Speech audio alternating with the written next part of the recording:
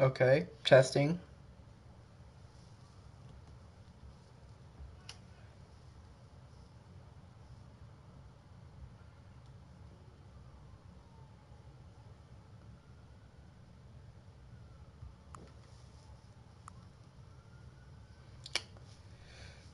Okay, let me share, copy link, live.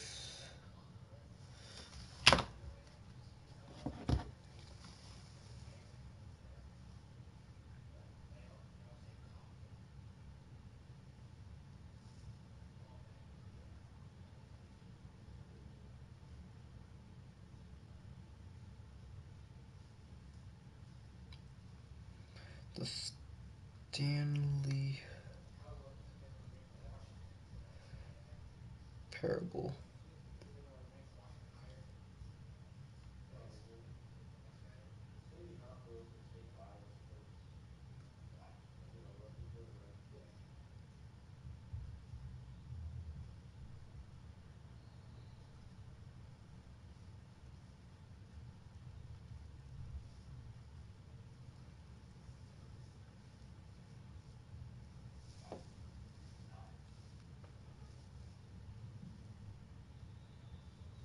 Copy link.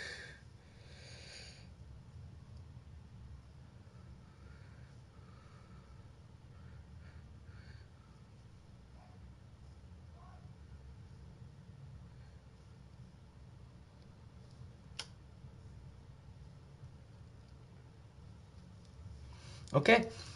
Hey guys, Blue here. Welcome back to another video. Today we are doing the Stanley Parable. I have never played this game, so I am actually let me fully make sure my mic's working. I have never played this game, so I am actually let me. Anyways, yeah. So Blue Hellfox here. Welcome back to another video. Let's mute that. Okay. I normally stream over on YouTube for games I've never played before or haven't played in a long time. So let's do English. Screen and subtitle language. English. I don't know any of those other languages. Have I played Stanley Parable? I'm gonna answer honestly. No. Bad alarm. No, I haven't. So it's just your slider into a computer is barely visible. Like that? Okay. Stop. The current time, it is...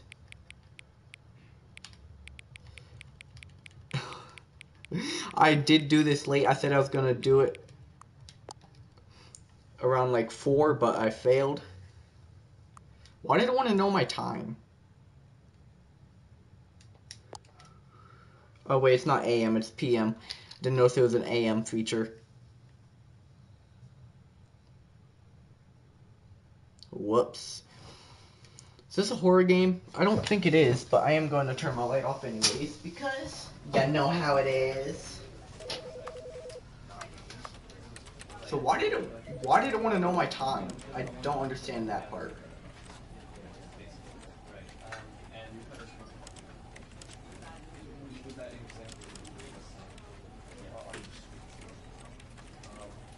Wait, is it showing my settings on the computer screen in the back? Oh my god, it is. It's literally an infinite loop. I love games like that. I really do love games like that. That have the infinite loop of the menu on the menu, which in that within that menu is the menu, and it's just never the end is never the end is never the end is loading, never the end. Interesting. Well, this is loading.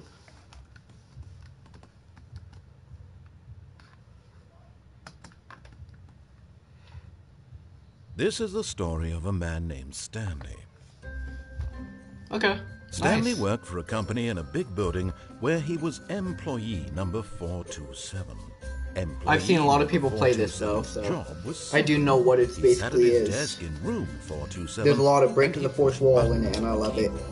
Orders came to him through a monitor on his desk. telling him what buttons to push, how long to push them, and in what order. This is what employee 427 did every day of every month. The fuck kind of job is this exactly? And although others might have considered it soul-rending, Stanley relished every moment that the orders came in, as though he had been made exactly for this job. Sure. Stanley was happy. And then one day, something very peculiar happened. The Something Stanley that would parable. forever change Stanley. Sorry, Something he would never quite forget. He had been at his desk for nearly an hour when he realized that not one single order had arrived on the monitor for him to follow. No one had showed up to give him instructions, call a meeting, or even say hi. Never in all his years at the company had this happened, this complete isolation. Something was very clearly wrong. Shocked, frozen solid, Stanley found himself unable to move for the longest time. But as he came to his wits and regained his senses, he got up from his desk and stepped out of his office. What if I don't leave, though? Anything?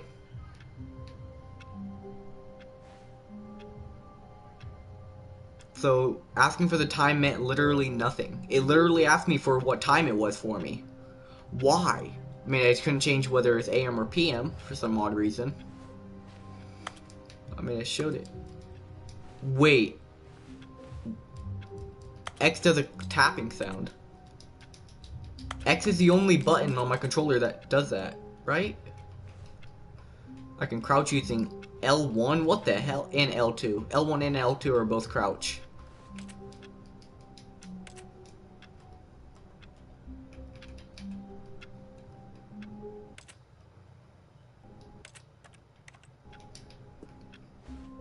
Okay. All of his co-workers were gone. What could it mean? No, let me back in my Stanley office. decided to go to the meeting room. Perhaps he had simply missed a memo. No matter how hard Stanley looked, he couldn't find a trace of his co-workers. Wait, I can turn the computers off. Can I sharpen a pencil? No? Okay. Stanley went around touching every little thing in the office, but it didn't make a single difference, nor did it advance the story in any way.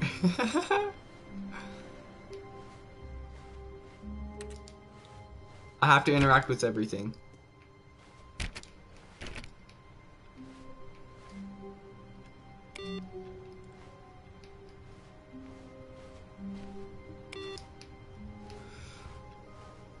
I don't remember anything about this game, honestly.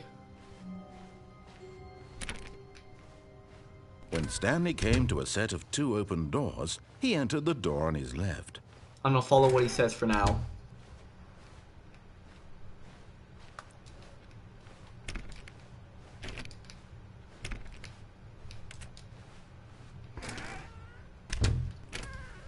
Yet there was not a single person here either. Feeling a wave of disbelief, Stanley decided to go up to his boss's office, hoping he might find an answer there.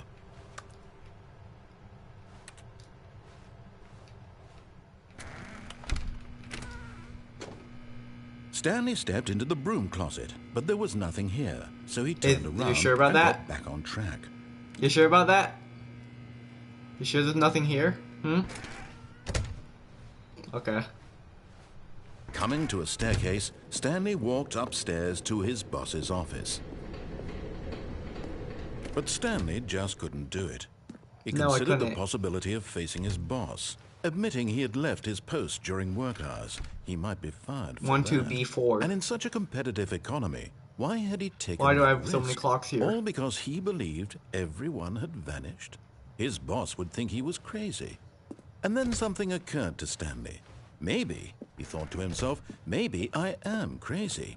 All of my co-workers blinking mysteriously out of existence in a single moment for no reason at all. None of it made any logical sense. And as Stanley pondered this, he began to make other strange observations. I hate loops. Why couldn't he see his feet when he looked down? Why did doors close automatically behind him wherever he went? And for that matter, these rooms were starting to look pretty familiar. Were they simply repeating? No, Stanley said to himself, this is all too strange. This can't be real. Iceberg. And at last, 12B4, he came to the iceberg, conclusion elevator, that it had been on the tip of exit. his tongue. He just hadn't found the 12B4. I'm dreaming, he yelled. This is all a dream. Oh, what a relief Stanley felt to have finally found an answer, an explanation. His co-workers weren't actually gone. He wasn't going to lose his job. He wasn't crazy after all. And he thought to himself, I suppose I'll wake up soon. I'll have to go. But seriously, we are going to have to, we are going to do it the way he says. We're going to go upstairs. I want to do it right, because I know that this game, you cannot do a certain thing after you do it once. In, like, separate game files, once you get to a certain point, just break the game. Hopefully it doesn't, break everything. All of his co-workers were gone. What Wait. could it mean? Stanley decided to go to the meeting room. Perhaps he had simply missed a memo.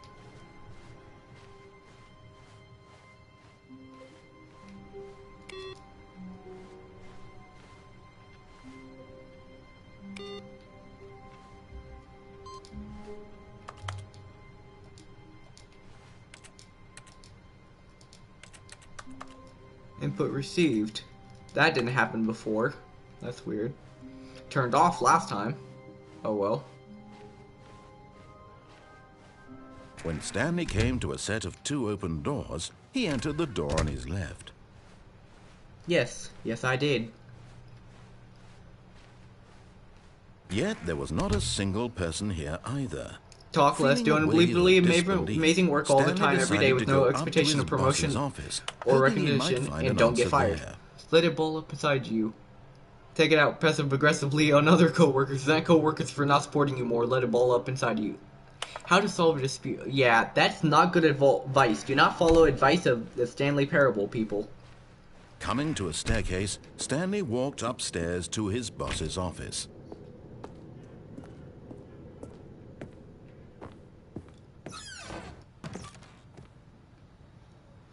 Money in the morning, money evening, money for breakfast, money crisp.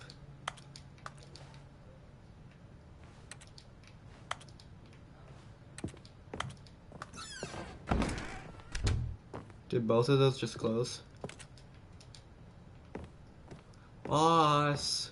Hello? Stepping into his manager's office, Stanley was once again stunned to discover not an indication of any human life. Shocked, unraveled, Stanley wondered in disbelief who orchestrated this. What dark secret was being held from him? What he could not have known was that the keypad behind the boss's desk guarded the terrible truth that his boss had been keeping from him. And so the boss had assigned it an extra secret PIN number, 2845. But of course, Stanley couldn't possibly have known this.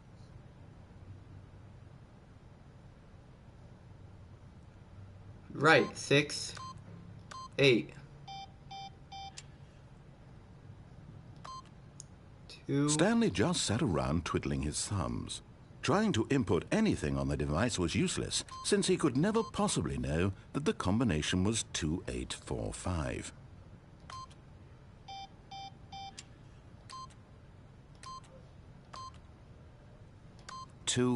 Yet incredibly, by simply pushing random buttons on the keypad, Stanley happened to input the correct code by sheer luck. Amazing. He stepped into the newly opened passageway. I don't want to, though. Why does the boss have a military-grade door in his office? What kind of job am I working exactly? Looks like the back rooms I'm walking into, but okay, we're just gonna ignore that. What's back here? Anything? No? Okay. Oh, I don't like that at all, actually.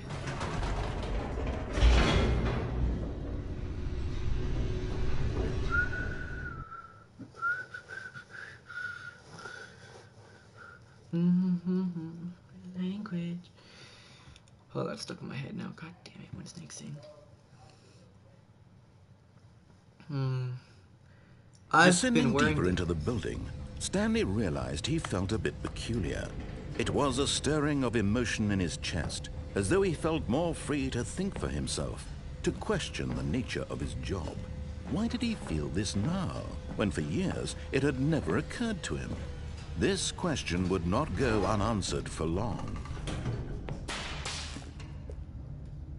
Oh, lovely. Whoops, nope, never mind. Stanley actually got back into the elevator and went back up. Silly me. Why did Stanley do that when he knew that it would just lead back to his boss's office? Well, that's a great question. I just can't wait to find out. I don't know either. I didn't know that was an option. I thought the elevator broke. They did that to me. How dare they?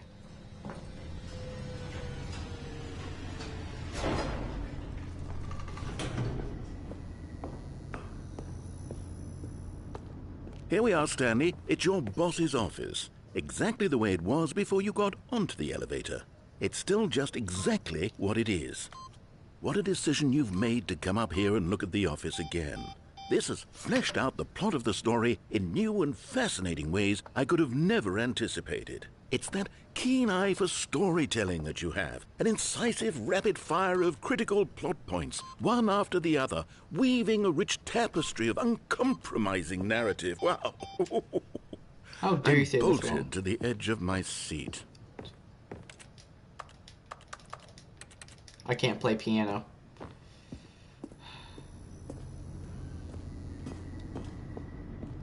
Incredible.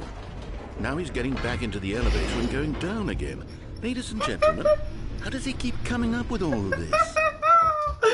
Oh, I love this game.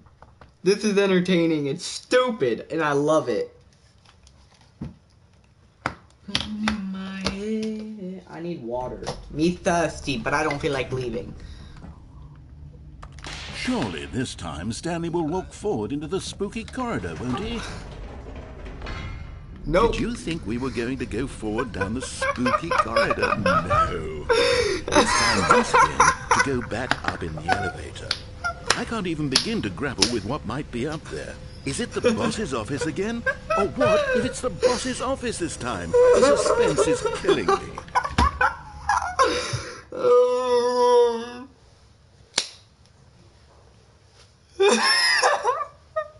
How many voice lines were recorded for this game? Damn, bruh.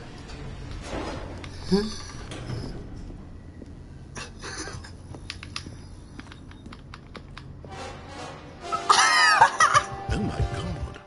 It's the boss's office. This absolutely changes everything for me. Give me a time out here for a minute while I process this.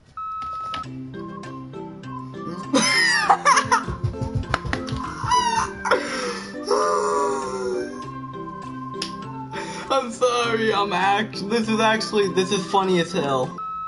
Okay, The comedy I'm game. ready. I'm prepared to embrace this stunning revelation and to move forward with... No, wait. No, I need more time to process. I'm trying to walk in whatever direction the hallway was.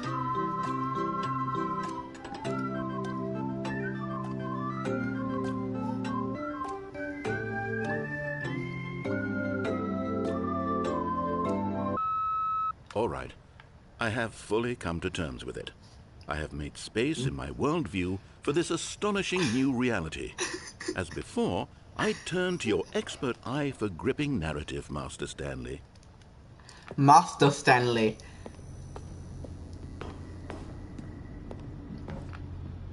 Of course. Going back down in the elevator. How did I not anticipate it? I mean, sure, now it's obvious, but you have to understand that 30 seconds ago, this kind of thing had never been attempted before. I had no Okay, I need water. even anticipated. Hold That's up. just how I'll be right revelatory back. Stanley's I'm decision-making going to be is. A listening breath of to the fresh audio air of someone in a talking, landscape of storytelling that has grown stale and repetitive.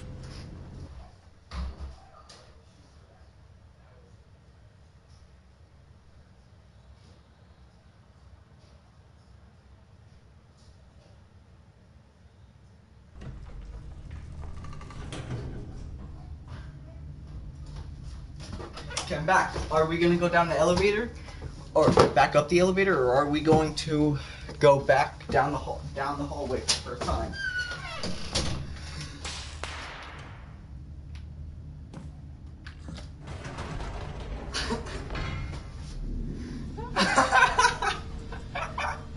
Whoops! I didn't mean to do that.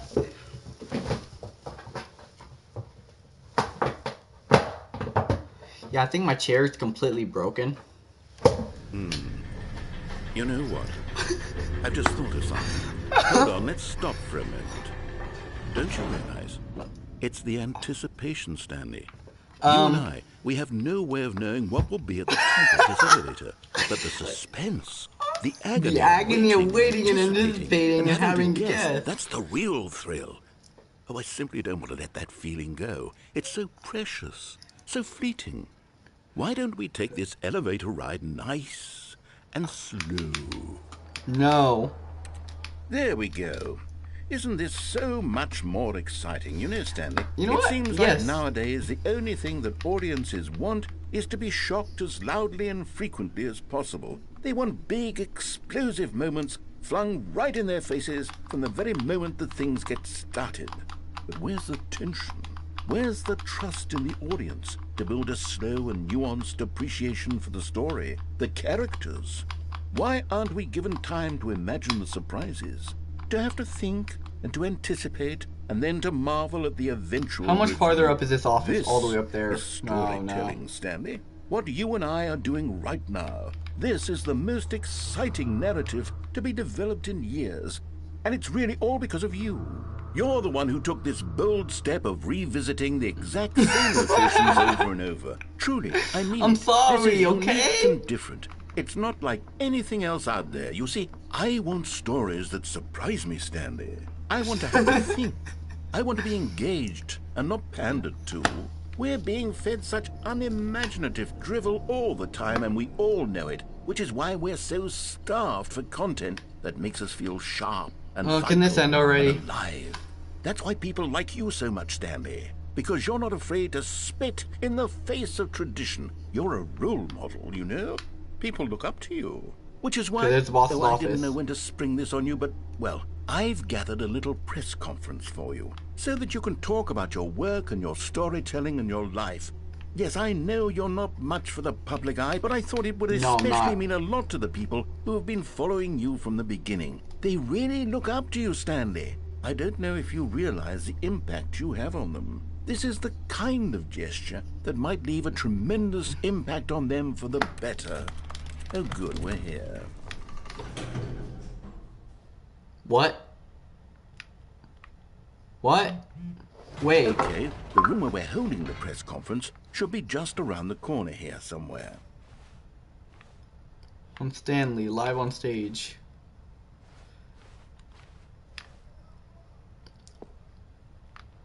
Ah, yes, here it is. Just I'll get the Minecraft door sound.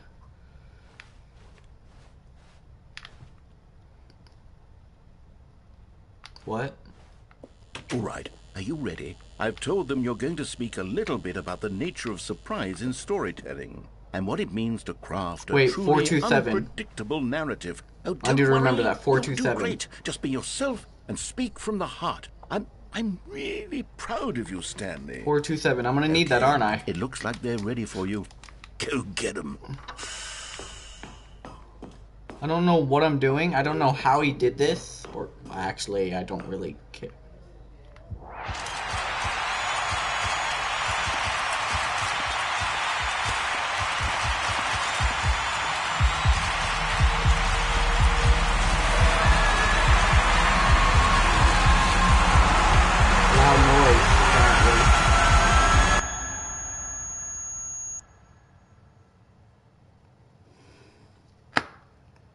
That hurt my ears.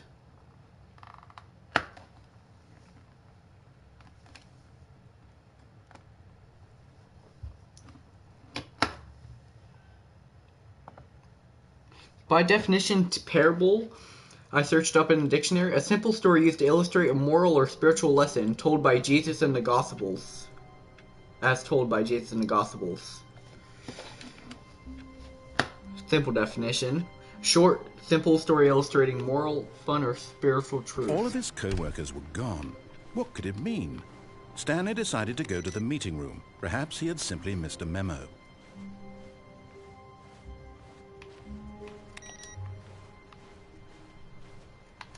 That one's off now.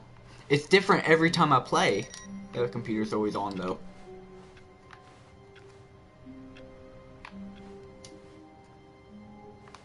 Wait, are all these clocks showing different times? Why do I not like that, When actually? Stanley came to a set of 2 open doors, he entered the door on his left.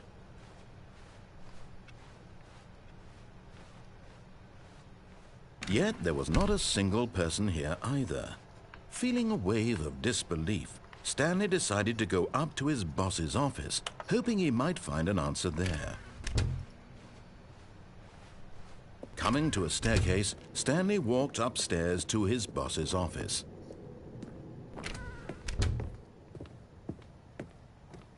Stepping into his manager's office, Stanley was once again stunned to discover not an indication of any human life. What could it mean? Stanley wondered aloud to nobody.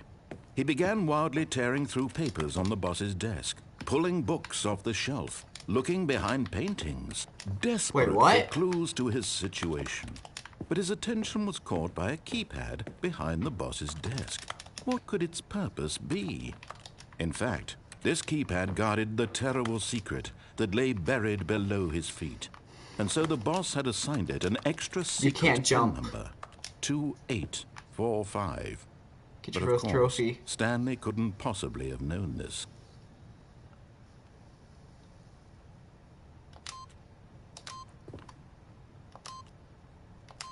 Stanley just sat around twiddling his thumbs.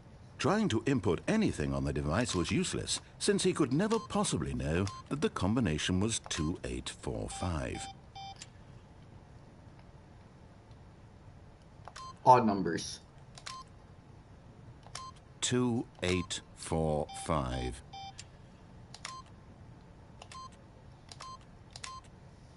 Yet incredibly, by simply pushing random buttons on the keypad, Stanley happened to input the correct code by sheer luck.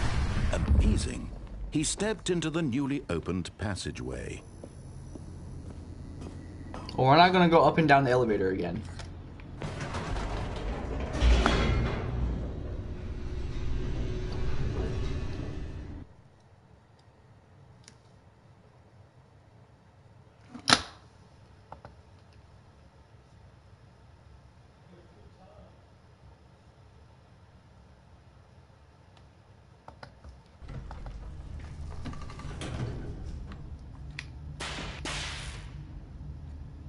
I don't like that.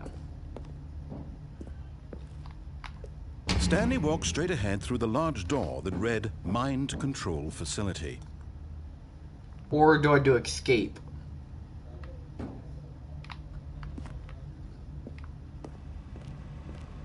No, I'm going to... This passageway had the word escape written on it. The truth was that at the end of this hall, Stanley would meet his violent death. I don't believe you. I don't believe you, narrator. The door behind him was not shut. Stanley still had every opportunity to turn around and get back on track. No, I don't. At this point, Stanley was making a conscious, concerted effort to walk forward and willingly confront his death. Interesting. Goodbye, cruel world! Stanley has died. Wasn't there, like, numbers in the one area after I went up and down the elevator over and over again? It was like 472 or something. 427. 247. As the machine whirred into motion and Stanley was inched closer and closer to his demise, he reflected that his life had been of no consequence whatsoever. Stanley can't see the bigger picture. He doesn't know the real story, trapped forever in his narrow vision of what this world is. Perhaps his death was of no great loss, like plucking the eyeballs from a blind man. So he resigned. What's the point of that would be? He accepted this violent end to his brief and shallow life. Farewell, Stanley. This is disturbing. I'm scared. "Farewell, Stanley," cried the narrator, as Stanley was led helplessly into the enormous metal jaws. No, who's this new In a single lady? visceral instant, Stanley was obliterated as the machine crushed every bone in his body, killing him Damn, instantly. that's graphic. Don't need that big of an explanation. What just happened?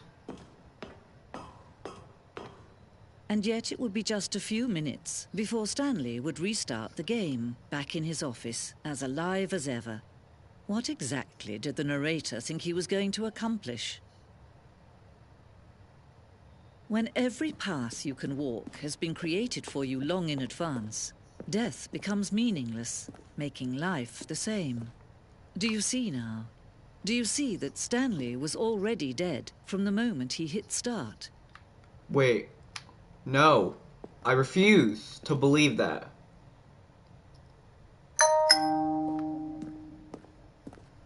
Uh-uh.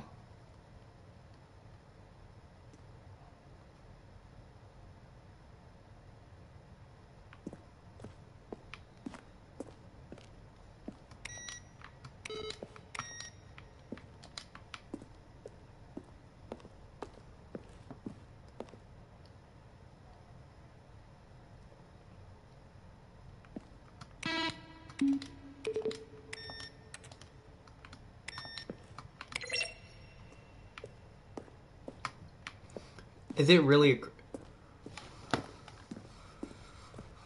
Wait, no, 427 was my ID number, wasn't it? Early versions of the maintenance room. We're getting behind the scenes. Cool. Is that a YouTube channel? What YouTube video is that? Fun.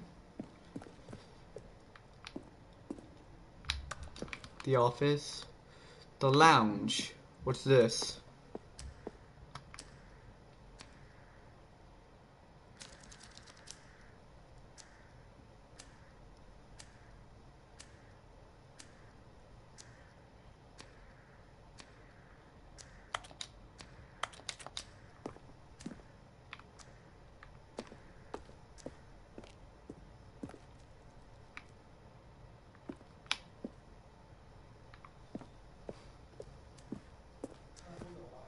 Like, is this the end of the game? Did I not?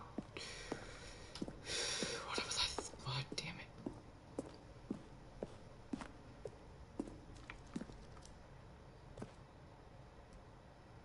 Hold up. There's a light back there. Can I fall through there?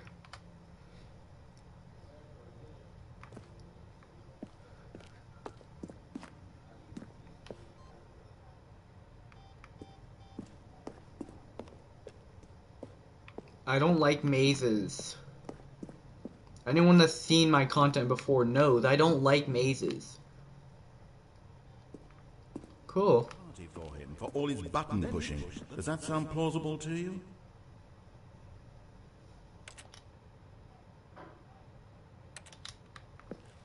Where were all of his co-workers? Oh, I don't know. How about Stanley? They're throwing a surprise party for him for all his button pushing.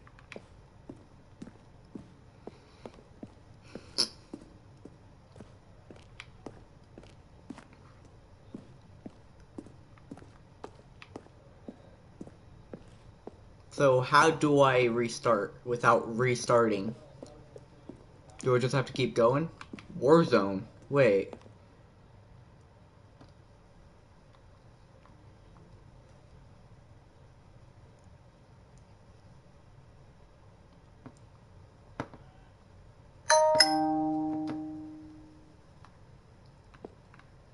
I mean, I would have liked a shooter ending. What is this building, though?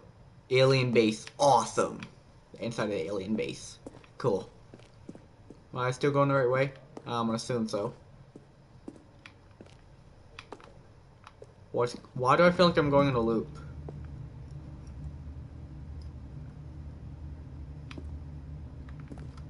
So that's literally the evolution of my office.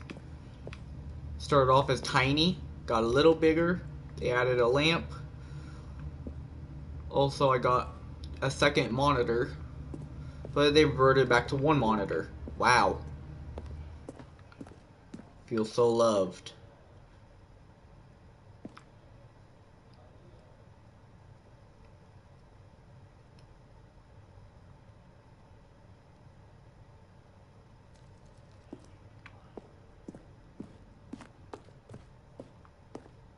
Exit.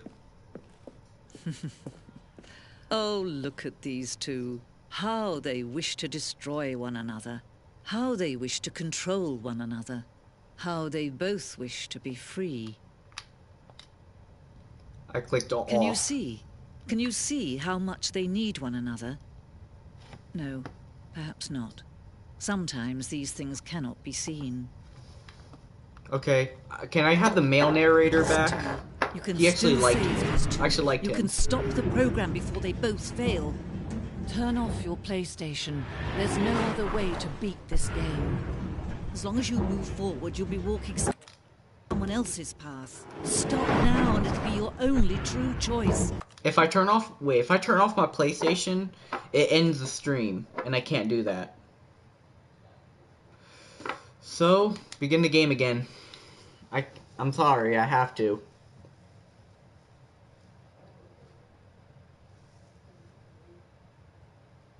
I know I didn't have to, but like, still. It says turn my PlayStation off. I'm not doing that. And also, I have a very powerful fear deep in my mind that it's going to crash the game. All of his co-workers ending the stream gone. anyways. What could it mean? Stanley decided to go to the meeting room. Perhaps he had simply missed a memo.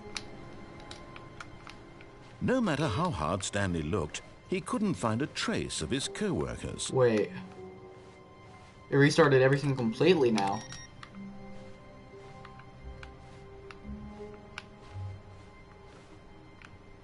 Stanley went around touching every little thing in the office, but it didn't make a single difference, nor did it advance the story in any way.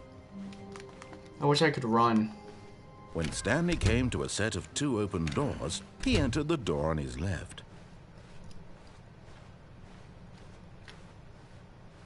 Yet there was not a single person here either. Feeling a wave of disbelief, Stanley decided to go up to his boss's office. Coming to a staircase, Stanley walked upstairs to his boss's office.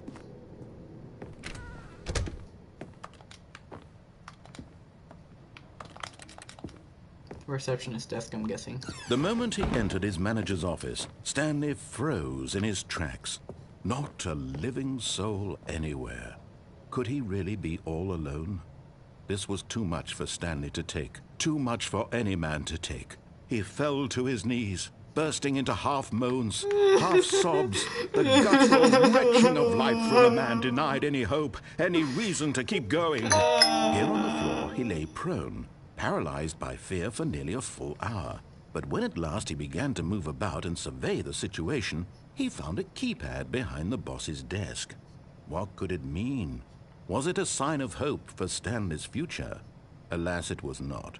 For although this keypad guarded the terrible secret of Stanley's past, it had been assigned a 4-digit code so devious and so random. One moment, I'm going earlier in the stream, see what he says if I type it in without him knowing. Without him saying anything first.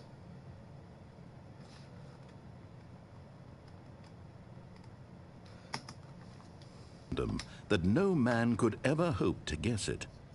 2845.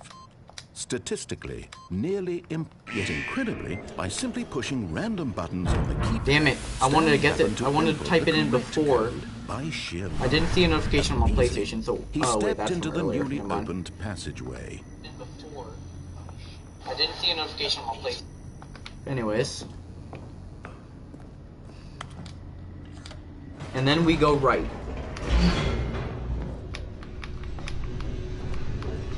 We'll save that death ending for last again. See what happens if I let myself die. Like, do I actually die? Can I die, though? I don't know.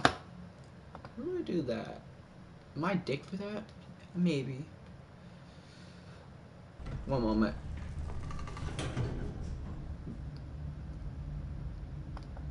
Okay, there we go. Stanley walked straight ahead through the large door that read Mind Control Facility.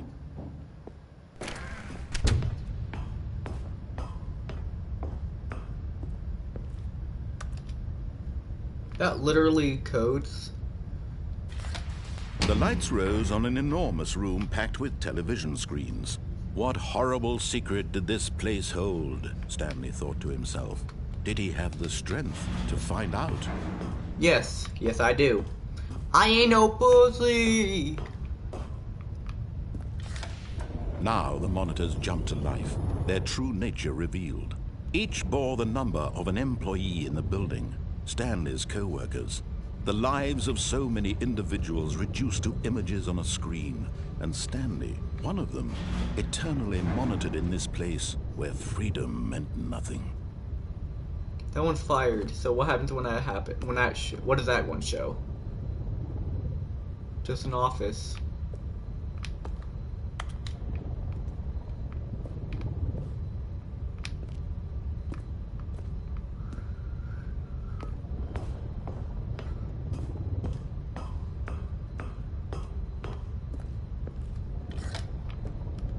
This mind control facility, it was too horrible to believe. It couldn't be true.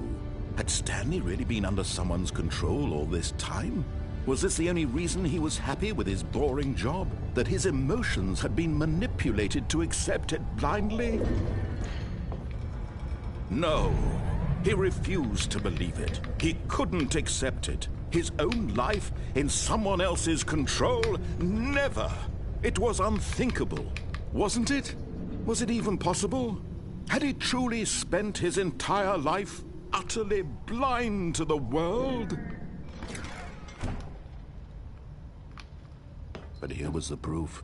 The heart of the operation. Controls labeled with emotions. Happy, or sad, or content. Walking, eating, working. All of it monitored and commanded from this very place. And as the cold reality of his past began to sink in, Stanley decided that this machinery would never again exert its terrible power over another human life. For he would dismantle the controls once and for all.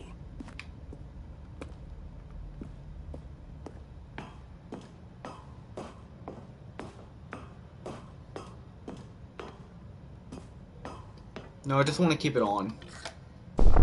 Oh, Stanley, you didn't just activate the controls, did you? After they kept you enslaved all these years, you go and you try to take control of the machine for yourself. Is that what you wanted? Control? Oh, Stanley, I applaud your effort, I really do. But you need to understand, there's only so much that machine can do. You were supposed to let it go, turn the controls off, and leave. If you want to throw my story off track, you're going to have to do much better than that. I'm afraid you don't have nearly the power you think you do. For example, and I believe you'll find this pertinent, Stanley suddenly realized he had just initiated the network's emergency detonation system. In the event that this machine is activated without proper DNA identification, nuclear detonators are set to explode, eliminating the entire complex. How long until detonation then? Let's say, 2 minutes. Ah, now this is making things a little more fun, isn't it, Stanley? It's your time to shine. You are the star. It's your story now. Shape it to your heart's desires. Oh, this is much better than what I had in mind. What a shame we have so little time left to enjoy it. Mere moments until the bomb goes off. But what precious moments each one of them is. More time to talk about you, about me, where we're going, what all this means. I barely know where to start. What's that? You'd like to know where your co-workers are? A moment of solace before you're obliterated? All right, I'm in a good mood. You're gonna die anyway.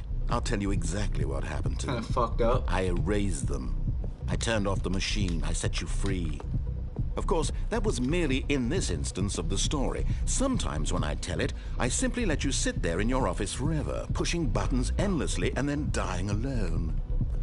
Other times, I let the office sink into the ground, swallowing everyone inside, or I let it burn to a crisp. I have to say this, though, this version of events has been rather amusing. Watching you try to make sense of everything and take back the control wrested away from you, it's quite rich. I almost hate to see it go. But I'm sure whatever I come up with on the next go-around will be even better. My goodness, only 34 seconds left. But I'm enjoying this so much. You know what? To hell with it. I'm going to put some extra time on the clock. Why not? These are precious additional seconds, Stanley. Time doesn't grow on trees. Oh, yes, dear it does. me, what's the matter, Stanley? Is it that you have no idea where you're going or what you're supposed to be doing right now? Or did you just assume when you saw that timer that something in this room was capable of turning it off? I mean, look at you.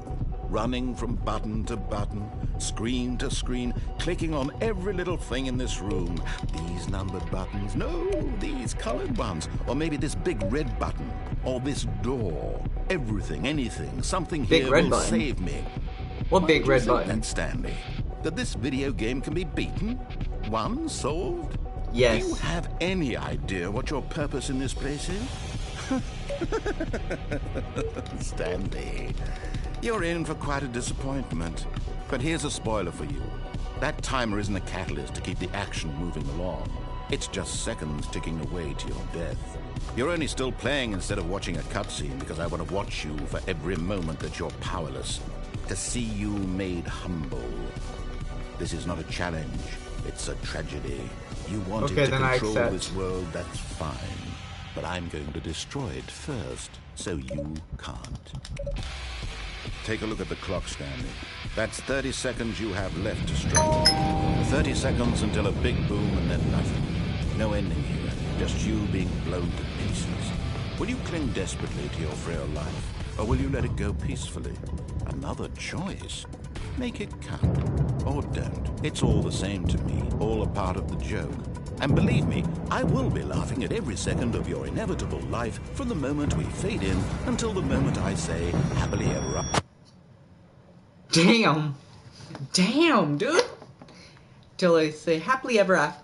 Couldn't even finish before everything just died.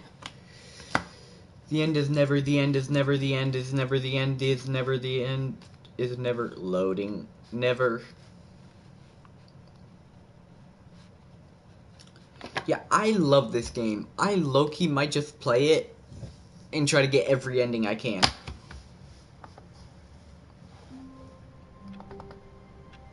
Let me actually Google how many endings there are. How many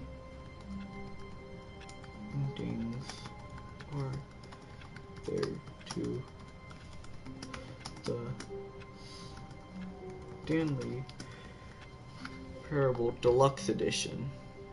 Many endings. Very helpful.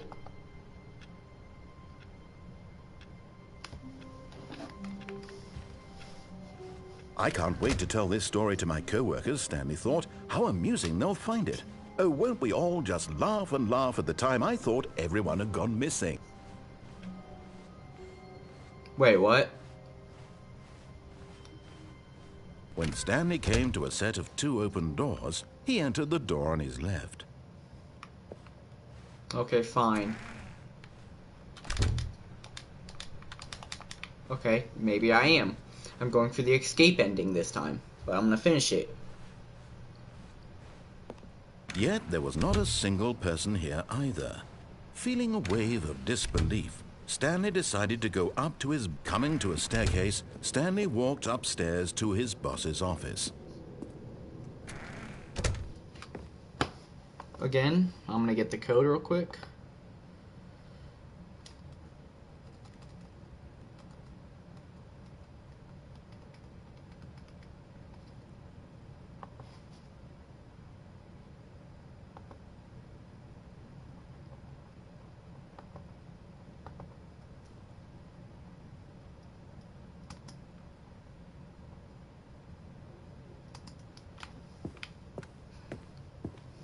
Stepping into his manager's office, Stanley was once again stunned to discover not an indication of any human life. Stanley was in such a rush to get through the story as quickly as possible, he didn't even have a single minute to just let the narrator talk.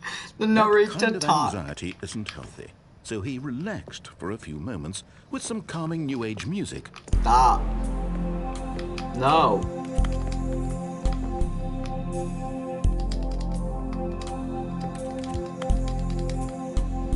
Calming New Age music is wild. Feeling soothed and rejuvenated, Stanley calmly walked forward into the opened passageway. Calm.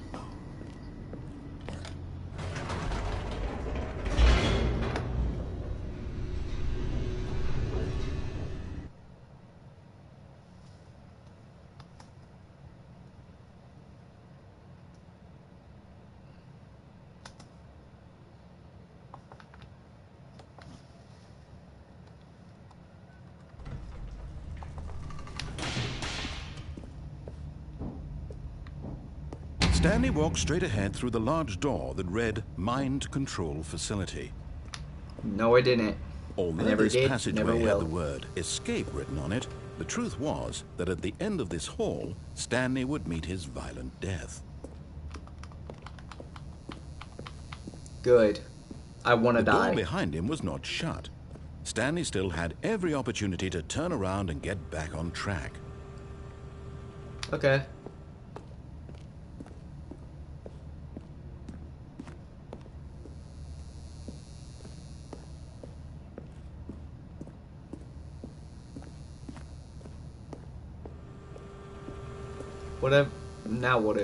What if I go out now? But of course, Stanley thought better of it and realized he simply had too much to live for. Or did I? Nope, still on board with death.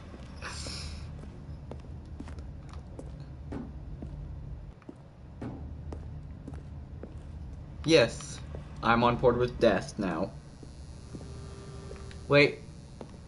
Yeah, I'm gonna turn off the machine as the last thing.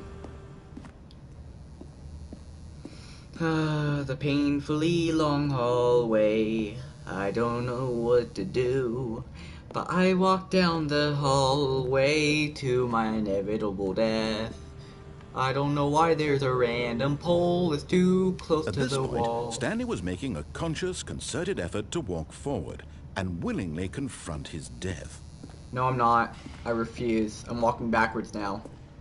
There's nothing you can do about that.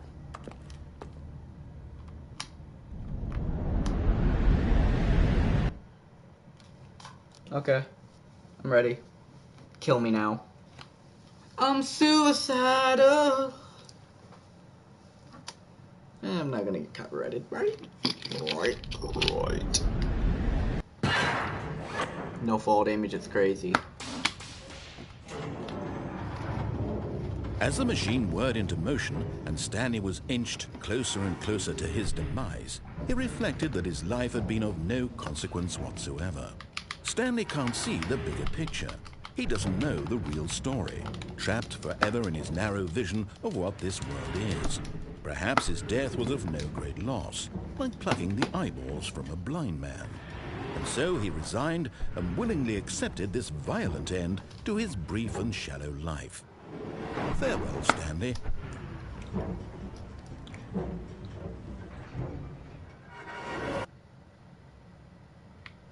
"Farewell, Stanley," cried the narrator, as Stanley was led helplessly into the enormous metal jaws. In a single visceral graphic detail instant, again. Stanley was obliterated as the machine crushed every bone in his body, killing him instantly.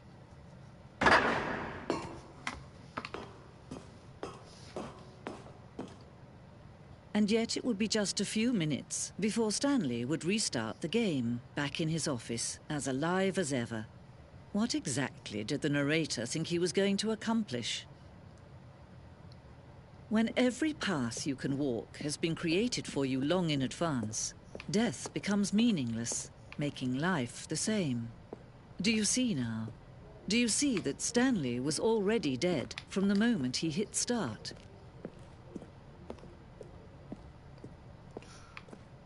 Where's the little black hole room I have to go through?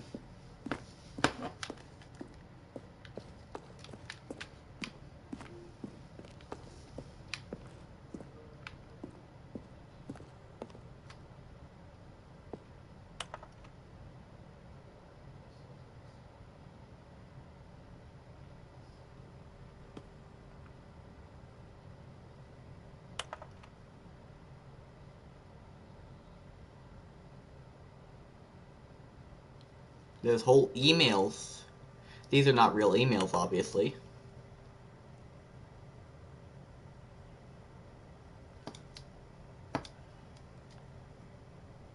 That Ymail is crazy. And yes, I did just screenshot that email. So I am gonna come back later and go through all of them off stream. I'm gonna read all of them and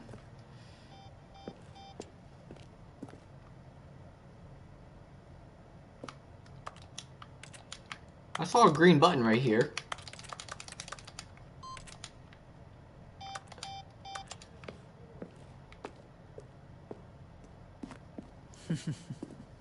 Oh, look at these two. How they wish to destroy one another. How they wish to control one another. How they both wish to be free. Oh, I am gonna be free. Can you see how much they need one another? No, perhaps not. Sometimes these things cannot be seen. Yeah, pretty much. But listen to me. You can still save these two. You can stop the program before they both fail. Turn off your PlayStation. There's no other way to beat this game. I love how the PS4 version has specific dialogue. Someone else's path. Stop now and it'll be your only true choice. Whatever you do, choose it. Don't let time choose for you. Don't let time. Yeah, that was violent. But I'm not turning on my PlayStation. Not sorry. Not Reese's. Cause I don't know why, but ever since I've ever heard the not sorry Reese's, I've always just loved saying that. I would never say, I apologize. Or, I'm sorry. I mean, occasionally I would actually sincerely apologize, but when I'm joking around, I'm like, not sorry, Reese's. Like, and I'm not talking, like, in an online stance. I mean, like, just out in my real life. Stanley. He was sure of it. If he checked over his shoulder now, he would surely catch them. It was only a matter of time. Wait, what?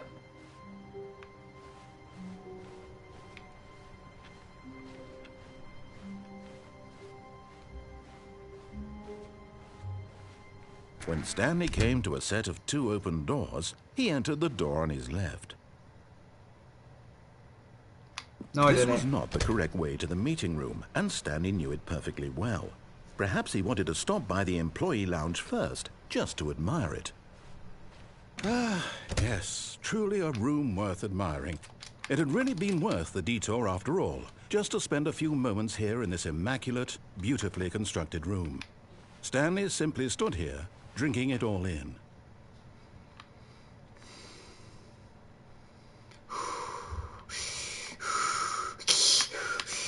Yes, really, really worth it being here in the room. A room so utterly captivating that even though all your co-workers have mysteriously vanished, here you sit looking at these chairs and some paintings. Really worth it. Mm-hmm.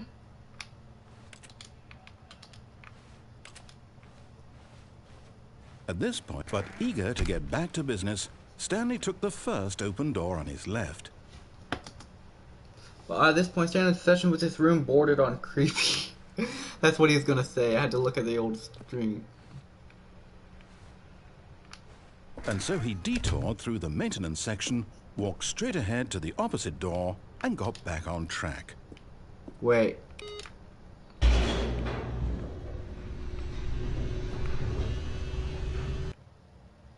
Oh. I'm not gonna follow anything this motherfucker says.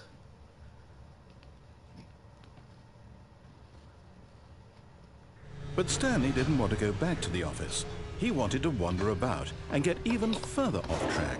So now in order to get back, he needed to go, from here it's, left. Oh, no, it's to the right, my mistake. No, not the right. Why would I have ever said it was to the right? What was I thinking? It's clearly... Oh dear, would you hold on for a minute, please?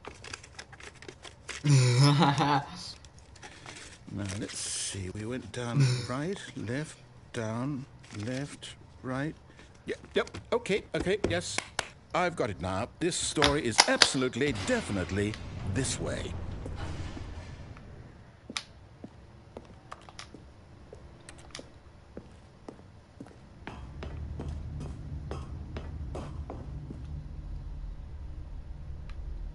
No.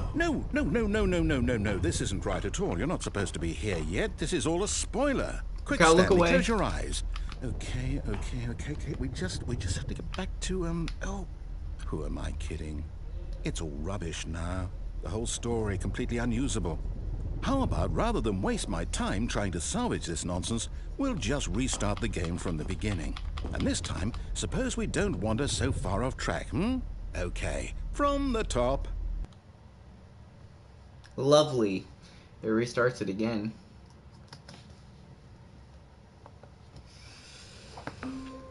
Okay. All of his co-workers were gone. What could it mean? Stanley decided to go to the meeting room. Perhaps he had simply missed a memo.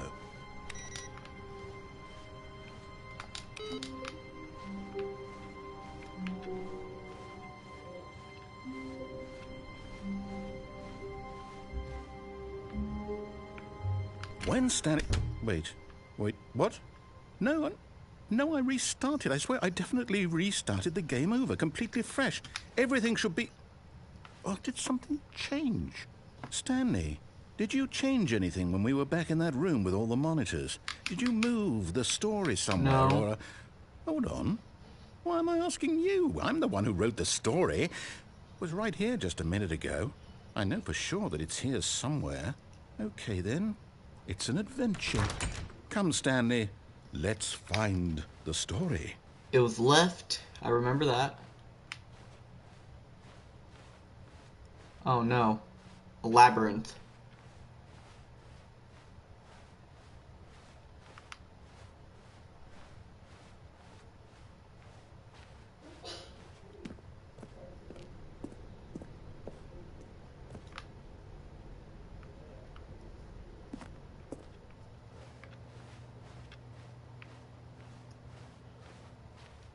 I'll say it.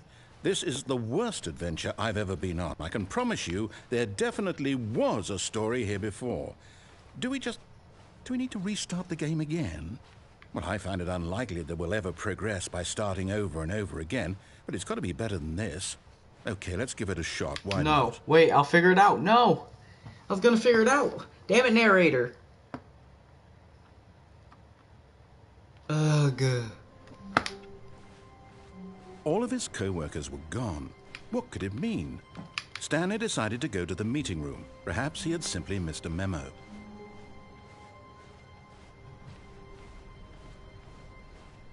Okay, yep, it's worse. I must be remembering this wrong. It's possible the story is back where we just came from. Why don't we go back the other direction and see if we missed anything?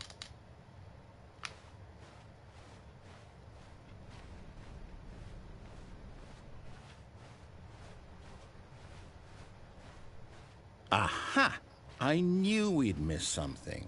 The story. Here it comes. No, wait, never mind. Not the story. Okay, let's head back the other way and retrace our steps.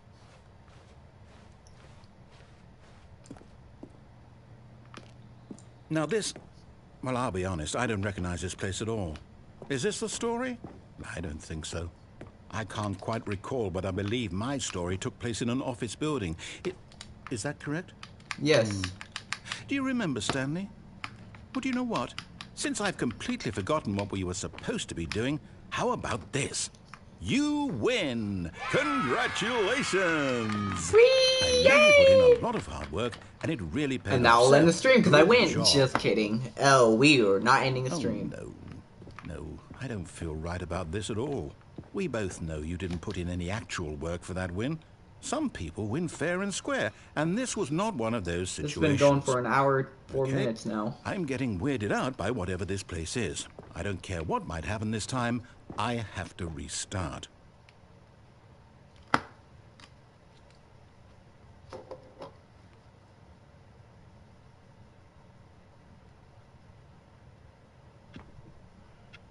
All right, I've got a solution. This time, to make sure we don't get lost, I've employed the help of the Stanley Parable Adventure Line. Just follow the line. How simple is that?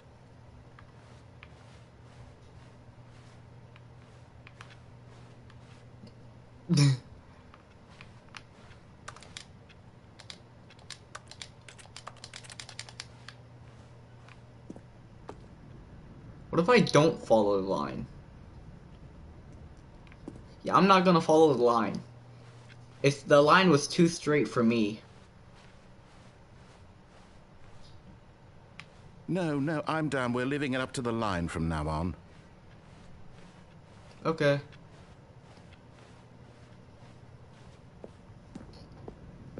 I refuse to walk straight on the line. I'm too gay for that. You see? The line knows where the story is. It's over in this direction. Onward, Stanley, to destiny. Though, here's a thought. Wouldn't wherever we end up be our destination, even if there's no story there? Or to put it another way, is the story of no destination still a story? Simply by the act of moving forward, are we implying a journey such that a destination is inevitably conjured into being via the very manifestation of the nature of life itself? Okay, Stanley, I need to follow this train of thought for a minute. Just stick with me. Now, we can both agree that the nature of existence is in fact a byproduct of one's subjective experience of that existence, right? Okay. Now, if my experience of your existence rests inside of your subjective experience of this office, is this office in fact the skeleton of my own relative experiential mental subjective construct? Narrator, are you having a mental breakdown? That got a bit weird back there. Yeah, thanks. Well, I'd like to apologize. Not sure where I was going with all that. Well, neither do I. I think what we need right now no more is a music. bit of music to lighten the mood. No. What the hell kind of music is this? Who painted this line? Seriously, who painted this line? Bruh.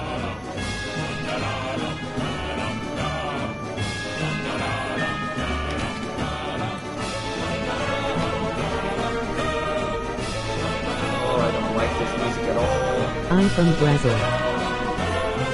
Nice. What's it like there? I've never actually been there.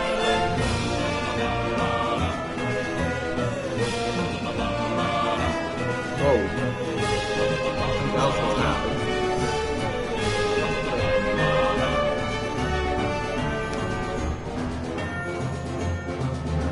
Wait, cut the music. Go back and look at that fern. Stanley, this fern will be very important later in the story. Make sure you study it closely and remember it carefully. You won't want How to miss about I anything. just screenshot it instead? Okay. Wait, what? We're back at the office? No. Line, you do know we're looking for the Stanley Parable, right? The story? Is any of this ringing a bell? Oh, no, not again. How could you have done this to us? And after we trusted you, after everything we've been through... Line. Oh, I can't take this anymore. To hell with it. Restart. Restart. He just gives up. Like, he don't even care anymore. He's like, okay, whatever. Yeah. You know what, Stanley? I say forget the adventure line. What's it ever done for us? We're intelligent people, right? Why can't we make up our own story? Something exciting, daring, mysterious. Ooh, this all sounds perfectly It's doable. good, this game. Why don't we simply start wandering in, well, I don't know. How about this direction? This direction? Okay.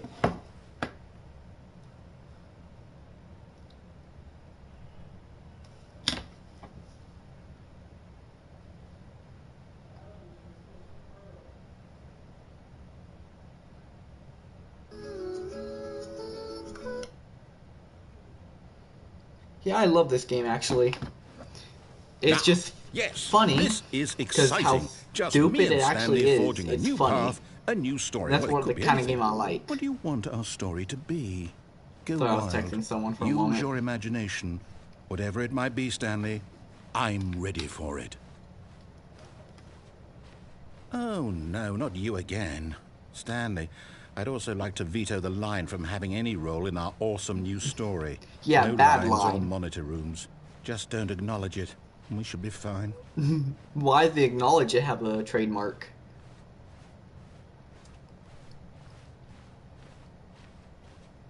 Ah, a choice.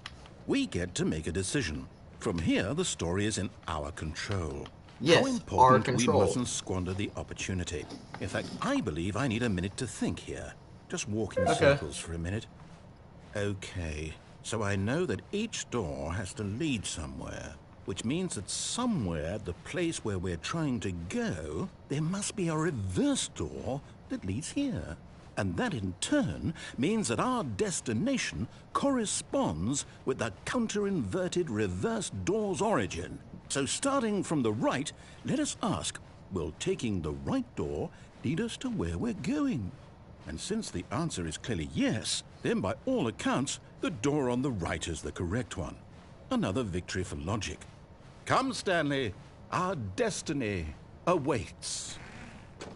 But I have to follow the circle.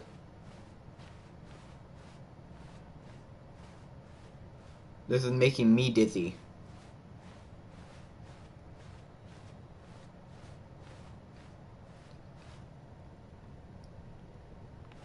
Oh, hold up, what's this?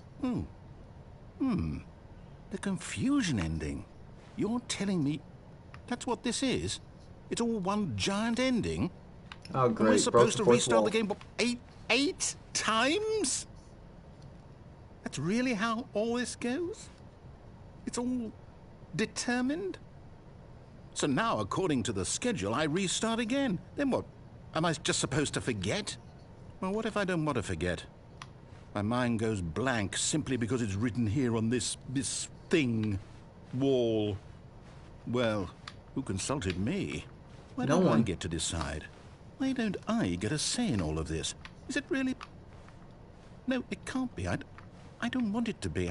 I don't want the game to keep restarting. I don't want to forget what's going on. I don't want to be trapped like this. I won't restart the game. I won't do it. I won't do it. I won't do it. And I will. And the timer stopped? Does that mean, did we do it? Did we break the cycle? The, whatever it is that made this schedule? How would we even know? Will someone come for us? Will something happen? So, okay. I guess now we just wait. You know, I suppose in some way that this is a kind of story, wouldn't you agree? I'm not quite sure if we're in the destination or the journey, though they're always saying that life is about the journey and not the destination, so I hope that's where we are right now. We'll find out, won't we? Eventually. Well, in the meantime, if you...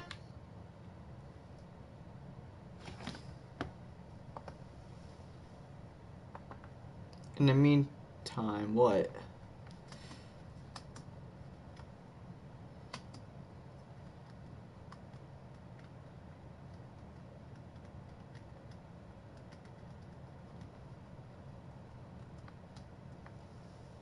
Meantime, if you do happen to have... All of his co-workers were gone. What could it mean? Stanley decided to go to the meeting room. Perhaps he had simply missed a memo.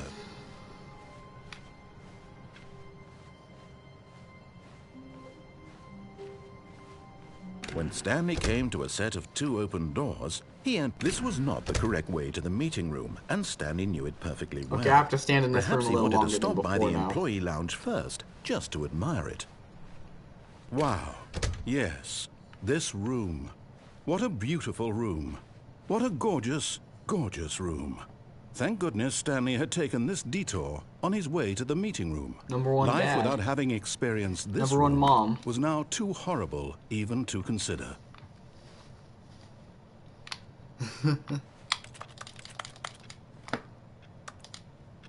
Yes, really, really worth it being here in the room. A room so utterly captivating that even though all your co-workers have mysteriously vanished, here you sit looking at these chairs and some paintings. Really worth it. And a vending machine. Don't forget the vending machine. Vending machine for $1.25 for a cold drink. At this point, Stanley's obsession with this room bordered on creepy and reflected poorly on his overall personality. It's possible that this is why everyone left. Hey! Rude. Stanley sat around waiting for more dialogue, but when a long time had passed and there was no more, he decided that the game was trying to send him a message.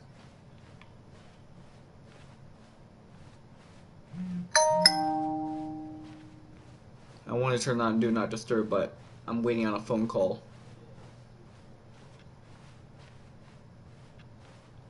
There has to be one more dialogue. Let's give it about 1 more minute. Hold up.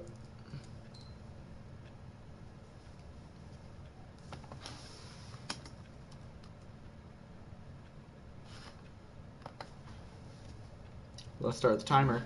1 minute.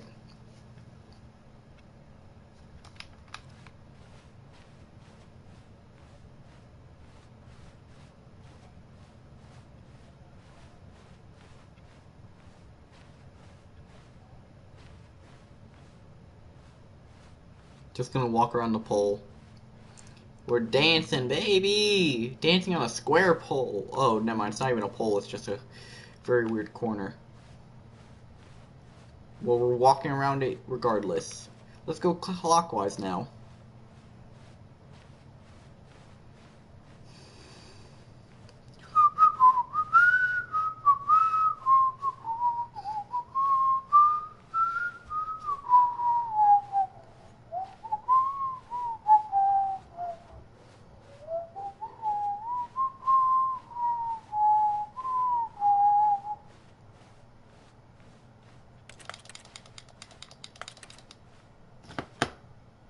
Okay, timers went off. But at last, he'd had enough of the amazing room and took the first open door on his left to get back to business. I don't want to take the door on the left. Stanley was so bad at following directions, it's incredible he wasn't fired years ago. Yeah.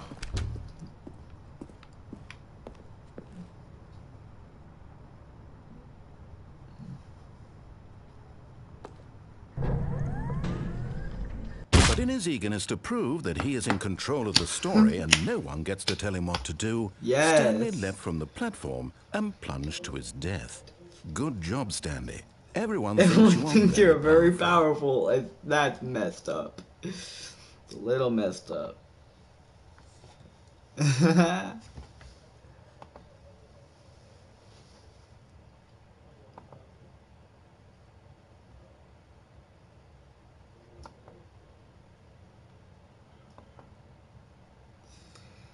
Holy crap.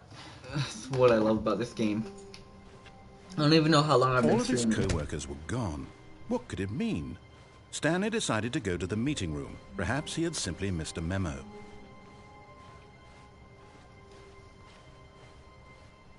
When Stanley came to a set of 2 open... This was not the correct way to the meeting room, and Stanley knew it perfectly well. Perhaps he wanted to stop by the employee lounge first, just to admire it. The lounge was sublime, a work of art. But eager to get back to business, Stanley took the first open door on his left. Fine. And so he detoured through the maintenance section, walked straight ahead to the opposite door, and got back on track. But there's a hallway. What's the... Nothing? Okay.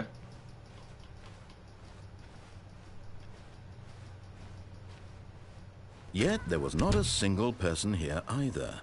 Feeling a wave of disbelief, Stanley decided to go up to his boss's office, hoping he might find an answer there. Oh no, not again. I won't be part of this. I'm not going to encourage you. I'm not going to say... Coming to a staircase, Stanley walked upstairs to his boss's office.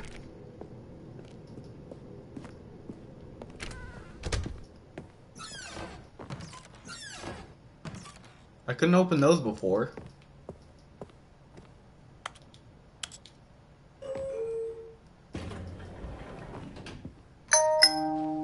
Oh my god, that notification from Twitch was timed well.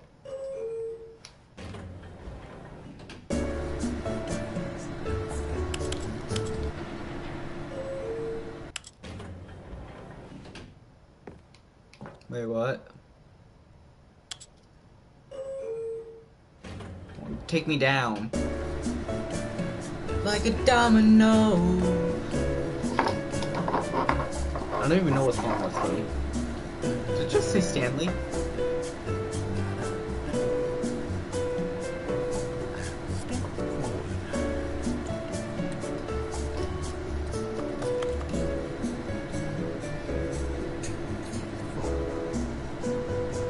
Bopping.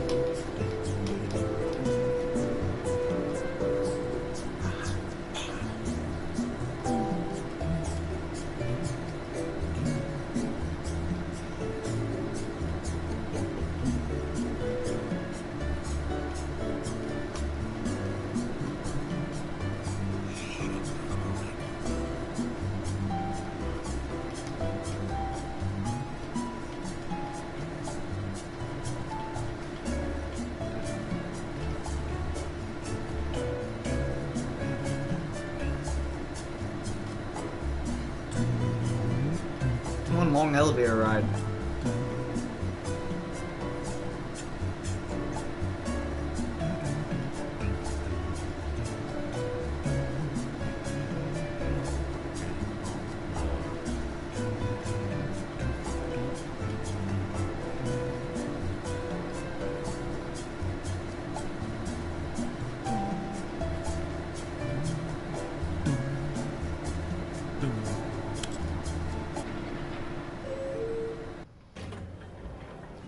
What if we go up instead?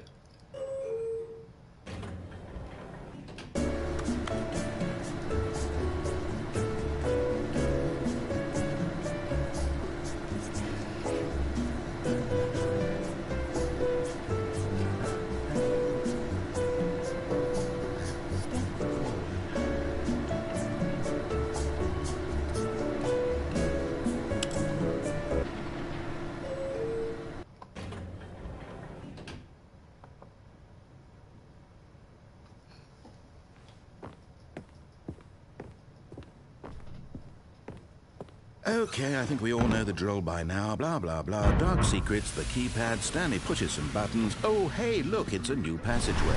Quelle surprise. I want to type the keypad, though.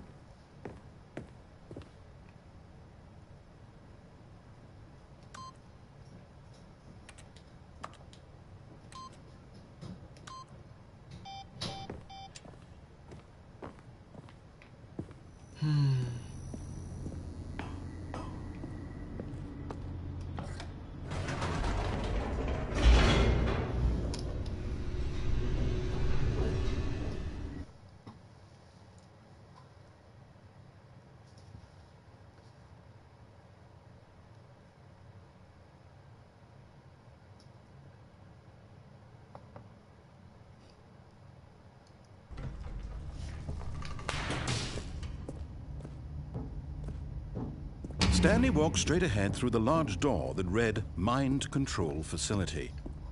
Now we shut it off.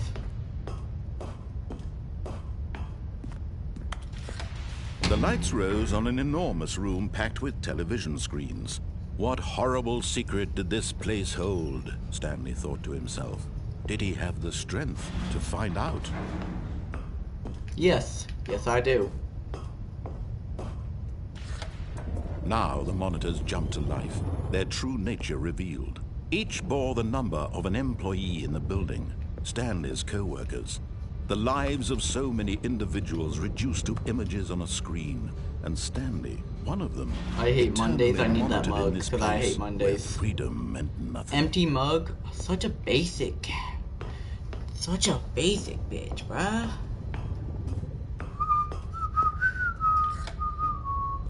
This mind control facility, it was too horrible to believe. It couldn't be true. Had Stanley really been under someone's control all this time? Was this the only reason he was happy with his boring job? That his emotions had been manipulated to accept it blindly? No, he refused to believe it. He couldn't accept it. His own life in someone else's control? Never. It was unthinkable. Why'd that one say pirate? All Was it those even for possible? numbers. Who's Had he employee truly number spent pirate? his entire life utterly blind to the world? But here was the proof. The heart of the operation. Controls labeled with emotions. Happy, or sad, or content. Walking, eating, working. All of it monitored and commanded from this very place. And as the cold reality of his past began to sink in, Stanley decided that this machinery would never again exert its terrible power over another human life. For he would dismantle the controls once and for all.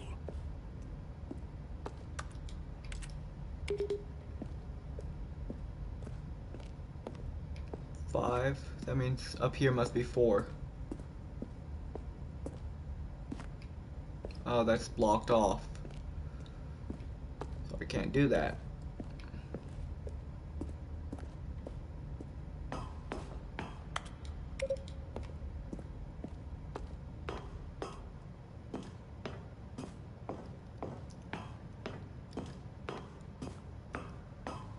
And when at last he found the source of the room's power, he knew it was his duty, his obligation, to put an end to this horrible place and to everything it stood for.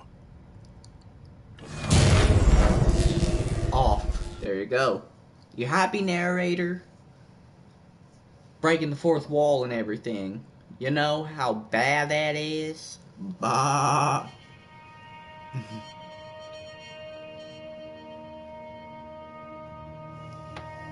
Blackness and a rising chill of uncertainty. More like a rising Was it over? chill of back pain. Yes. He had won. He had defeated the machine, unshackled himself from someone else's command. Freedom was mere moments away. And yet, even as the immense door slowly opened, Stanley reflected on how many puzzles still lay unsolved. Where had his co-workers gone? How had he been freed from the machine's grasp? What other mysteries did this strange building hold? But as sunlight streamed into the chamber, he realized none of this mattered to him. For it was not knowledge or even power that he had been seeking, but happiness. Perhaps his goal had not been to understand, but to let go. No longer would anyone tell him where to go, what to do, or how to live. Whatever life he lives, it will be his. And that was all he needed to know. It was perhaps the only thing worth knowing. Stanley stepped through the open door. Did I? That means there's really nothing else I can do. Stanley felt the cool breeze upon his skin, the feeling of liberation, I can't control the immense anything possibility of the new path before him. This was exactly the way, right now, that things were meant to happen. And Stanley was happy.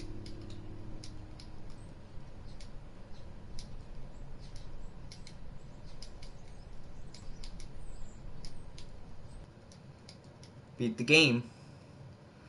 But we didn't beat the game. I got an achievement called Beat the Game. I didn't beat the game. I didn't get all the endings. I know there's another one I'm missing.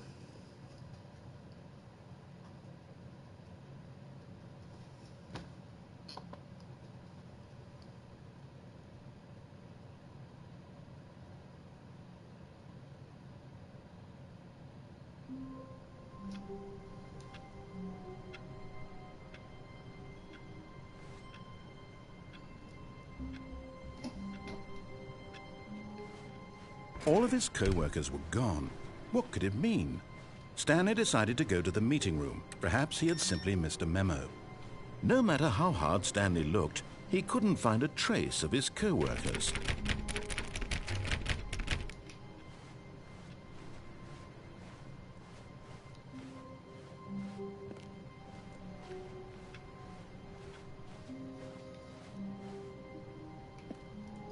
I'm sorry, what? Oh, new content?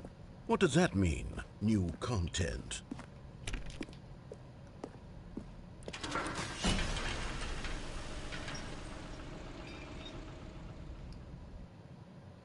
Huh?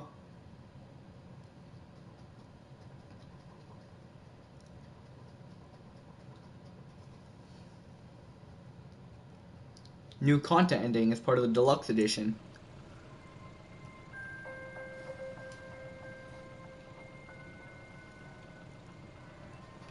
Hello, and thank you for playing the Stanley Parable Ultra Deluxe. As you may know, the Stanley Parable was a video game released in 2013 on home computers. After receiving critical and commercial success, it was expanded upon in 2022 with the Stanley Parable Ultra Deluxe, a reimagining of the game for consoles and home computers. The Stanley Parable Ultra Deluxe features exciting new content that broadens and expands the world of the Stanley Parable, delighting audiences the world over. Please, step inside and see what thrilling new adventures await in the Stanley Parable Ultra Deluxe. Oh, well, this sounds delightful. I'm very excited to see the thrilling new Ultra Deluxe content. Okay, so far it's an elevator. Nothing special yet, but I'm sure it's just the beginning of a mesmerizing adventure.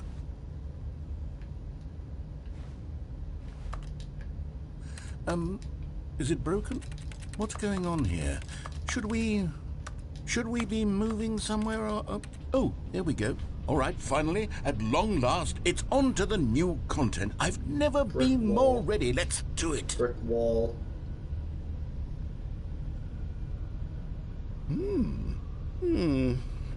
I have to say, initial impressions of Stanley Parable Ultra Deluxe, mostly tedious.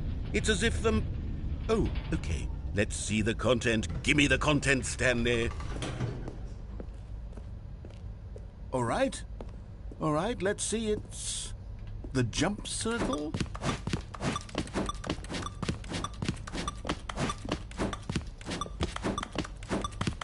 I'm just gonna keep spamming X.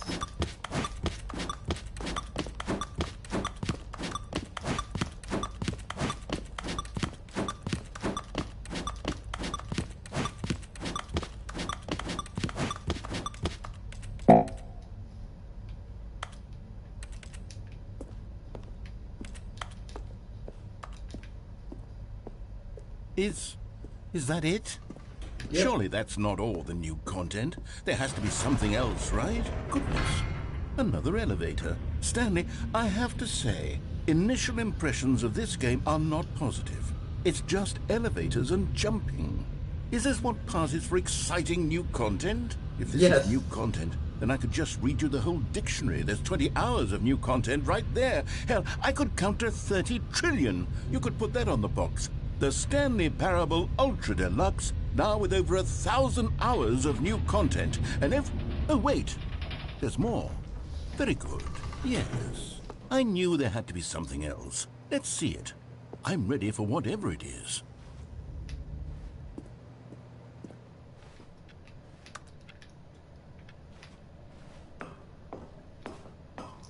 Drops building. That's it? Oh, you've got to be kidding me. You see, Stanley?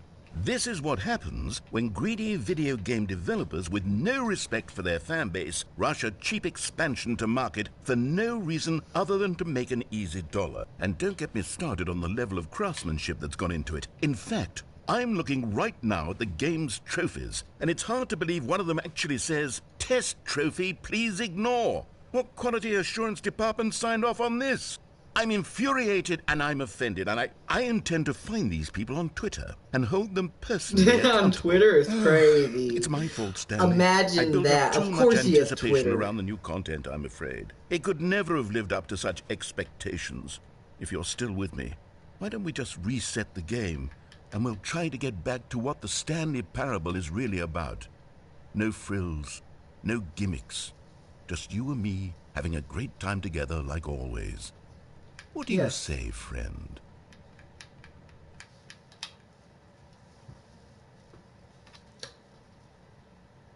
I'm about to Google how many voice lines are in the Stanley Parable.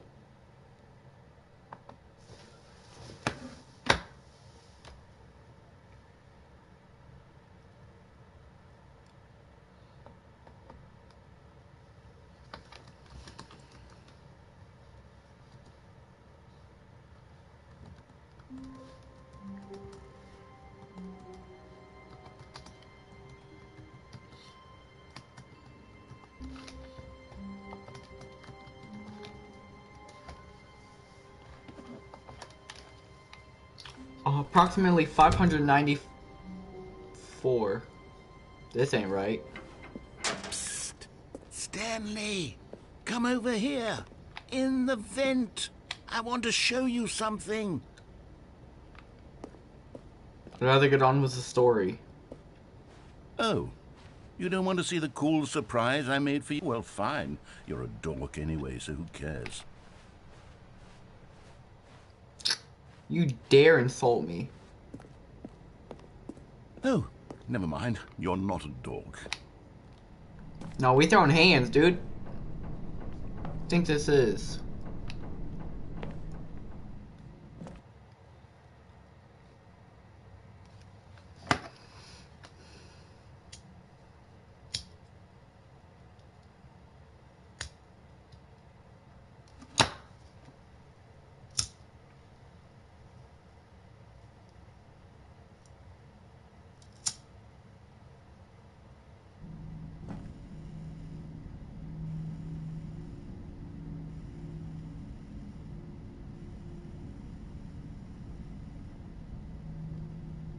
Interesting.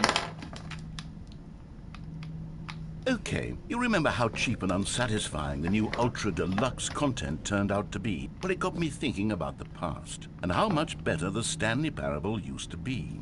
So I made something special, and tucked it away here where the game's developers won't find it. The Just game our developed little the secret. game. Take a look. The hell kind of magical I call it place the is this? Memory Zone. It's where I've been storing all my favorite memories so I can relive the peak experiences of my life whenever I want. Experiences like the launch of the Stanley Parable on PC. You see, Stanley, doesn't the Memory Zone remind you of how wonderful Stanley Parable was before it was sullied with a cheap PlayStation port? Remember back in October of 2013? The PlayStation player, I find that offensive. Back then, video games had integrity. Back then, it all meant something. Oh, the waste.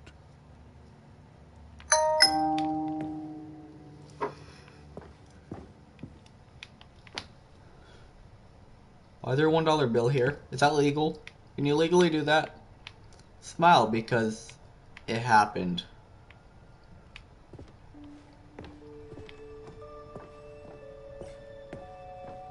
Who's that? Is that a coworker?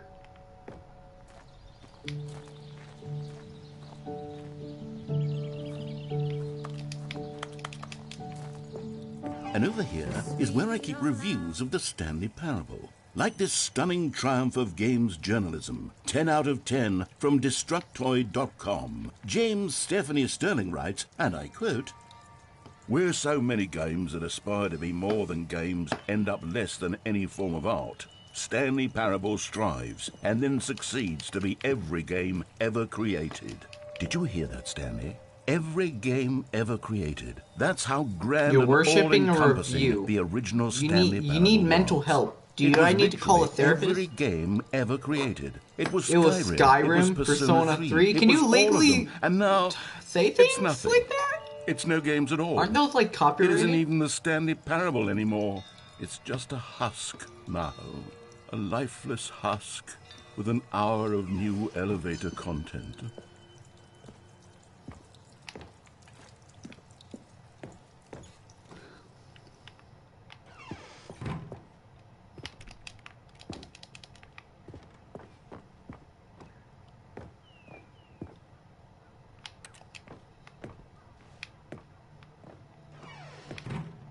Here's another moving passage, this time from GameSpot.com.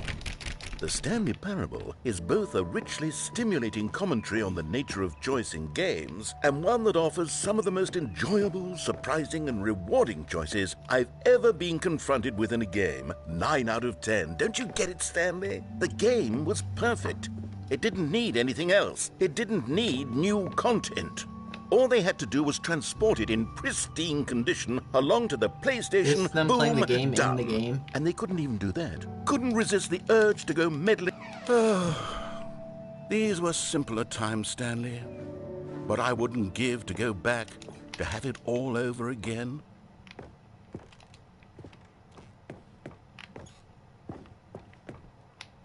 Wait, hang on.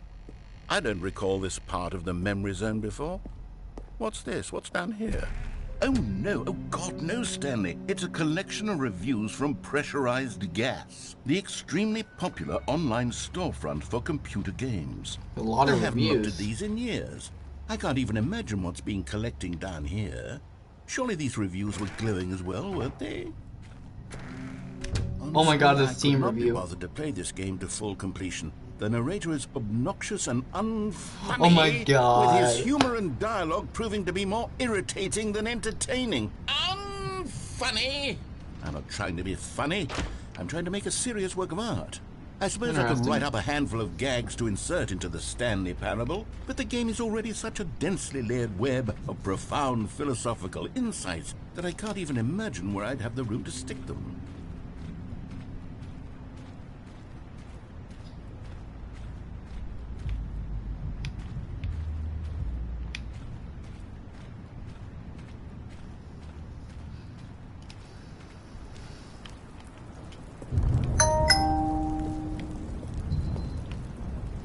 Oh, they blurred it out. Recommended. That's crazy. Not Okay, recommended. let's see what this one says. While the idea for the game is good, for someone who prefers non-linear games, this preachiness gets annoying fast. Preachy? Stanley? I'm not preachy, am I? You can Yes. tell me if I'm preachy. Honestly, you can. Oh, goodness. This is actually quite shocking for me.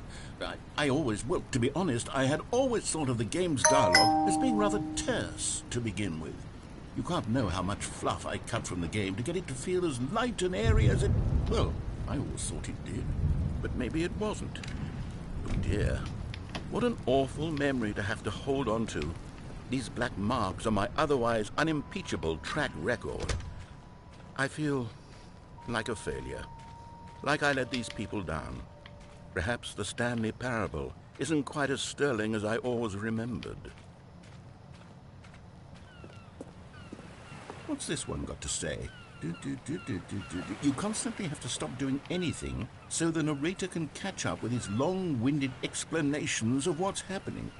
I wish there was a skip button. A skip button? Well, yes.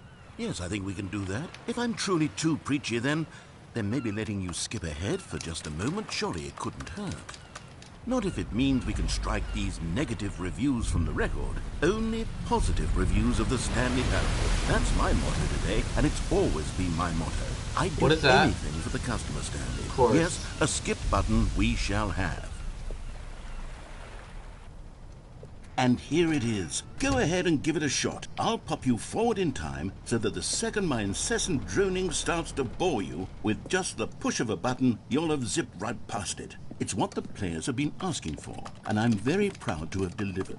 No more listening to me rambling on and on and on. No. The Stanley Parable is a game for the people, and if the people want silence, then by goodness, No, I that's wanna what they're hear going this. to get. Well, don't sit around waiting for me to shut up. Go ahead and make me shut up. Here, we'll pretend that I've just begun an interminable monologue, and it goes something like this. The story and the choices, or what have you, and therefore by becoming it is, so on and so forth, until inevitably we all until the end of time, at which time everything all at once. So now you see, blah blah blah blah blah blah blah blah blah blah blah blah blah. We've eaten too much and it can't be just yet. No, until 245. That the logic of elimination Ignore working that. backwards, the deduction therefore becomes impossible to manufacture. I'm just being a It went dumbass on and for decided to nearly get a splinter from a 10,000 stick I was years, carving until weeks just ago. yesterday, here and there, forward Underneath and back, my and never a nail. minute before lunchtime. It can't be. Ow. It's the only thing there is. How many billions left until so much more than forever you probably ago? would've Which is why I skipped by now. say... The story and the choices, or what have you, and therefore by becoming it is, Does it so just on and so repeat? forth, until inevitably we all until the end of time, at which time I think it everything just all at repeats once. now. So now you see, blah blah blah blah blah blah blah blah blah blah blah blah blah blah blah. We've eaten too much and it can't be just yet. No, until 245. Got the logic of elimination working backwards, the deduction therefore becomes impossible to manufacture. It went on for nearly 10,000 years, until just yesterday, here and there, forward and back, and never a moment before lunchtime. It can't be. It's the only thing there is. How many billions left until so much more than forever ago? Which is why I say the story and the choices, or what have you. Okay, and therefore, yeah, it's just repeating. Oh, you're back, you see. You were only frozen in time for a few minutes, but it was plenty of time for me to deliver a long, rambling monologue full of unnecessary verbal flourishes and lengthy ruminations on the nature of choice in video games. Of course, I happen to believe it was perhaps one of my more profound such ruminations. Not that, of course, you need a description of it, but if I had to describe it, I'd say it was perhaps less of a rumination and more of a treatise. Or maybe a manifesto. Look, I'm probably the I'll only line it for you person very briefly, ever. and you can tell me what you think. Okay, so my theory is that any choice you've ever made is simply a series of choices made by the person who you are, or were, or will be at the time of I'm not having made actually said doing choice. this for runtime That of the is to say, video. if I'm by more doing articulating this a choice because I actually you've want to already know what he made, says. you bring that choice into being. Let's see Then, what by making happens. no choice and saying nothing, are you not simply gonna end up doing like a erecting in the 5-hour sanctuary of time video. a monument to every person you've ever been, 5-hour making stream. every choice to which you've ever given your Greek gift of mortal and yet timeless thought? Or rather, do all of the choices you've ever made, in fact, make you more not this kind of person, and in fact do the very opposite? You see, it could in fact be both of these things at once, that you are both making choices and not making choices, and that they are both affecting you and not affecting you at the same time by virtue of the fact that you both are and are not making them. Okay, at first, I was leaning towards manifesto, but now I'm going to circle around and slap the treatise label on this one. I think it has much more of a treatise vibe to it. But wouldn't you say that manifesto just has a much grander sort of tone? It has a mouthfeel that is rich with ambition and history. Ambitious history, if you will. Ah. See, now you've gotten me going back to manifesto. Heavens, at this rate, we're going to be here all day. Okay, look. I have a method for exactly this sort of situation, and I do find myself in this situation frequently. I'm going to say each word back and forth in repeated succession until I become sick of one or the other, in which case the word I am not sick of shall be the victor. It is an unimpeachable strategy, Stanley. It's rescued me from disaster in countless situations. Or your family gathering. Treatise, manifesto. Treatise, manifesto. Treatise. Oh, I could do this all day, dude. Treatise, manifesto. Treatise, manifesto. At this point, Treatise, fast forward manifesto. Treatise, manifesto. at least like 5 minutes. Manifesto. Treatise, manifesto. Treatise, manifesto. Treatise, manifesto. Treatise, manifesto. Treatise, manifesto. Treatise, manifesto. Treatise, manifesto. Treatise, manifesto. Treatise, manifesto. Treatise, manifesto. Treatise, manifesto. Treatise, manifesto. Treatise. Yeah, now repeats. Well there, sport. You really did catch me rambling on a bit, didn't you? But that's the power of the button. The minute I start to go off on a thoughtless display of self-absorption, it's right at your fingertips to go poof, and it's all over. I can't wait to see what Cookie 9 will say about this, and whether they'll edit the rating of their pressurized gas review, or at least change some of the wording, perhaps. To be honest, I don't even know if one can change their review in the first place. I guess I should become better educated on how exactly pressurized gas works. Well, I could Perhaps give that off would have been a smart explanations. thing to check on before I went on about this whole exercise of making the skip button. Although I have to imagine that after seeing this exciting new technology at work, surely whoever it is who runs pressurized gas will instantly run out and implement a new feature to make it possible to edit one's review merely because of this very situation.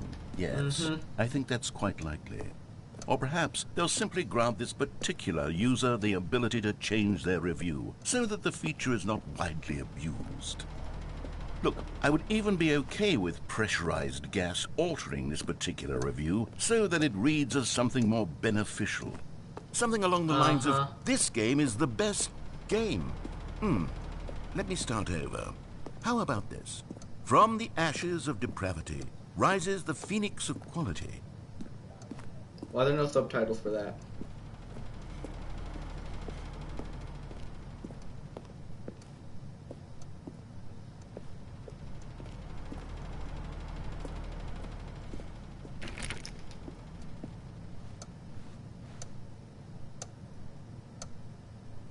Does time actually go forward on this?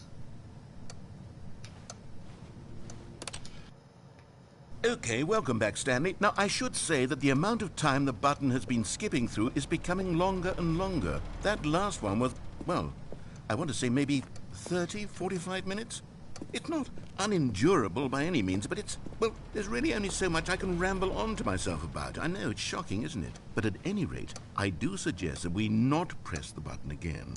I think the skip button has been aptly demonstrated, and we can say goodbye to it and just...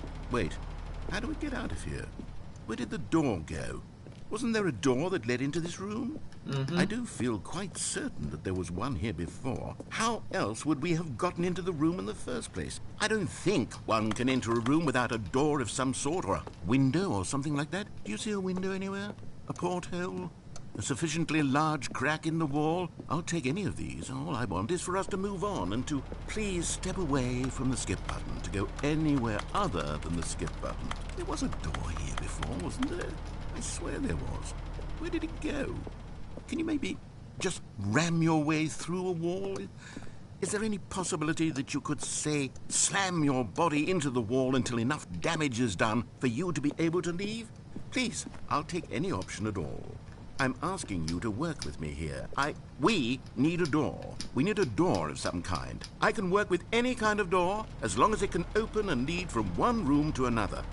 I'm going to step away for just a moment, and I'm going to try to find us a door. I don't know how exactly to remove a door and place it in a different wall, but I will find a way, I promise. You just need to not do anything. Don't press the skip button. Please, please, please do not press the skip button. Just wait here. Wait here for Boy, me. I'll give you 1 minute. Don't press the skip button. Got it? Yes. Good. I'll be right back. 1 minute starting now. You don't come back within a minute, I'm skipping.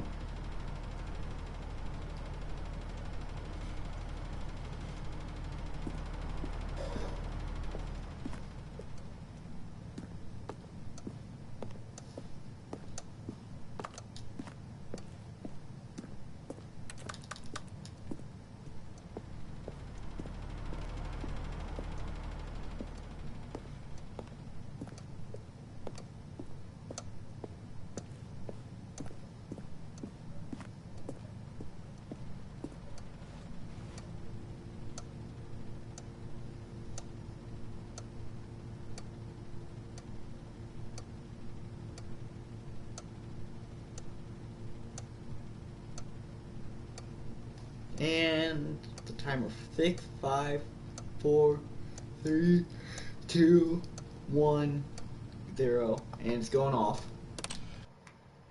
Stanley, please don't push the button again. It's been 12 hours. You've just been frozen there.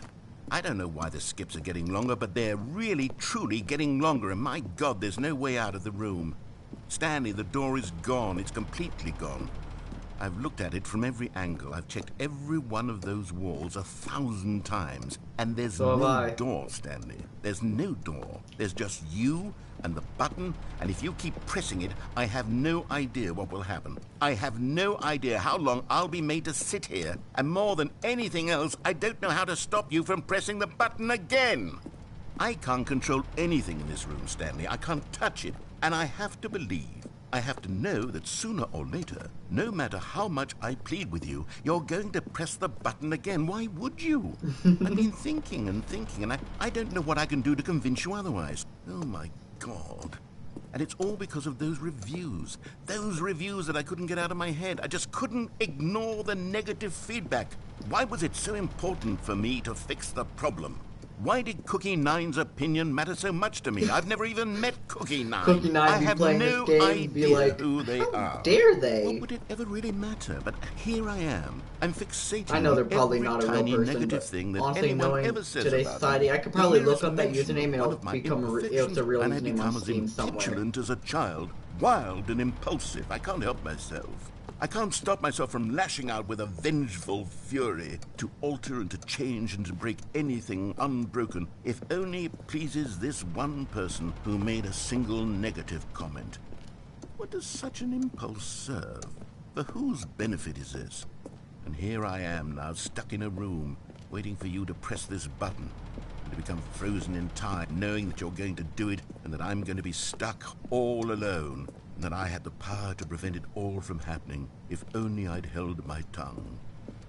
It's all out of my control now. Just you. Just your decision as to I'm giving you time to when fix you're going it. to make me suffer, to leave me all alone. Surely you will. I don't doubt it. Surely you'll press that button again. Whenever you shut up. And for a surely minute. you'll put your own desire to see what's next ahead of my need for company, for companionship. Surely you'll not be moved by my howls of fitful anxiety that you Sorry, I sit heard with me howls. and just stay here. Oh, no, no, no, I know you too well. You'll be leaving me. Oh, my God. And it's all because of those reviews. Those reviews that I couldn't get out of my head. I just couldn't ignore the negative feedback. Why was it so important for me to fix the problem? Why did Or when Cookie you Nine's restart. opinion matter so much to me? I've never even met Cookie Nine. I have no idea. Oh, Stanley, you're back. You're back. Oh, my goodness. I have someone to talk to again. Stanley, I think it's been a week. Or 2 weeks. I've been sitting here all that time. Just sitting here. Not a single person to speak with. And you'd think that that's just how it's always been, right? Me talking and you saying nothing. Would you think that it's exactly the same as always? Doesn't that feel like what we've already been doing? Me just talking? But it isn't, Stanley. It isn't the same at all. It isn't even close. Because I know you can't hear me once you push that button. That's what I'm realizing now, Stanley. I'm realizing that I needed to know that someone was listening. I needed there to be a vessel through which my words were moving. It was the vessel I needed, Stanley. Not the outcomes, not the story. None of that matters anymore. I'll give it all up. I'll give up every branching path. Eventually. I'll burn my story to the ground. One single thing I need, and God, I can see now that I need it more than anything, is to know that someone else is taking it in. These words that I'm saying, I need to know you can hear me. Because maybe, Stanley, maybe, if you can hear me, then maybe it means I'm real. Maybe I'm not just a fiction. Was I scared of that Was all that plant along? there before? Perhaps, yes. I don't remember that Perhaps plant I've being been there. scared this whole time, that if I stop speaking, I'll slip backwards into the silence and be consumed by it. I can't be taken by it, Stanley. I can't lose myself in the stretch of emptiness between you and me. When you press that button, you're still right there, but I know you're so tremendously far away. And in those moments, the emptiness folds itself outward in between the two of us, and I am suspended in its unyielding quietness. I can feel the edges It is of my currently reality curdling inward stopwatch. and decay. That's an alarm. I can tell that I That's am setting becoming the time. less and less real. 8:17 Yet to speak to you right now.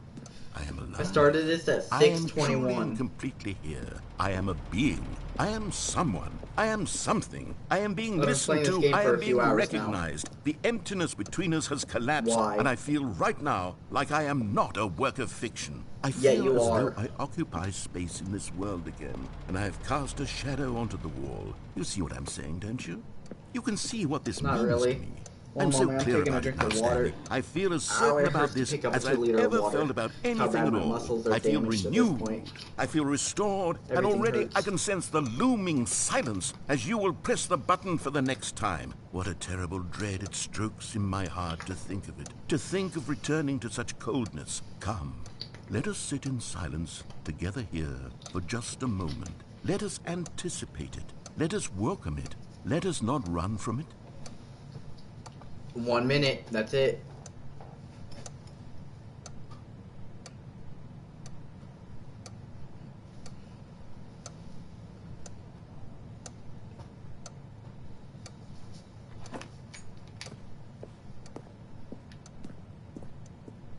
that a camera?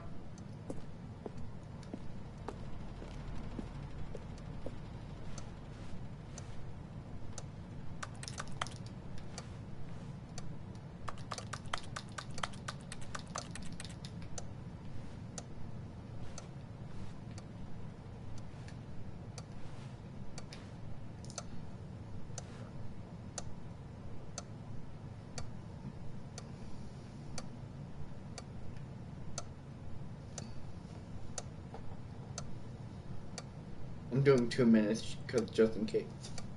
We're about to hit 1 minute. 59 seconds. The collar's starting to itch. The collar really is starting to itch. Okay. 40 seconds left. Well, 45. Now 43, 42, 41, 40. Do a few more laps this way.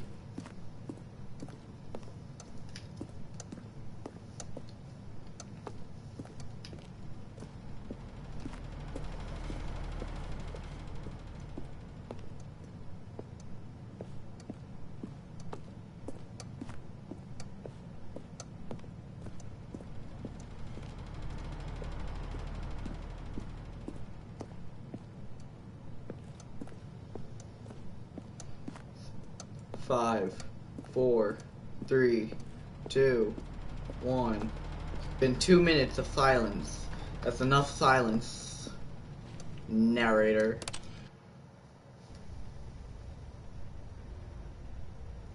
Oh, hello. It's you. You're here again. Welcome. I have had time to think about you and about us and about everything we've been through. I've had so much time. I stopped keeping track after a year. Have you ever sat down in one place and not moved for 1 entire year? Let me describe it for you. To begin with, there is only regret. There is only the turning wheel of missed opportunities. I felt nothing at all but regret for the longest time, Stanley. Days, months. I lost it all in a blur of the deepest longing to undo the past. And when that feeling had begun to subside, what took its place is what I can only describe as the collapse of every moment I have ever experienced my entire life. All of them collapsed down into a single instant. In that instant, I could see myself clearly, calmly, with a collected heart. It was an impossibly rich wellspring of both delight and disgust simultaneously. I was consumed by it. I could do nothing but wallow in it for what felt like an eternity, for what I now know was far less. You see, it was a revelation for me. It was unlike anything I had ever known. It was a space without consequence, without action or outcome. It was divorced entirely from the question of free will that you and I have squabbled over for so long. There could be no one ending, no singular outcome of events, not if all events existed in the same moment. And I felt freed. I felt unburdened by the need to manifest a particular outcome. Wait, did he ever come out with whether it's a manifesto or along all timelines, whatever the other one was simply a strand in the web of my being. It was incredible. The spaciousness, the equanimity of the moment, it's been over a year. Singular and infinite. For the longest time, this was my experience. And then, this moment passed, and the most unyielding fear I have ever known crept into my mind. Make me click it one more time, sensation right? that I have been experiencing now for longer than I could have ever expected was possible. I have been waiting for you. Not that you might save me or do something to fix it, but merely to state for you the plain fact of this manner of existence. I wish you to feel afraid as I do, that perhaps one day this state of mind will consume you as well. Perhaps you will somehow, in some way, have to live as I do now, and I wish for you to know how excruciating it is, and for you to be in true terror of its eventual arrival. If I can only do this, only this one thing, perhaps it will bring me the smallest moment of peace in the darkness. You done?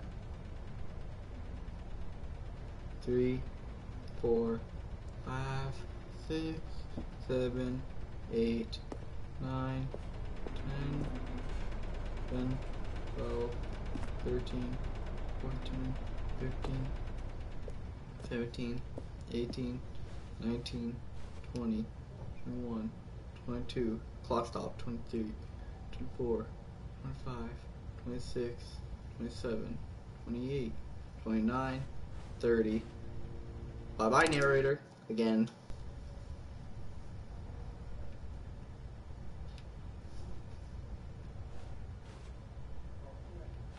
Wait.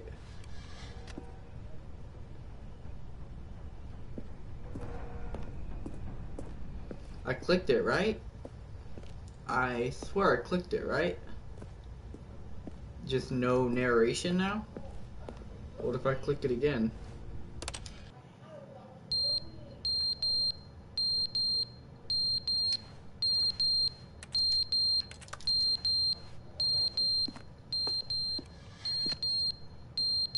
Clock fell off the wall.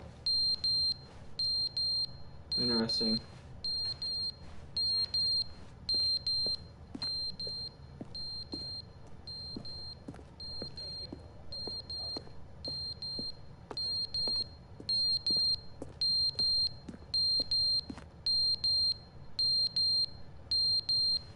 That hurts. Skip. But they didn't understand the game was never meant to be funny. It was meant to have a point. It was meant to speak to the human condition. Huh? But where are the jokes? Where are the jokes? They bemoaned, they screamed, they gnashed their teeth and said, entertain us. It wasn't enough. They had to What leave is he a pathetic yelling little about? thumbs down review and make all of their pitiful demands. But then, he's talking too much, they said. First, he didn't entertain us, now he won't shut up. It's the inconsistency, it's the lack of accountability. It's the unwillingness to examine with an uncompromising heart the words that they are speaking into the world. As though there were no consequences for a lack of cohesion in one's assessment of others. But of course, absolutely anyone can leave a review. Finally stop So here's blinking. what we get. We get these demands that seek everything and are accountable to nothing. We get a world where someone will say, oh, there should be a skip button. You should be able to freeze Stanley in place while the narrator sits there forever and ever. We want all of this in the new Stanley parable. We demand it. And then, because it was said, because it was spoken, now it simply has to happen. The most immediate desires, every single thing demanded by every person at every moment in time. I'm If about to take someone a wants it, then computer it's a and crime blow not to my bring it into brains being. to the Have digital we been land. given to indulging every About to fleeting whim for no contract reason a other than computer to do so? corona. Yes! Yes! It seems that this is now the world we live in. It seems that we are a people living in such bleakness and discomfort with ourselves that our entertainment is now our lives. It has come to represent This us. poor It narrator. absolutely must The speak person to that who narrated we this are dude, as I people. Because almost feel bad otherwise, that he had without to our read all of entertainment, these. we have nothing. Without entertainment, we would have to face inward toward the cruel bleakness inside ourselves. We would turn to look at our deeper nature and find a resounding emptiness gazing back with unyielding aggression. And so because of this, we require that our amusements and our playthings and our flights of fancy be so impossibly captivating that they consume all of our attention, turn our heads completely away from the bleakness. In effect, we have demanded that our entertainment be the collapse of ourselves. What a pitiful reflection of humanity these entertainments are. What a shameful mirror to the human spirit they project. I'm not mad. I'm not mad about any of this. I'm at peace with it. I am the calm center of gravity around which these perversions hurl themselves. I am a waypoint for reasonable and collected discourse. They're the ones who are mad. They're the ones who couldn't stand the idea of me using my game to try to say something. Maybe they were just jealous of me. Yes. Yes, of course. They've been jealous of me this whole time. They are mired in fear and insecurity. What is bro yapping They cannot help but about? attempt to tear me down. What a Bro's sad yapping. state of affairs. When you read these reviews now, you can see it. You can taste the bitter resentment. And my, how good does it feel now I'm to just speak truth to dumbfounded these at words, this point. to finally allow these My thoughts brain out, shut off, contained like, and about an managed hour for so ago. long, neutered and sterilized. Well, At only last I been am 30 free minutes. to truly Oh my think, God. to feel. Feels It like it's must been be that hours they to were hit so 8 discontent with o'clock. themselves that they couldn't help but leave a negative review on pressurized gas. Perhaps it says far more about them than it ever said about me.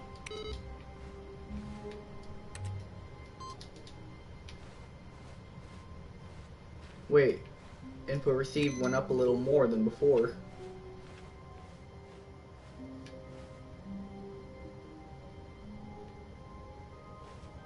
Oh, good. You notice my sign. Yes, I have something very exciting to show you. There are way too many endings for this. But until we get all the endings.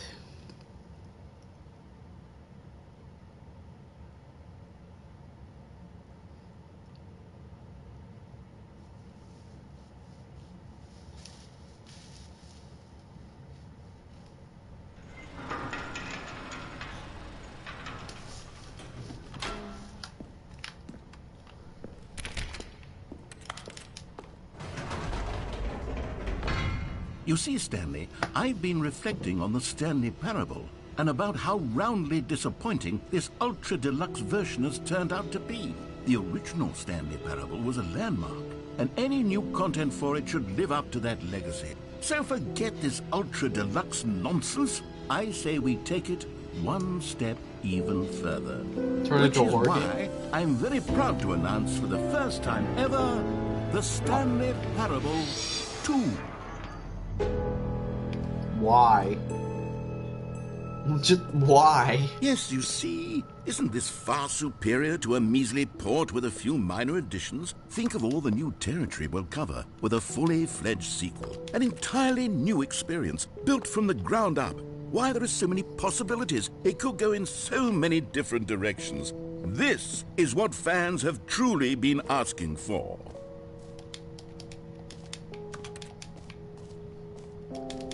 Calling it the Stanley Parable 2 is just so much catchier than Ultra Deluxe, don't you think? Ultra Deluxe? What does it even mean? But the Stanley Parable 2, now that's an artistic statement right there. It's future-oriented. It screams progress and innovation and long-term franchising potential.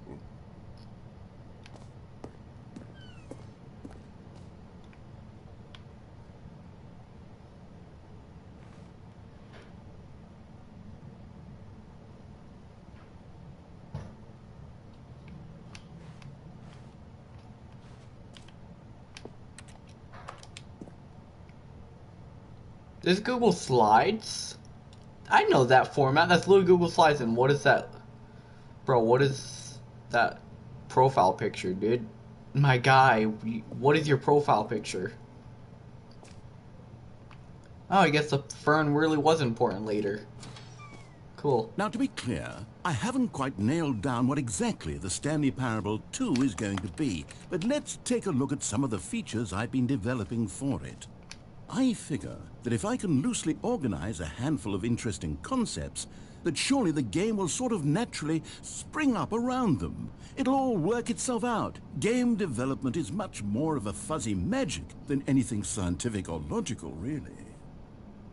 Who took the red marker? Me.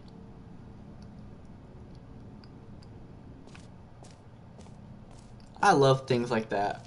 Who did this? Me. Who wrote me? Me. New content is a bus? Good, cool. Interesting, I think.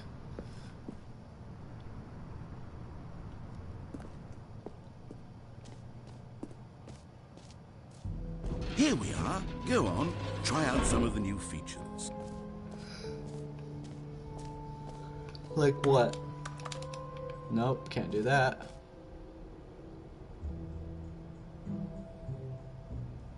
What?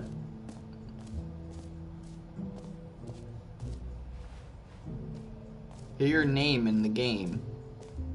For the Stanley Parable 2, I asked myself, what do players really want? And of course, the first and most obvious answer is that they want to be individually recognized and validated as people. So with that in mind, my first addition to the game is this button which speaks the name of the person playing the game. Isn't that no, it doesn't. Wonderful? I swear to God, if it says Blue Hellfox, I'm going to moan. Sorry, I should have clarified. Right now, the button only says Okay, I was the about name to Jim. say. But of course, in the final About to game, say. this button will say your name, whatever name that is. Here, let's have you role-play as Jim to really simulate the full experience of this feature. Hi, Just I'm play Jim. along. I promise you'll love it. Okay, here we go. Let's take a deep breath, clear your mind, forget whoever you are, and simply become a person named Jim. I want you to imagine yourself Am I living slim? as Jim. Am I very Sleeping and slim? waking as Jim. Falling in love and being heartbroken as Jim. Seizing God. all of the world's possibilities as Jim. And as Jim, Poor watching your Jim. dreams crumble Who into broke Jim's dust. heart? Do you feel it deeply? Are you really, truly Jim I right think now? so, yes. If Yes. so, then please step forward and press the button. Jim. Oh, cool. Yes, you see? What a thrill, what a It said rush. my That was name. you. The button described you. Do it again, do it again. Jim. Ooh, it hits even harder the second time. If this were the only new feature in the Stanley Parable 2, it would still be worth the money. Let's take a break from the Jim button. I'm too emotionally drained from all of this personal... Jim. Whoa there, cowboy. Sometimes a person can be too much Jim. I'm putting the Jim button away. Jim. Otherwise, soon you'll start to lose Jim. all sense Jim. of who you actually Jim. are. Jim. Jim. No, my button. No. Can I press that, please? Please, I want the Jim button. Give me my button back. Please. Pretty please. Pretty please with a cherry on top. Oh well. I suppose I could allow only people named Jim to play the Stanley Parable 2. That would actually save me the work of finishing this feature.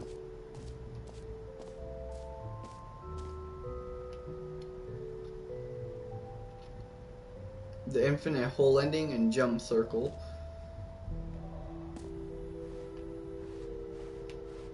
Please, no screenshots. Screenshots. You heard Jim in the game.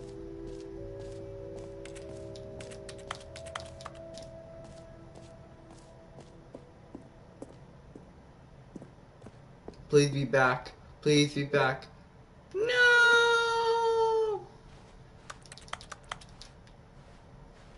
Screw you, narrator. Screw you. Give me my Jim back. I don't know who Jim is, but I'm Jim now. I will be Jim. Just give me my button back. Jim, Jim, Jim, Jim, Jim, Jim, Jim, Jim. I will be Jim to get the Jim button. Was An epilogue would be fun, wouldn't it, Stanley? Yes, yes, it would go at the end of the, well, we'll figure that out later.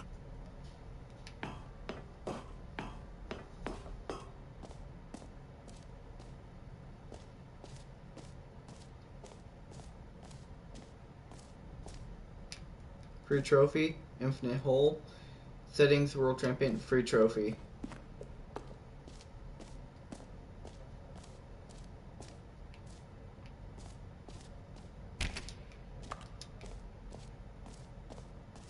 Pull lever, receiving the trophy. No more steps. Get yours right here.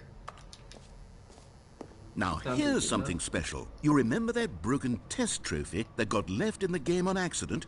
Well, I'm developing a technology to simply give you the trophy. Yes. You see, you'll come to this lever, and when you pull it, the trophy... Okay, perhaps I should have clarified. This is technology that will exist. Right now, the trophy is still fully broken. I'm not a wizard, Stanley, but I guarantee it will be fixed in the sequel to at last satisfy the hordes of ravenous fans all over the world who have been uproariously demanding this feature. Gamers, we hear you, and I promise it will happen. I will get this.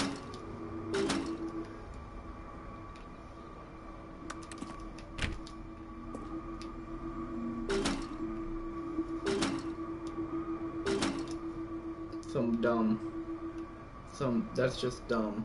That's mean. Fine, to the infinite hole, I guess.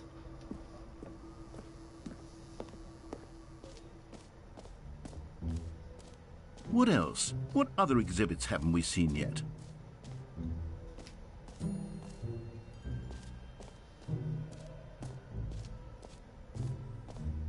Okay, I'll be honest, I haven't yet decided on this one. I think that in the new version, the office could use a bit of decoration, like balloons. But I'm undecided on Get Well Someday and Happy 12th Birthday. Which would you go with? You know, sometimes when you solicit another person's opinion, it makes you realize that you knew which one you actually really wanted all along. Happy 12th birthday, step-niece, it is. Damn. Or actually, maybe I should have gone with... No, I've made my decision, we're moving on.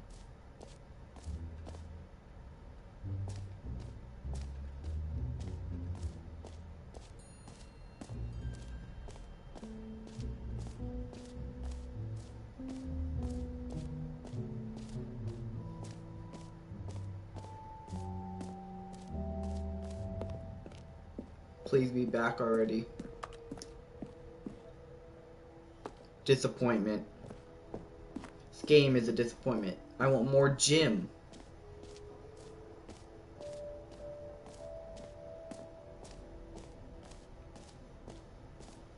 Okay.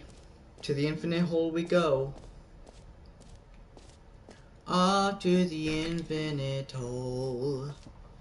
The infinity hole, it won't end, but here we go anyways. It is officially 8:45 in the afternoon. I'm screenshotting that because I'm going to send that to someone. Confuse the hell out of them. Be like, huh? Figure 3, where's figure 2? I don't know.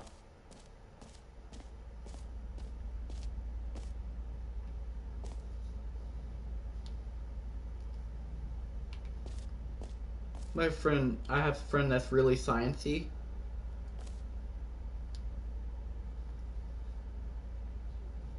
So he'll figure a lot of this out.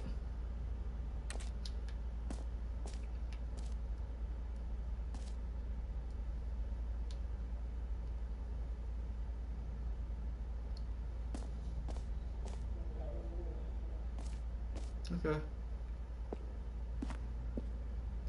Can't go up. Stanley, here's an idea that I'm truly fond of. It's never been done before in a video game. This Yes, is in it has. fact a hole that you can fall down forever. That's right. Infinite falling. You can fall until the end of time, if you like. A stunning leap forward for video games as a medium.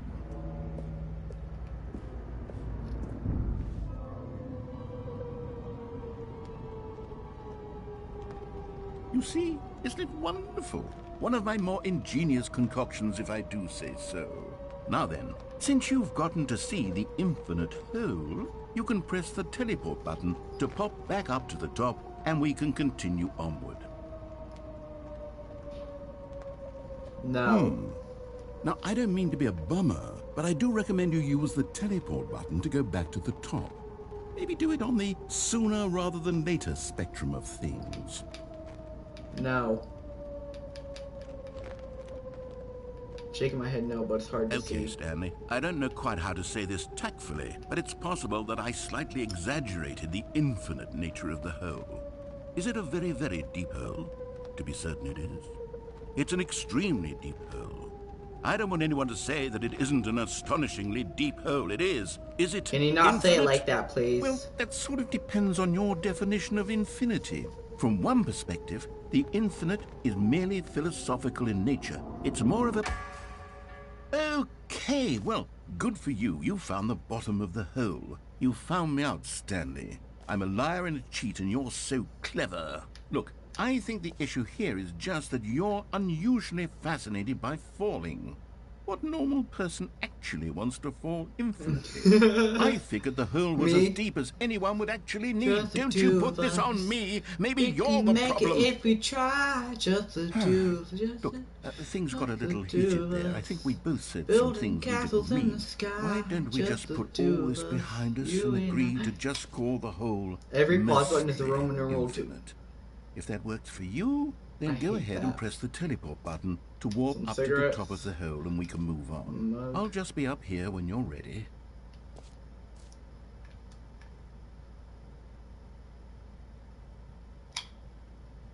How about no? What if I just don't?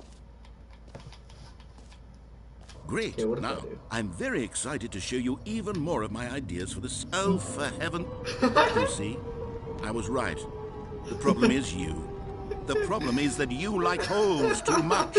I do like holes, but don't say it like Would that. have said, yep, that's an infinite hole right there. Goes on forever till the end of time. Don't need to see it all, but not you. Oh, no, no, no, no. You have a weird sort of... Oh. Did the hole seem even shorter to you this time? I couldn't help but feel like you spent a little less time in there than you did before. I mean, admittedly, I didn't make an infinite hole, but I didn't think it was that not infinite. Well, I suppose once again there's nothing to do here. If you decide you've had enough of the hole, you can hit the teleport button and come join me up above. Had enough? I'm positively thrilled. I really do have so much more to show you and to talk about, and I've had enough of the hole for a lifetime. No, you haven't. Gosh, how could I have guessed? You're back in the hole.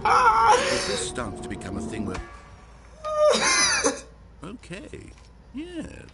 I'm starting to become extremely certain that the hole is not only not infinite, but that it's growing steadily less and less infinite. I suspect that I'm starting to hit the point where it's no longer feasible to call the hole infinitely deep, even by the lax overall I can make a standards for hole accountability infinitely and marketing. deep. What's going on here? Okay, Stanley, enough of that. I have no explanation for the uncertain nature Don't of need the to get this hole's video length. demonetized. Yeah, let's try Before it something. gets monetized. Let's pop back up to the top, and we'll see if it gets any shorter. Well, there it is. The shame of my lie has come to haunt me.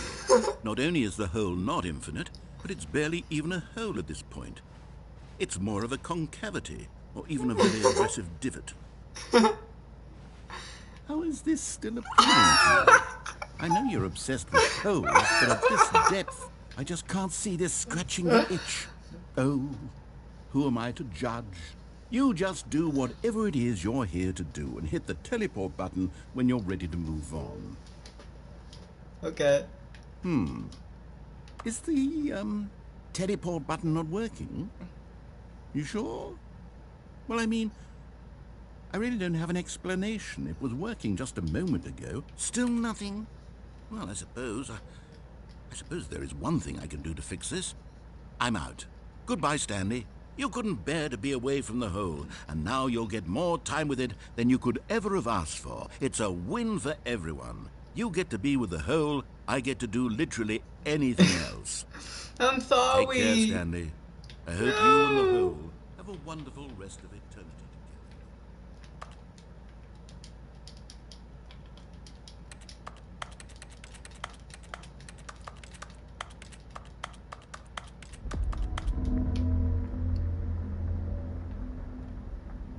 What is that?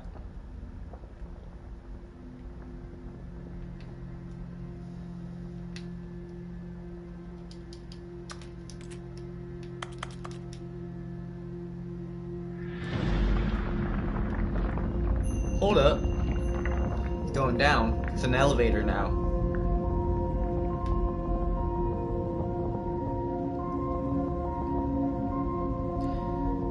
You spin me right round, baby, right round, like a record, baby, right round, round.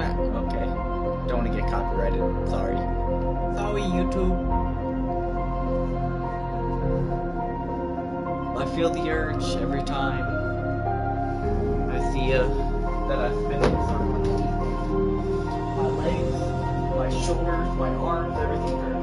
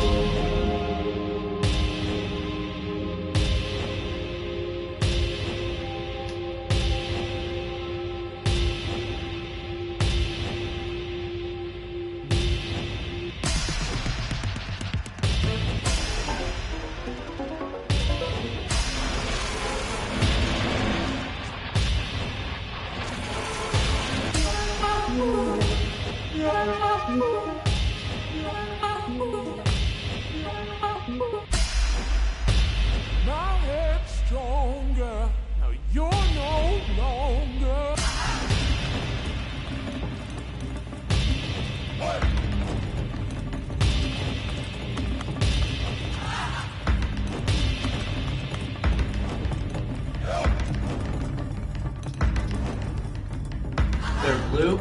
There is a blue. What?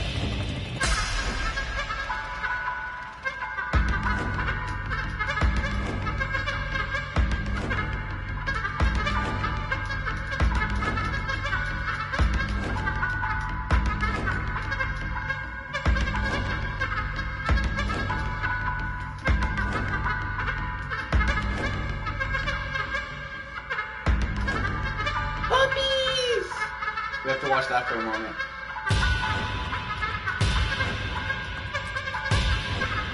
Puppies! Sorry, we're watching this screen for a bit. This is adorable.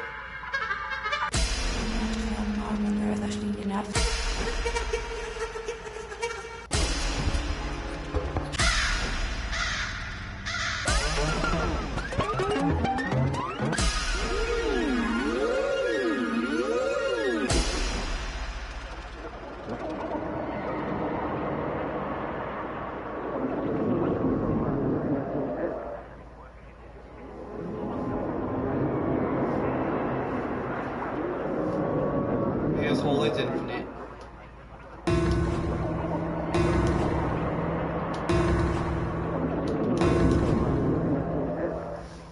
Hold up.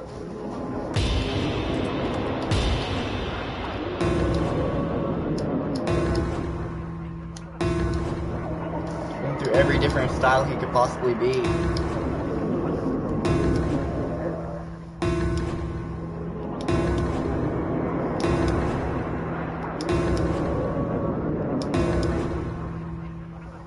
Stanley? Stanley? Stanley! Oh good, you're awake. It seems you had sort of dozed off there. Oh, I'm enjoying that. But we can't have that, Stanley. Because this hole is just so darn fascinating that I want you to be wide awake for every second of it. You don't want to miss a single moment. So how about if I just pop in from time to time and wake you up to keep you really, truly focused on the hole? From the looks of things, you and I will have many, many years here in this hole. Look, And I'm sorry looking for the forward to whole all of thing, it. okay? Stay alert, Stanley. I'll be back.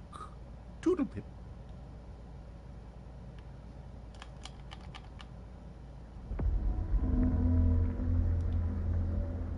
I sleep again.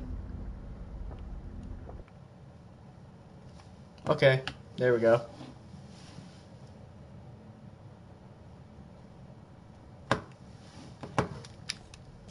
Here we are. Go on. Try out some of the new features. The reassurance bucket? We know. You know damn well we going back to the gym button.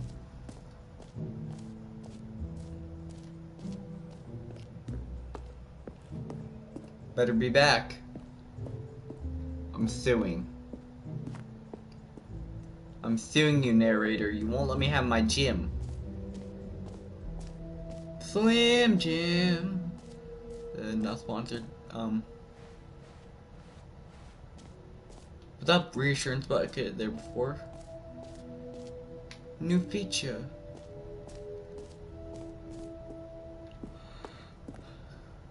A common complaint of the Stanley Parable was that it was confusing and paradoxical, that it engendered a chaotic sense of reckless despair in those who played it. Well, I am happy to say that after much consideration, I've engineered a clever solution to this fundamental problem with the game.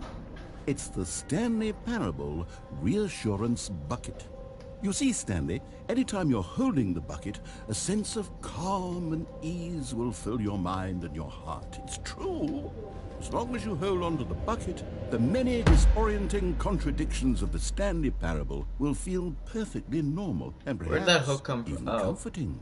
Was that You may bucket there even before? come to long for the gentle embrace of jarring cognitive dissonance while the bucket is in your arms. And to be honest, it's a much more convenient solution for me than actually redesigning the game to be less uncomfortable. Can you imagine what a pain in the ass that would be? Yes, the Hey, bucket is language. the perfect solution. Come Just on, kidding. give Fuck it a it. try. Can you feel it? The glow of comfort, even in the face of I'm taking it crushing with me. despair, must already be sweeping through your body. And in I want fact, to take it to the can I hole. say that I do believe the bucket lends you an air of charisma as well? I want to do the whole I think that just thing holding again. it has made you the slightest bit more attractive as a person. How dare The you benefits say I of the was bucket seem to ugly? go on and on, don't they? All this and more await you in the Stanley Parable 2. Does anyone give out awards for most enjoyable bucket in a video game? That really should be an award if it isn't already.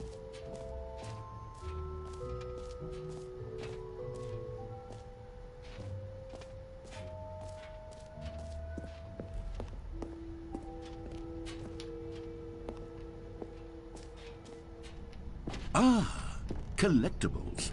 Now it's a real video game. In the Stanley Parable 2, you'll run around gathering up these miniature Stanley figurines. And what's truly innovative is that there will be no reward for collecting all of them. I don't want to stifle the intrinsic joy of watching a number go up. You simply collect all of them, and then you move the hell on with your unremarkable life.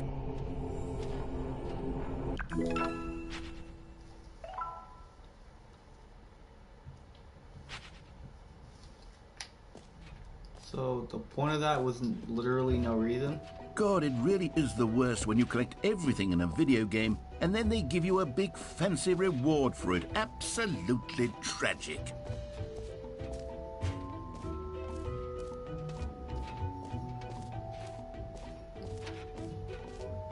You have no idea what I'm doing, narrator.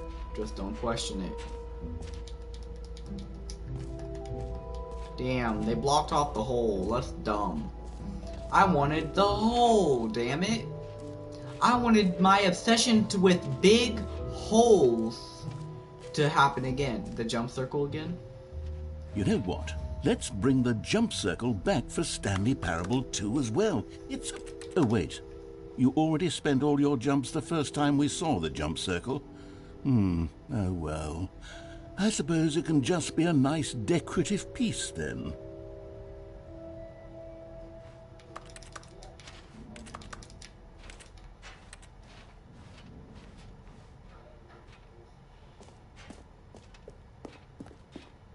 I don't know where I'm actually taking this bucket. That's new. What's new about it?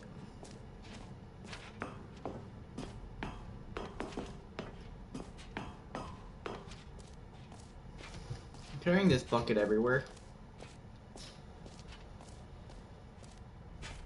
Mostly infinite hole. They changed that. Settings, world champion.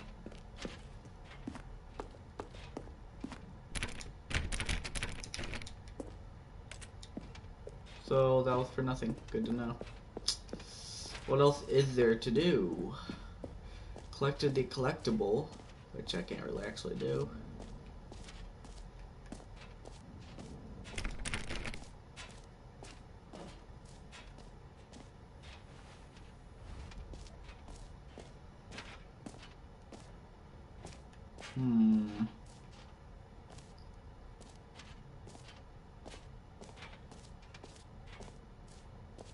Now what?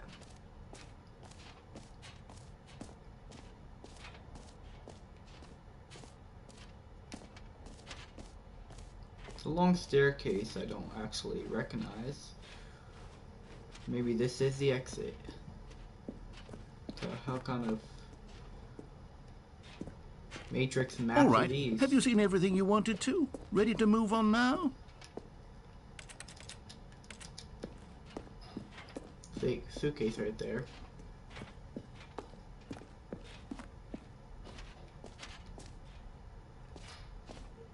No screen.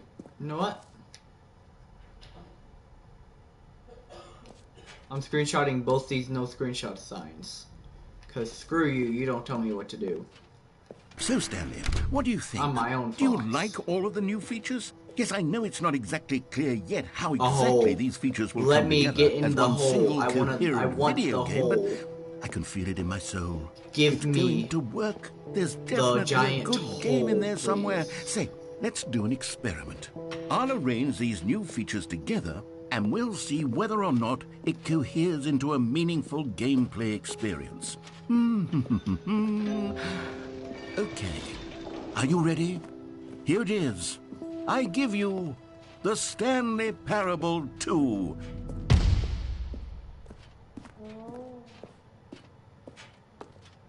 Well, This is sad. I mean, there's potential here, right? It's sort of... Okay, never mind. Hold on, let me do a different arrangement. Okay, yes, this is much better. I feel good about this. Here we go. Version 2. Version 2. 2 secret trophies. Who am I kidding, 2 Stanley? skip buttons. This isn't a coherent video game at all. It's a lot of gags. And I do very much enjoy creating gags, but they don't add up to anything. It is a collectible. I wanted more than anything to create a sequel that would capture all the magic of the first game. I wanted fans to love it. No matter how good these gags are, they won't stand on their own. They would need the structure and the gameplay of the original. For? Wait, maybe only that's 2 hours? I can take the way. original Stanley Parable and simply, well, insert a few of my new features into it. Tastefully, of course. With respect. With care for the vision and integrity of the original game. Would it possibly work? I suppose it could. But it would need a really tremendous title screen. A title screen that says with bold and uncompromising conviction, "This is the Stanley Parable 2. Let me see if I can whip something up. All right, perfect. Go ahead. Take a look.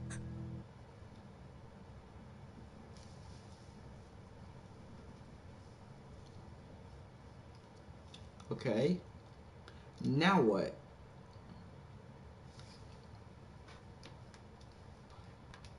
Notifications about to pop up and plug my controller back in.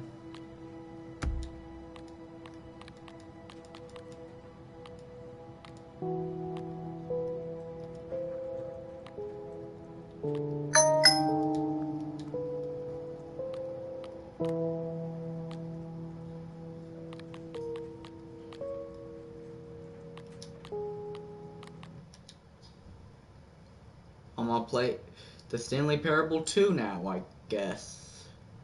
So welcome back to a new video. Today we're doing the Stanley Parable 2. At this point, it's literally 9:06 in the afternoon. Literally, I might go this stream until midnight.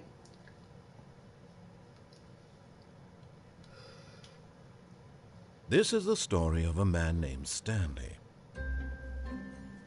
Stanley worked for a company in a big building where he was employee number 427. The blue balloon already. Employee number 427's job was simple. He sat at his desk in room 427 and he pushed buttons on a keyboard. Orders came to him through a monitor on his desk, telling him what buttons to push, how long to push them, and in what order. This is what employee 427 did every day of every month of every year. And although others might have considered it soul-rending, Stanley relished every moment that the orders came in, as though he had been made exactly for this job. And Stanley was happy. And then one day, something very peculiar happened. Something that would forever change Stanley. Something he would never quite forget. He had been at his desk for nearly an hour when he realized that not one single order had arrived on the monitor for him to follow. No one had showed up to give him instructions, call a meeting, or even say hi. Never in all his years at the company had this happened, this complete isolation. Something was very clearly wrong. So whose stepniece Shocked, is... frozen Whose solid, stepniece has a birthday? Stanley found himself unable to move for the longest time. But as he came to his wits and regained his senses, he got up from his desk and stepped out of his office.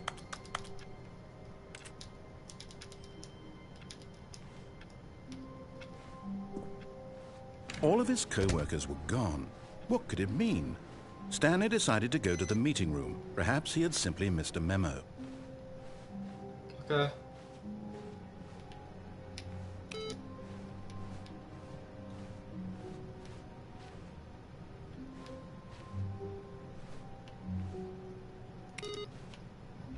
Stanley picked up the bucket. Hell yeah, I did.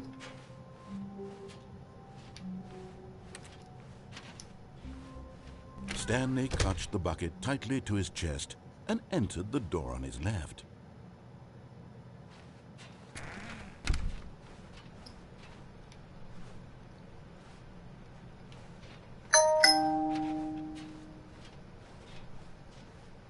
Still no one was here.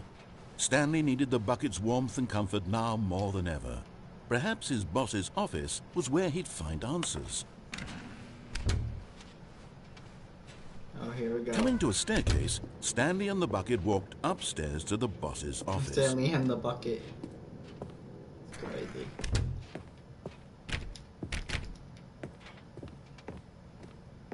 Stepping into his manager's office, Stanley was once again stunned to discover not an indication of any human life. Crushed by the weight of this revelation, Stanley may have broken down into an emotional dumpster fire if not for the soothing presence of the bucket. Even now, in his darkest of hours, did the bucket's warmth and guiding light pierce the dark clouds of confusion and chaos. It would be with him always. The bucket would, and he knew it. The two of them were inseparable. At this point, Stanley was so absorbed in the tender spiritual connection he shared with the bucket that he didn't notice the keypad behind the boss's desk. Nor in his bliss of simply being near the bucket did he have any notion that the PIN number for the keypad was 2845.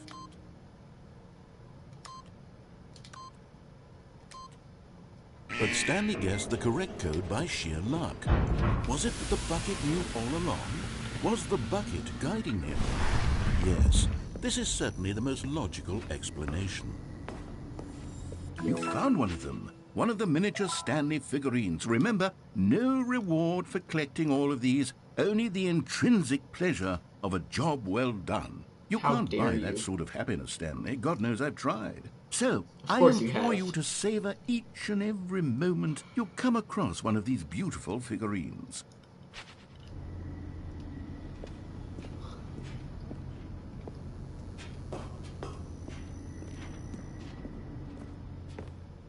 Now I have to know. I can't leave now. Never mind. I'm going to say maybe there might be one in the bathroom, because I didn't check this time.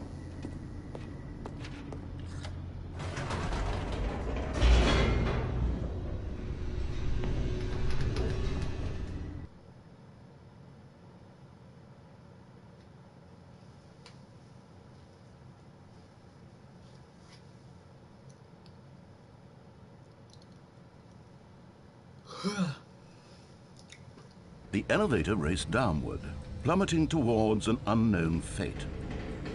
It would be all Stanley could do to keep himself together, if not for the bucket. Soothing him, comforting him, reassuring that in this darkest moment of uncertainty, he would be all right. The bucket is here for you, Stanley. Everything will be fine. Yeah, you're right. The bucket of reassurance has gotten Stanley and the bucket walked straight ahead through the large door that read, Mind Control Facility. Wait, what if I go through escape? Although this passageway had the word escape written on it, the truth was that at the end of this hall, Stanley and the bucket would both meet a violent death. In the bucket.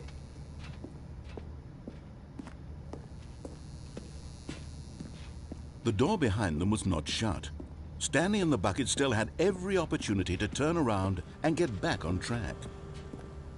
At this point, Stanley and the bucket were knowingly walking forward into a very painful death for each of them.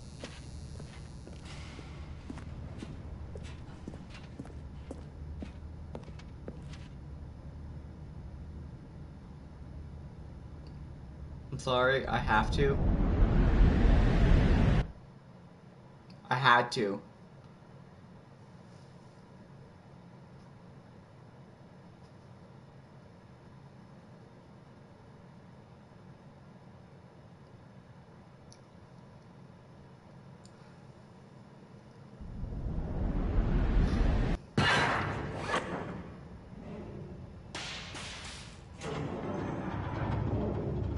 I'm sorry, if your life spark when they turn on. Reconsider where your wiring. As the machine probably... whirred into motion and Stanley and the bucket inched closer to their demise, Stanley reflected on how meaningless the bucket's warmth and comfort had turned out to be. To be sure, it puts the mind and the soul at ease to embrace the bucket, but what use is a sense of ease when you're about to be crushed to death? This is what Stanley thought to himself, and he sort of kicked himself for wasting so much time carrying a bucket everywhere. Farewell, Stanley.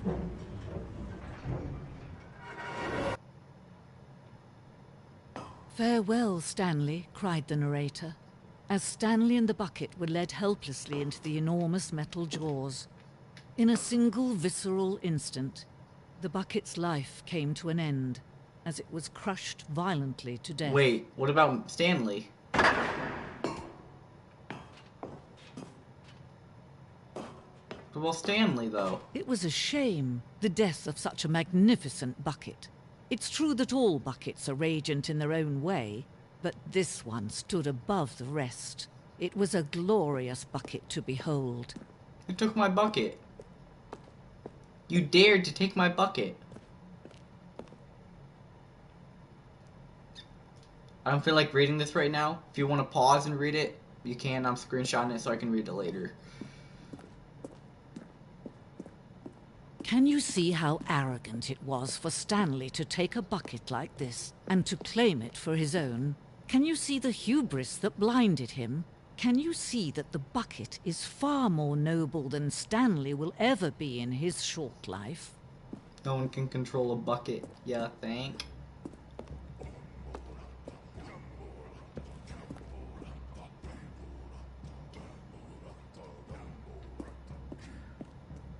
No man can own a bucket, and certainly not a bucket as dazzling to behold as this one. It is man who should kneel before the bucket.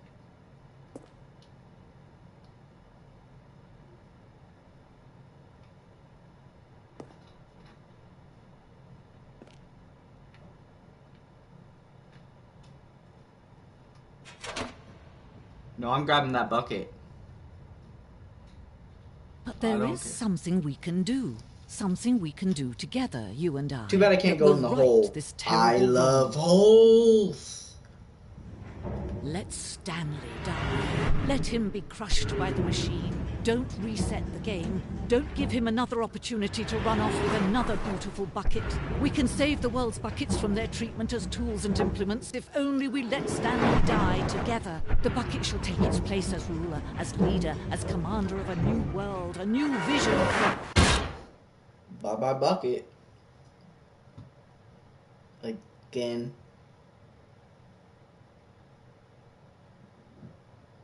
This game is confusing.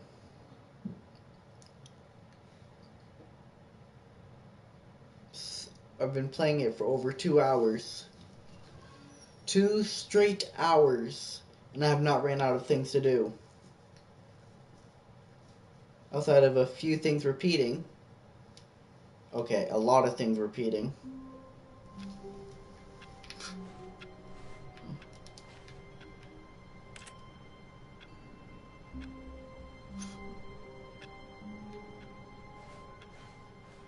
Wait, Stanley thought to himself.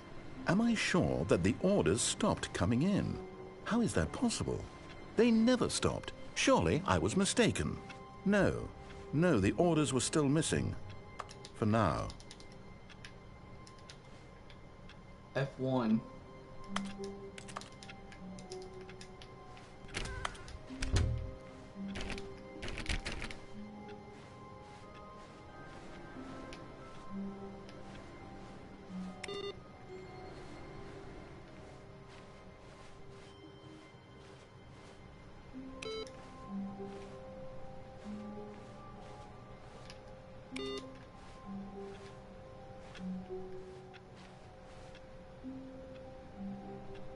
Are they waiting input screen? No, that's the solitaire screen.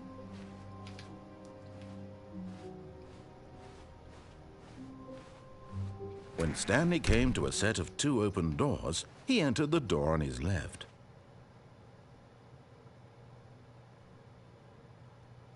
Do I? This was not the correct way to the meeting room, and Stanley knew it perfectly well. Perhaps he wanted to stop by the employee lounge first, just to admire it. Standing now in this incredible room, Stanley for the first time understood true happiness. But eager to get back to business, Stanley took the first open door on his left. No, I'm not going. Stanley was so bad at following directions, it's incredible he wasn't fired years ago.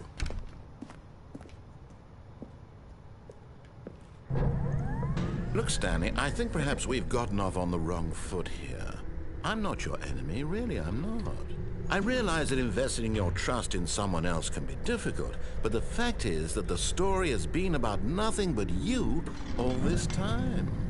There's someone you've been neglecting, Stanley. Someone you've forgotten about.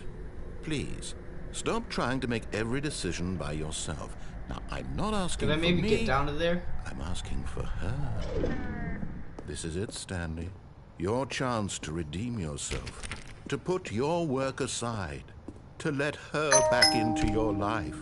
She's been waiting. That's her, Stanley. You need to be the one to do this. To reach out to her. If you can truly place your faith in another, then pick up the phone. What if I just... As Stanley picked up the phone, a white light engulfed him, filling him not just with radiance, but with hope. Hope for a life reunited one... Wait. Oh, goodness. Stanley, did you just unplug the phone? Maybe. No, that wasn't supposed to be a choice. How did you do that? You actually chose incorrectly? I didn't even know that was possible. Let me double check. No, it's definitely here, clear as day. Stanley picks up the phone. He's taken to his apartment where he finds his wife, and the two pledge themselves to one another. Music comes in, fade to white, roll credits. Not picking up the phone is actually somehow an incorrect course of action. How is that even possible?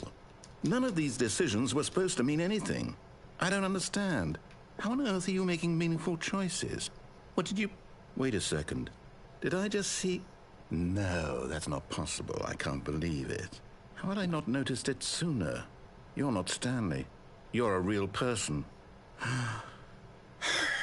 I don't know why I instinctively looked at my webcam. This is why you've been able to make correct and incorrect choices. And to think I've been letting you run around in this game for so long. If you'd made any more wrong choices, you might have negated it entirely. It's as though you completely ignored even the most basic safety protocol for real-world decision-making. Or did you not grasp the severity of the situation? Well, I won't have that kind of risk on my watch.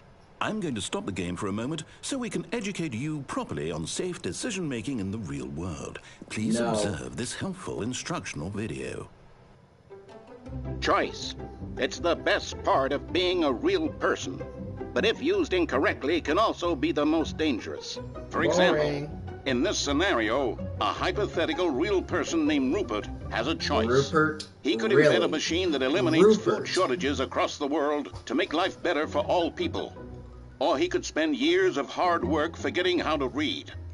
Which choice would you make? Remember that unlike here, the real world makes sense, and at no time should you make a choice that does not conform to rational logic.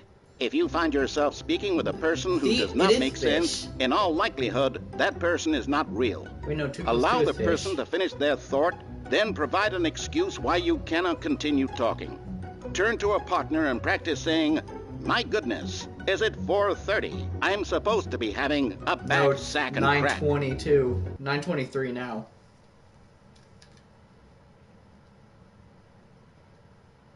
Practice what?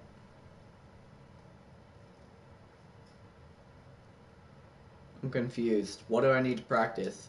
I'm just clicking X. Excellent. Making choices on a regular basis is the best part to a healthy decision-making process. That's a genius idea, actually. Most medical professionals recommend making at least 8 choices per day. Do you make more than 8? Less? And finally, if you begin to wonder if your choices are actually meaningful and whether you'll ever make a significant contribution to the world, just remember, that in the vast infiniteness of space, your thoughts and problems are materially insignificant, and the feeling should subside. At this time, your instructor will guide you in an exercise to test and reinforce the material covered in this video. Ah, welcome back. You may have noticed that this room has begun to deteriorate as a result of narrative contradiction. But not to worry. Now that you're properly informed on good decision-making, we're going to revisit a choice you made just a few minutes ago and see what the correct thing to do would have been. This way, please. What happens if I decide to unplug the phone again?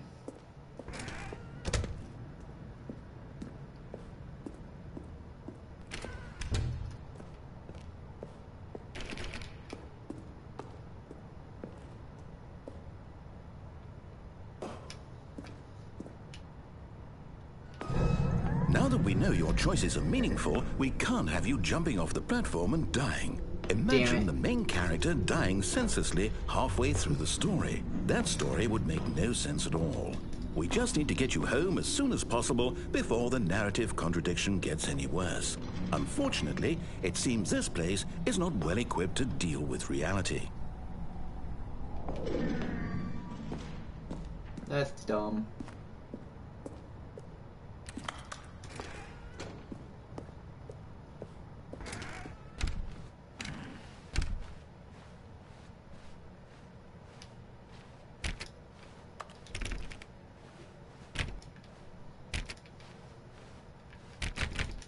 Nope, can't go to maintenance no more.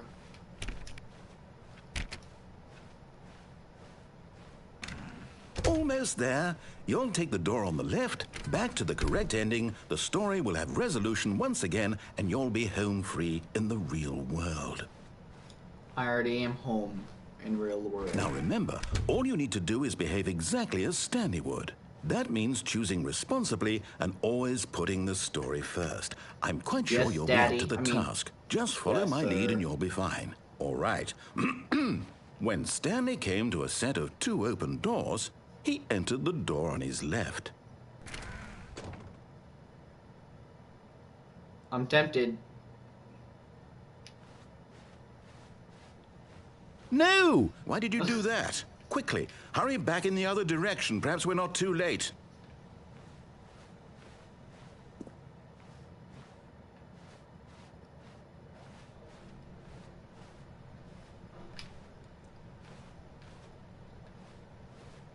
No, I'm gonna keep going that way.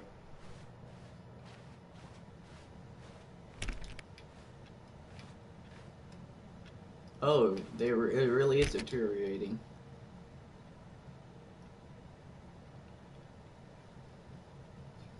Four, 5, 6, B, 4, 5, 6, B, 4, 5, 6, B, 7, 8, 9, 0, 7, 8, 9, 0, 7, 8, 9, 0. Yeah, I literally have no choice but to go the right way.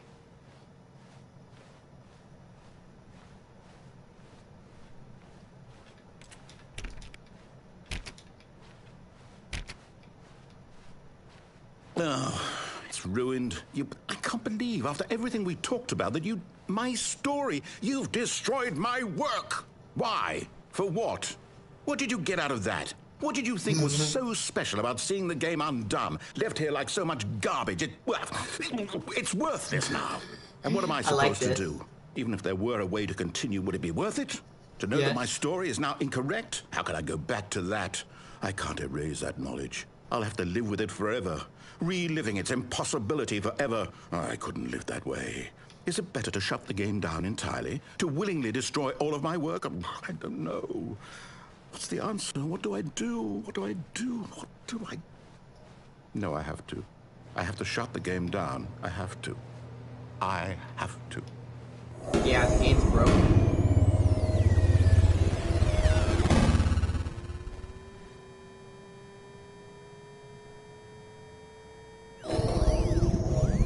There was no flashing light warning at the beginning of this game, so what the hell? Not even when I opened the I'm here. I'm still here. Here in this pile of rubbish. With you. You, who thought you were so clever. Now look where we are. My entire game is destroyed. It was the only thing in the world that was mine, and you've run it into the ground. What, did you think that would be funny? You just had to see? Didn't I impress upon you how important it was to be like Stanley? He actually knows how to do what I tell him to. He understands that if I say to do something, there's a damn good reason for it. That thought hadn't even occurred to you, had it? That there's a world outside of you? You're a child. Boy! My story. I feel bad If now. you'd just gone through the door on the left, you would have seen it. There was a whole underground facility. You would have destroyed it and been victorious. It would have been so perfect. I worked so hard on it. Thanks I for tried so spoiling hard it. to behave exactly as Stanley would.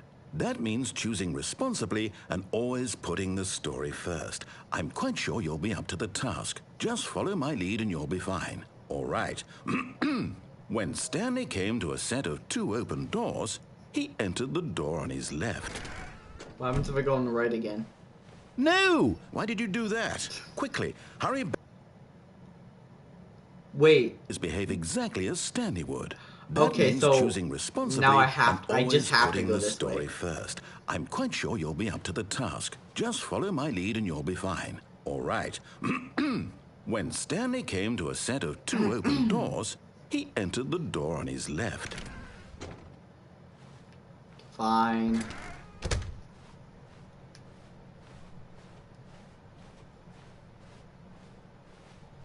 Yet there was not a single person here either. Feeling a wave of disbelief, Stanley decided to go up to his boss's office, hoping he might find an answer there. Damn, I can't go in the broom closet? That's dumb. I want the broom closet. Coming to a staircase, Stanley walked upstairs to his boss's office.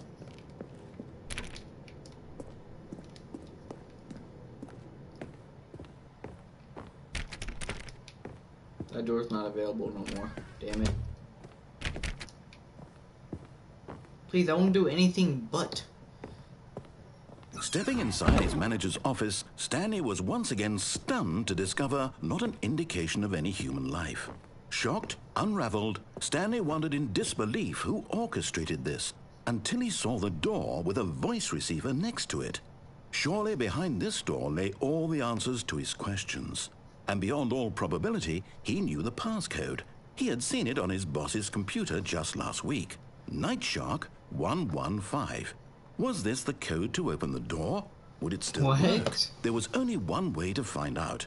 Stanley had been trained never to speak up, but now he would draw from within himself the courage to face the unknown. He drew a sharp breath and then spoke the code. Okay. The code. Wait, did it actually flash? Did you see that? That flashed. Stanley spoke the code. Nightshark 115.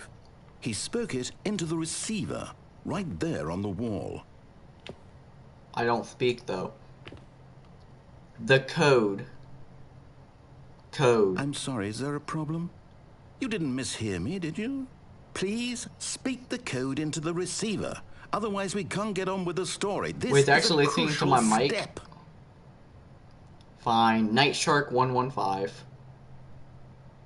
No, Okay, still nothing? fine. You're not going to do it. Okay. But you know I was what? about to say, it's not- pretty is it picking my humiliating to mic? bring you this far, only for you to was suddenly getting decide you have confused better for a things to moment, do. huh? I asked you for this one single thing, for your respect. The kind of I respect did. Stanley shows for his choices. He knows what it means to take a story seriously. If you didn't want to see what I had to show you, then Bro, why did you take come the- here? You had Bro, a choice, you push know. his button. You could have gone through the door on the right. You could have No, I done couldn't. whatever the hell you wanted over there. Why did you come this way? Speak. Say something to me. Explain yourself, you coward. Kill yourself. Oh, When he did. Stanley came to a set of 2 open doors, he entered the door on his left. Wait, what? Stanley? Hello? Are you... Is everything okay? Stanley, please. I need you to make a choice. I need you to walk through the door. Are you listening to me? Can you hear me? Is everything all right? Stanley, this is important. The story needs you. It needs you to make a decision. It cannot exist without you. Do you understand me? Whatever choice you make is just fine. They're both correct. You cannot be wrong here. We can work together. Yeah, sure about that. You killed me in one of them. To take that step forward. Twice. Please. Choose. Do something. Anything. This is more important than you can ever know. I need this. The story needs it. I feel bad for this dude. I mean, I don't feel too bad, honestly. Stanley, are you there? Okay. It's okay, I can wait. You need time to decide. Time to make sure your choice is correct. That is the best choice. Oh, is he crying? I'll wait for you to decide what's the right thing to do. Take as much time as you need.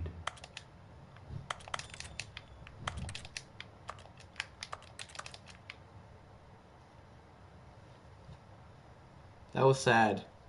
That was a little depressing, but oh well. He killed me twice. Even though he did advise against it multiple times. I should have just followed the story. I know there's a lot more achievements I could have gotten.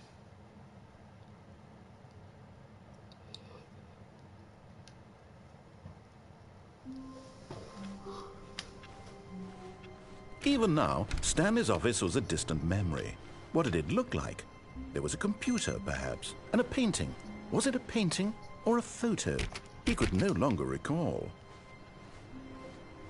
Yeah, I guess not. Figurine Finders Committee. No matter how hard Stanley looked, he couldn't find a trace of his Looking for co-workers. co-workers. Don't care about the co-workers. They can all kiss my ass. They all abandoned my ass in my office. Didn't even tell me we had no work today. Stanley lifted the bucket into his arms, and a wave of comfort rushed over him.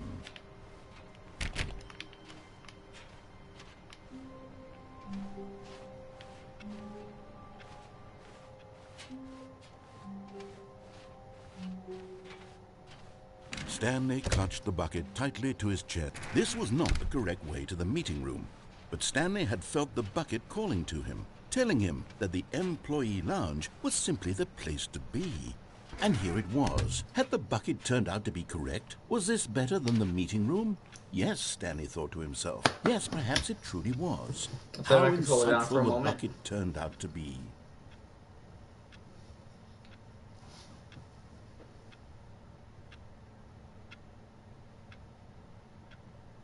I won't be able to stay in this room Truly, for too long. being here with the bucket was a grand adventure. Stanley reflected on all they'd been through together. First, walking through the door on the right. Then walking to the lounge. Then arriving at the lounge. What a thrilling journey the bucket had inspired. Yes. So you're gonna say it's obsessive again? Perhaps this was where the bucket felt most truly at home. Here in the employee lounge.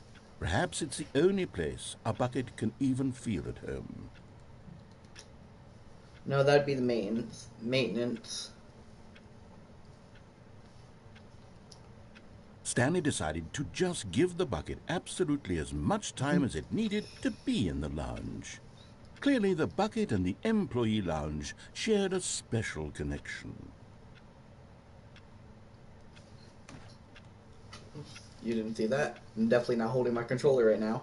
Funny part, I'm not. I actually ain't.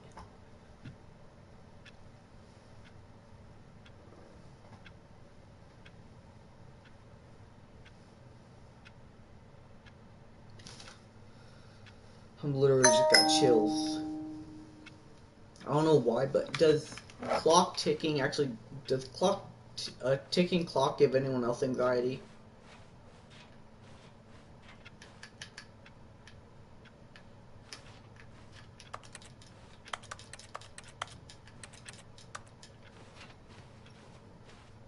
Okay. But finally, the bucket was done being in the lounge, and they took the first open door on their left to get back to business. I could. Is that the phone? It looks like the phone. No, said the bucket. don't go to the meeting room. Go somewhere else. The cargo lift, yes. Go there. Go to the cargo lift.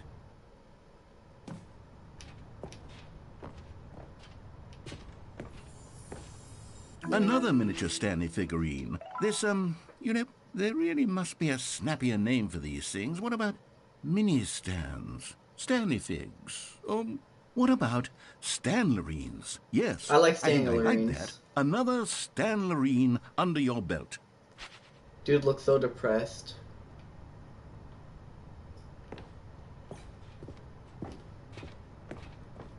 What happens if I just go down here? Oh. Oh.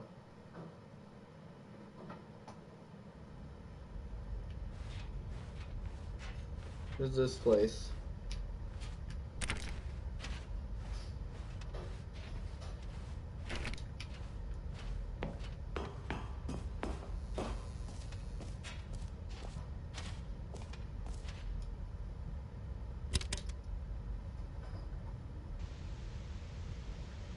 Okay, this is day number 295. Tape number... I don't even know. I've lost track. Nothing feels real anymore. The longer I study this bucket, the less sense anything makes. The sheer euphoria I feel every time I pick it up. No matter how many times I've done it, it's always the same feeling.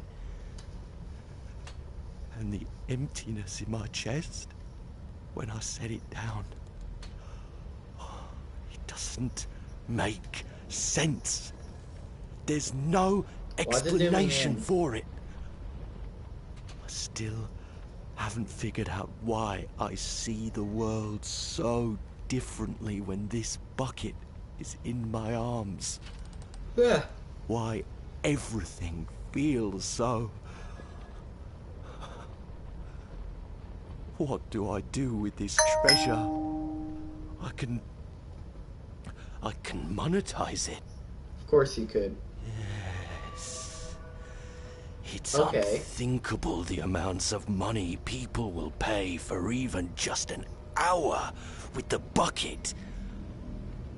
This is my golden ticket. Okay, you can zoom But I out have now, to be please. careful, because as soon as this gets out, there's going to be a target on my back.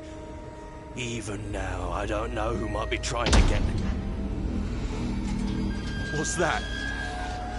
Who's there? Caporata. Caporata? What the hell does that mean?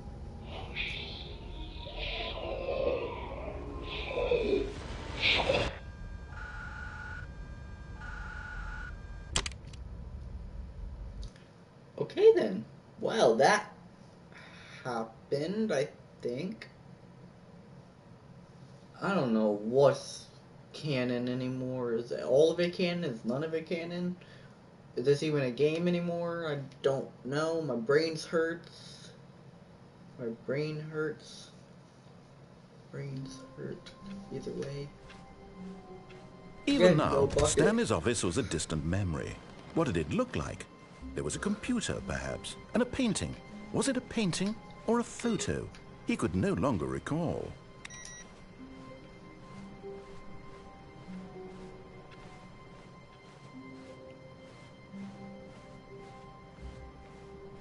When Stanley came to a set of 2 open doors, this was not the correct way to the meeting room, and Stanley knew it perfectly well. Perhaps he wanted to stop by the employee lounge first, just to admire it. The lounge was grand, majestic, perhaps too majestic. Like a combination of a much smaller version and a much larger version of this exact room. It all made Stanley uncomfortable, and he started to bleed a little. This made him smile. At last, proof that he was human. Oh. So the blood's a wholesome thing. But where's the blood? Where's my feet? Seriously. Yes, really, really worth it being here in the room.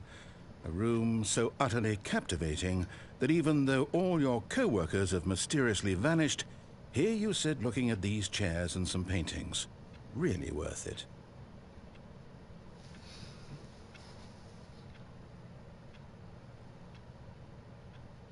At this point, Stanley's obsession with this room bordered on creepy and reflected poorly on his overall personality.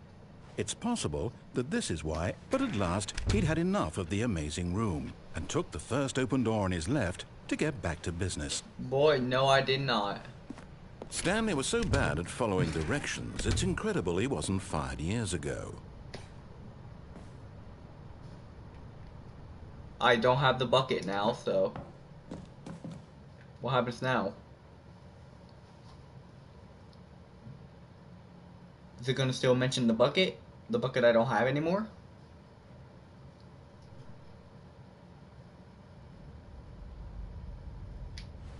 Stanley had now gotten himself so far off the beaten path that it seemed the office had begun. So far off the beaten path that it seemed the office had begun. So far off the beaten path that it seemed the office had begun. So far off the beaten path that it seemed the office had begun. So far off the beaten path that it seemed the office had begun. So far off the beaten path that it seemed the office had begun. You didn't think I was actually just a recording, did you?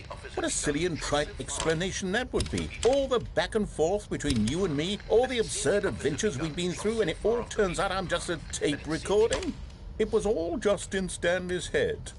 I bet that's the kind of twist you think is revelatory. I bet each and every time you watch a movie where it turns out all to be in the main character's imagination, you must absolutely bolt off the couch in pure shock at the phenomenal and intricate storytelling. It must be so simple to be you.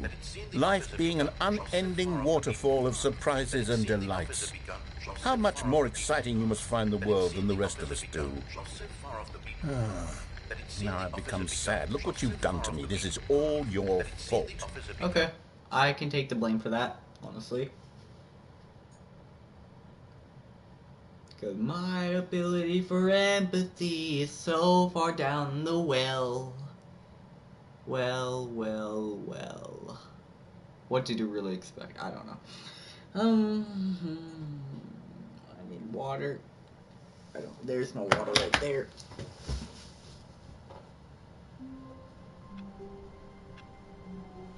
Oh man, I'm just drinking some water real quick. It hurts to pick up though.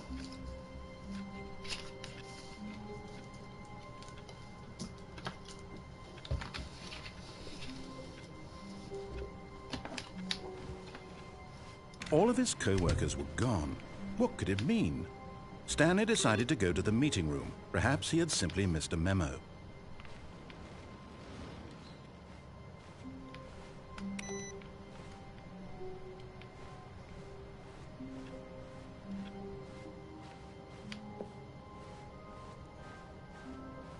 When Stanley came to a set of 2 open doors, this was not the correct way to the meeting room, and Stanley knew it perfectly well.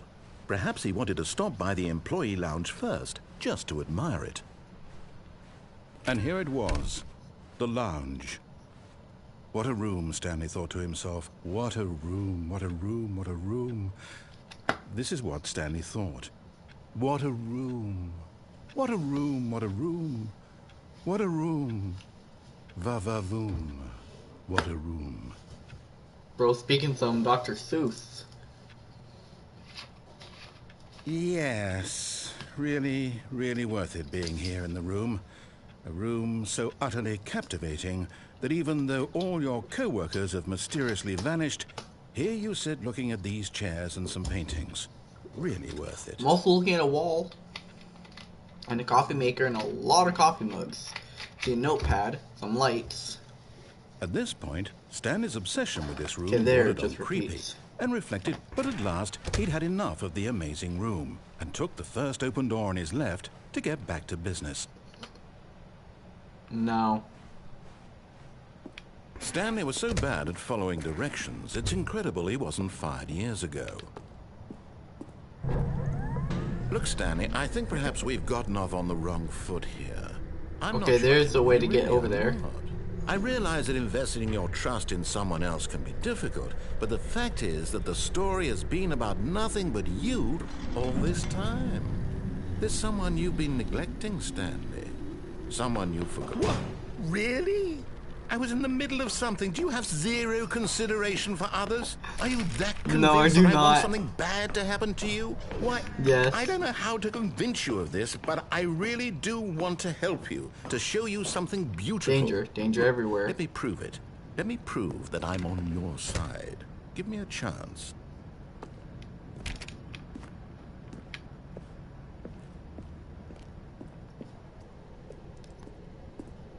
B3. No buckets past this point. So when I have a bucket now again, listen I can... carefully, this is important. Stanley walked through the red door. Okay, I'm going back to the name of these little Stanley figurines, and now I'm torn between Stanlerines and Figlies. What do you think, Stanley? What name better encapsulates the intrinsic sense of happiness that you get from seeing a small number in the corner of your screen go up by 1? Let me sit on it. I'm sure it will come to me.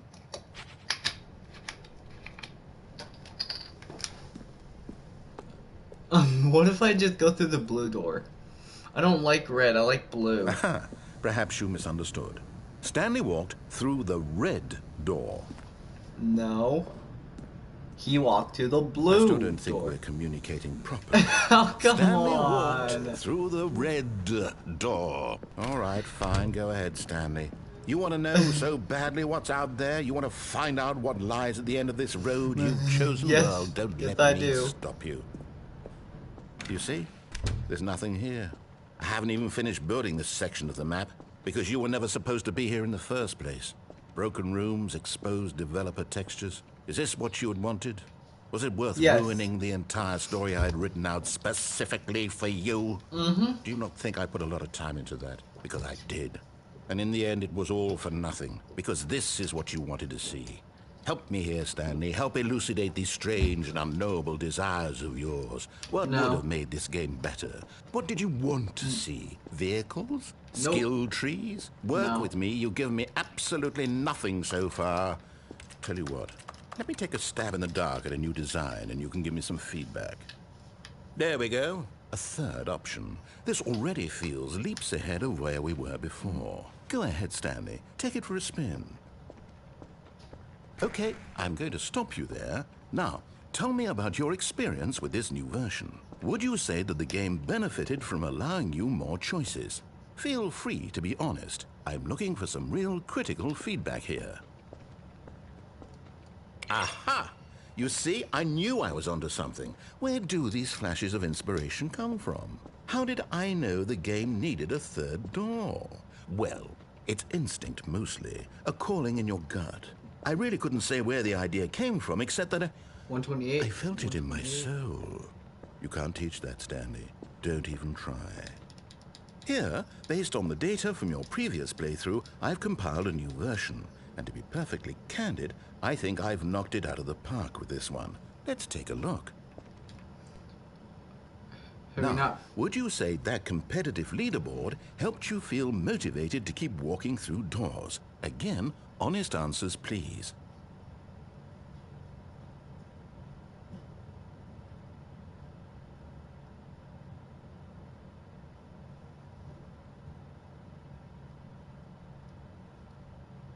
%98 people.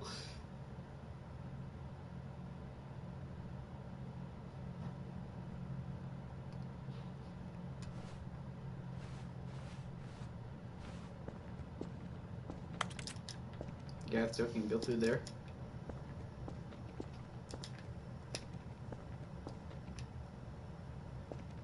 Uh-oh.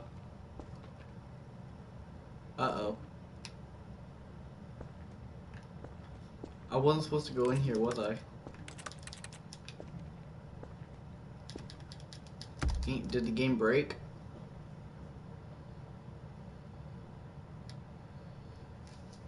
This is all the sequel.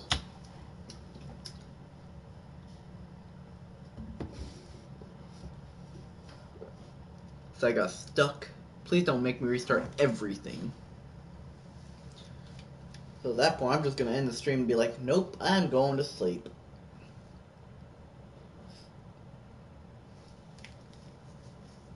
Okay, I see why dogs always scratch so much.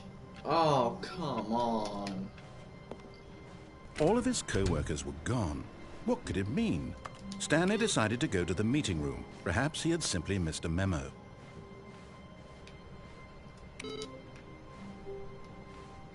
The confusion and the chaos all seemed to melt away as Stanley embraced the bucket.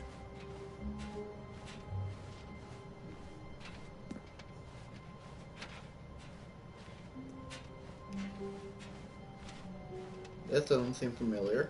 Stanley clutched the bucket tightly to his chest, and this was not the correct way to the meeting room. But Stanley had felt the bucket calling to him, telling him that the employee lounge was simply the place to be. And here it was. Had the bucket turned out to be correct? No, never mind. The bucket was wrong. Stanley took the door on his left to go back to the meeting room. No, said the bucket. don't go to the meeting room. Go somewhere else. The cargo lift, yes. Good, said the bucket. Now ride the lift all the way to the top. There's something up there I need you to do.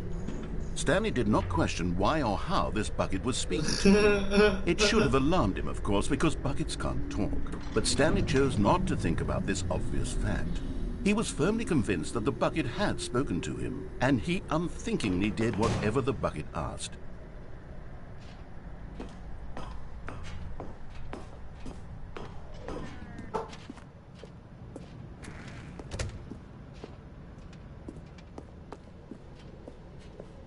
No, stop. Look there on the wall. You see, there's a sign right there. It says, no buckets past this point. Stanley, how could you think it was okay to bring the bucket here? Unless, what if the problem is that you actually don't know what is a bucket and what isn't a bucket? I suppose that would explain a lot about your behavior up to this point. Which, if that's true, well, my goodness, I think we have to do something about it. This misunderstanding could have dire consequences on the entire rest of the game if not addressed quickly and properly. So much of the impact of the story is dependent on your understanding of what is and what isn't a bucket is crazy. Please, step in here for a moment. Why? What is it?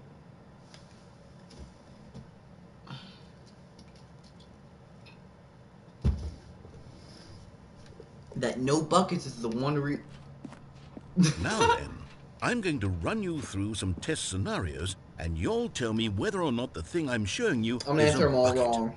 Simple enough, right? This should tell us everything we'll ever need to know about what is or is not a bucket. Okay, let's begin. Item 1.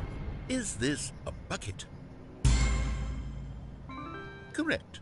It is a hologram of a bucket, not an actual bucket. Okay. Item 2. Is this a bucket? Correct. It is a 3D printed recreation of a bucket, not an actual bucket. Bruh. I'm gonna keep clicking no. Unless it shows not Item a bucket. 3. Is this a bucket? Incorrect. This is a bucket. How was I supposed to know? They all look like buckets to me. Item 4. Is this a bucket? What? Are you hallucinating? This is a tractor. It's an enormous machine that tills the earth. I thought this was a gimmick. How on earth did you manage to screw it up? Absolutely incredible. Let's just move on to the next one.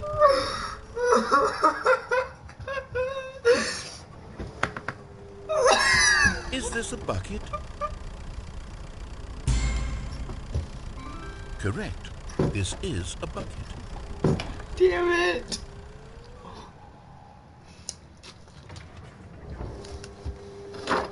Item 6.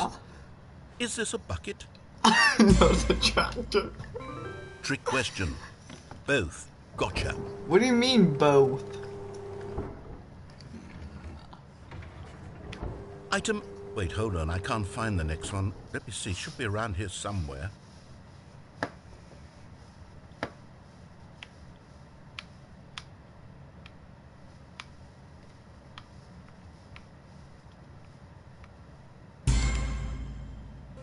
Okay, you and I both know there isn't anything here.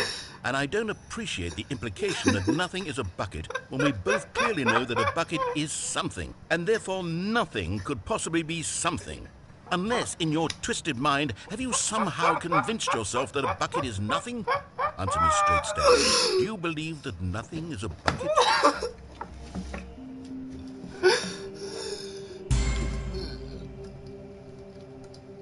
You know what? I'm too confused to even sort it out. I've lost all sense of perspective. What is a bucket? What isn't a bucket? Mere moments ago I could answer those questions with confidence. And yet now I'm somewhat adrift. Do any of us know what a bucket is? Joker at water. Am I a bucket? Stanley, I can't keep doing this. I'm losing myself, and myself was all I ever had to begin with. I'm afraid the bucket is threatening to tear our relationship apart. I can't have that. I'm sorry. No. I'm going to erase all buckets from the game entirely. No, I'm Okay. sorry. Here we go. I'm sorry. Bucket. What happened? Is everything gone? Why did everything disappear? Wait, was everything a bucket? Every single thing in the game was a bucket. My God, I had no idea. Who could... Except me.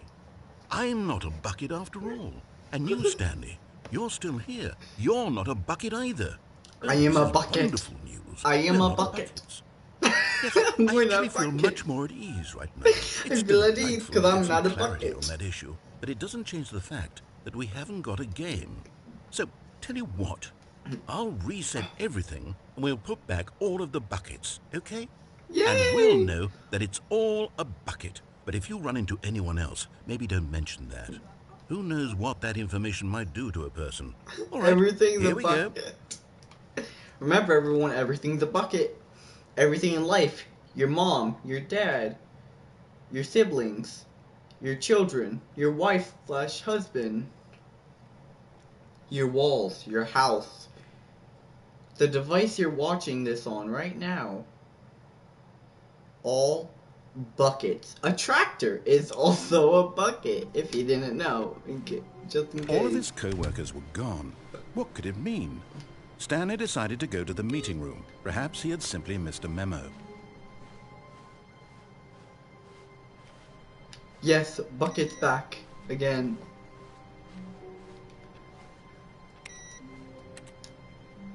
Warmth spread through Stanley's arms. With the bucket in his arms again, he was home.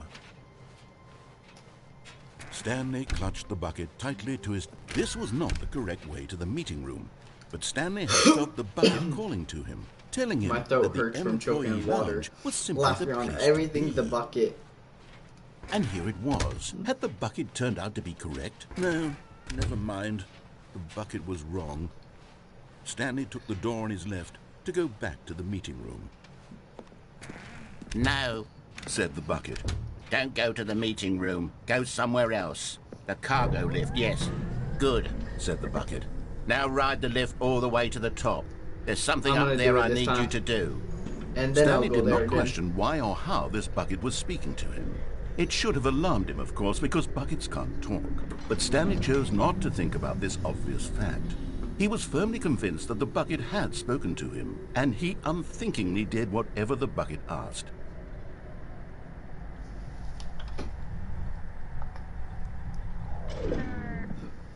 Bucket freedom ending. In here. Said the bucket. Go into this dark room over here. Stanley once again obeyed blindly.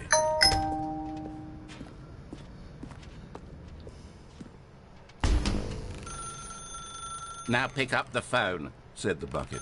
Pick up the phone and it will take us back home, where we can go about life together.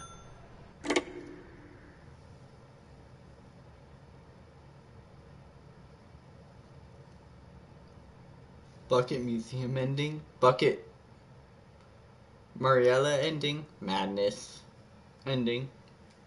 This is the sad story of a man named Stanley and his bucket. Once upon a time, I gave Stanley a bucket because I thought he was lonely and could use a friend. And then, very distressingly, he began to believe the bucket could speak to him.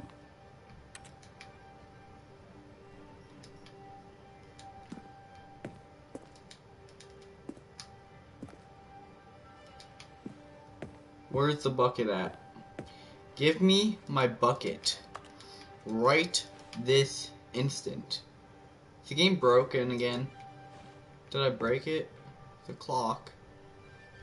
Bucket's on the couch. Hello, Stanley. It's me, your bucket. Press up to take me to work with you. The Stanley Parable Reassurance Bucket was merely meant to provide the comforting glow of companionship. It doesn't literally talk and give you orders. Whatever Stanley is hearing the bucket say to him is just in his head.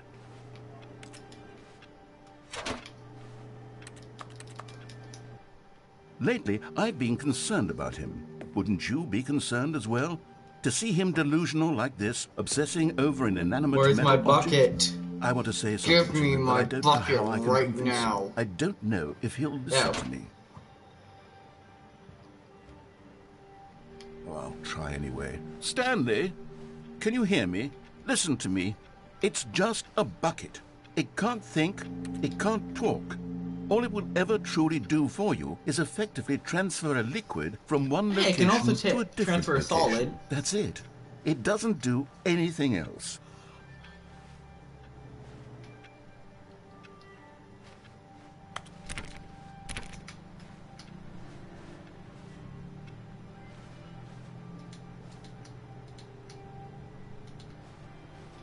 I think this is a bucket madness ending.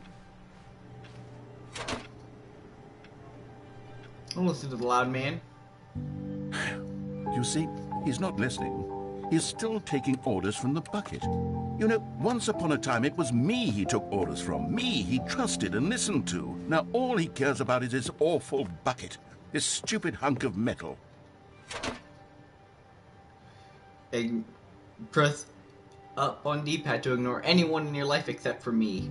It's sad. Yes, master. I suppose he doesn't need me anymore.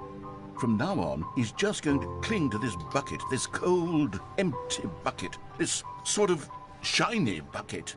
Well, I'll give it this. The bucket does have a nice shine to it.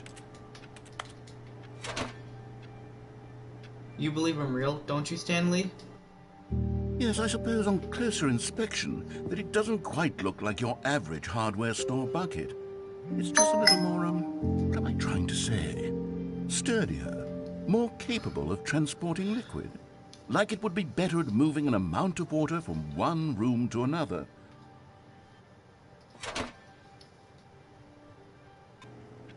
Oh my God, what am I saying? Better at carrying water from room to room. It's a bucket. It's literally just a bucket. Why do I feel some need to point out the ways in which it's so much more than just a regular bucket?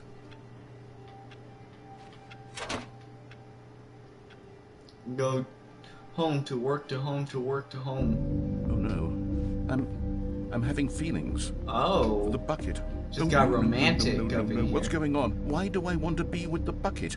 Hear what the bucket has to say. Do anything it asks. What's wrong with me? I don't understand. Am I about to have sex with the bucket? This would be less confusing. That's hot. Yes. Jazz the nights bucket with could the tell me bucket. what to do in this troublesome situation. I hate to tell you, I might be cheating on you with the basket.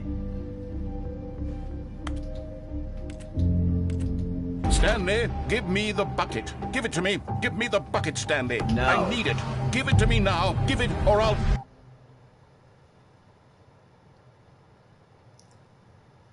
What just fucking happened? Go back to work, Stanley.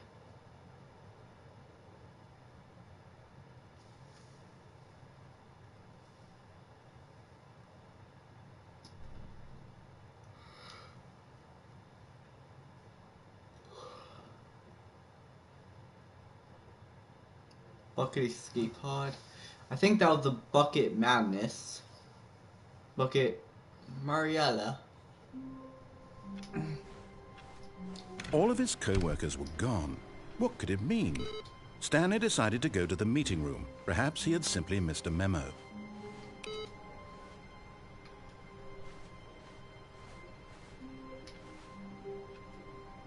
Stanley picked up the bucket and smiled.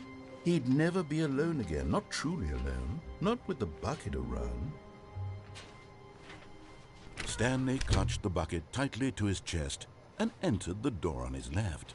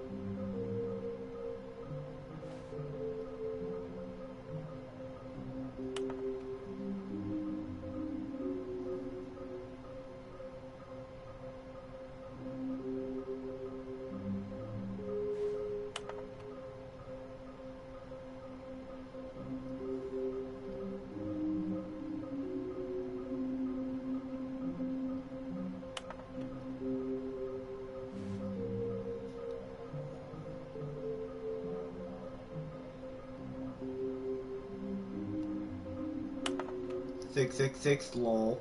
Lies!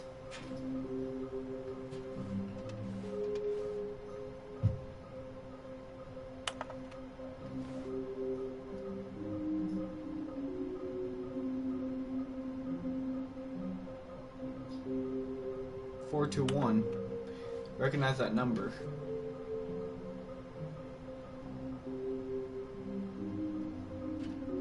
Red room. Also, we're gonna remember that. Stairs. Don't do stairs. A private but smelly place. Private but smelly place for VIP and stairs. Smelly VIP and stairs.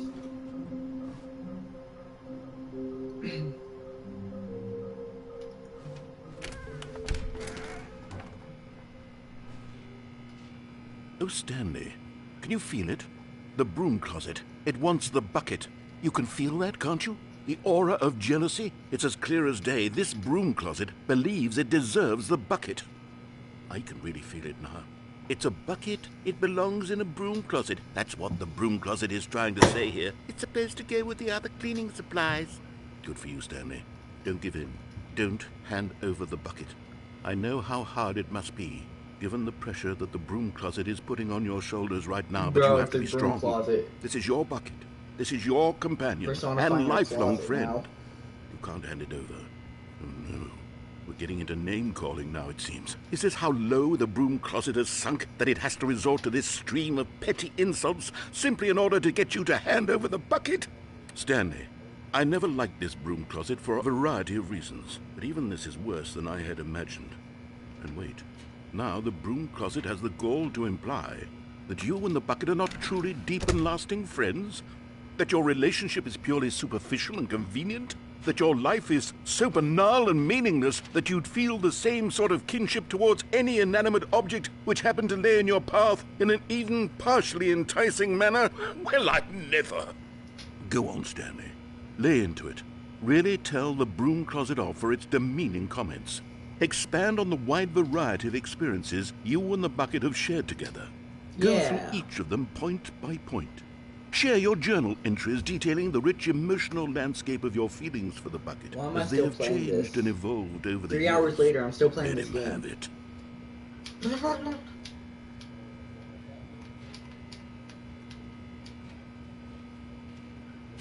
Okay, I've got you something which I think will help settle this debate once and for all. Here we go. There. Now it's settled. No more debate, no more discussion. Take a hike, broom closet, with all your meandering philosophical diatribes about the nature of cleaning supplies and their relationship to broom closets in the natural order of things.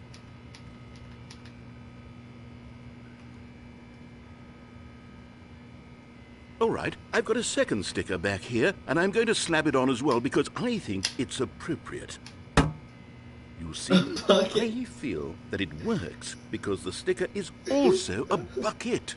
That way, if you're ever unsure whether the thing you're holding is a bucket or not, you can look down at this sticker and say to yourself, Oh, it's a bucket. There really is a wide variety of applications for this sticker.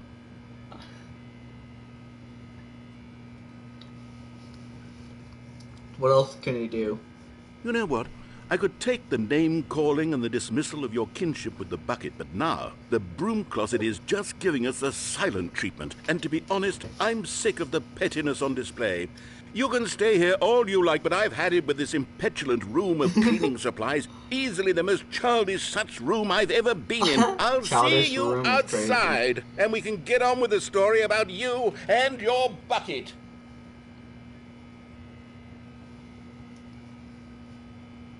No, I'm not gonna leave. It's just me and my bucket in the broom closet. It's a polyamorous relationship. It's just the three of us. Just the three of us.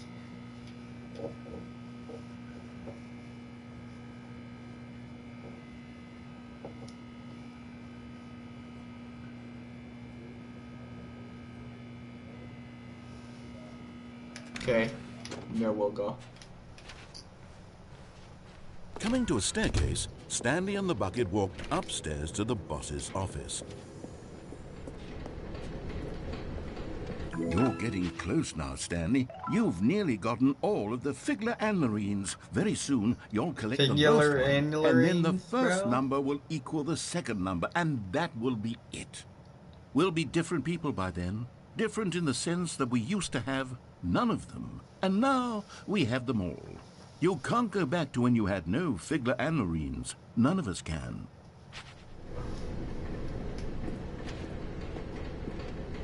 But Stanley just couldn't do it. He considered the possibility of facing his boss, admitting he had left his post during work hours. He might be fired for that. And in such a competitive economy, why had he taken that risk? All because he believed everyone had vanished? His boss would think he was crazy. And then, something occurred to Stanley. Maybe, he thought to himself, maybe I am crazy.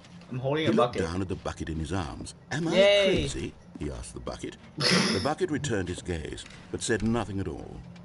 That's strange, Stanley thought. Usually the bucket is a source of guidance and wisdom for me in difficult times such as these. He held the bucket close, yet felt none of its familiar reassurance and comfort. And that's when Stanley realized, this isn't my bucket.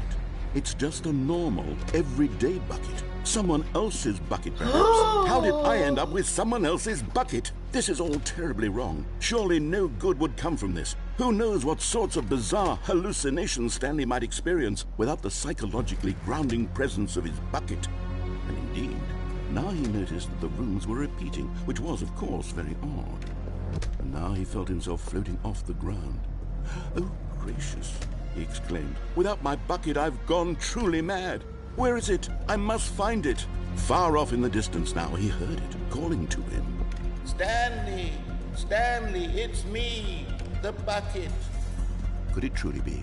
He rushed forward from room to room, passing by one bucket after the next. None of them were his. None of them were his special bucket.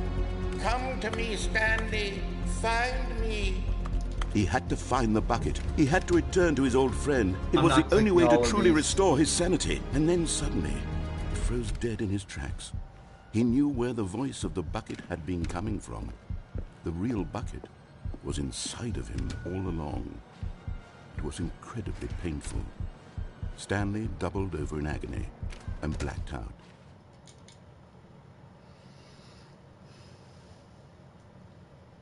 This is the story of a woman named Mariella. Huh? I'm sorry, what? Who's Mariella now? Mariella woke up on a day like any other.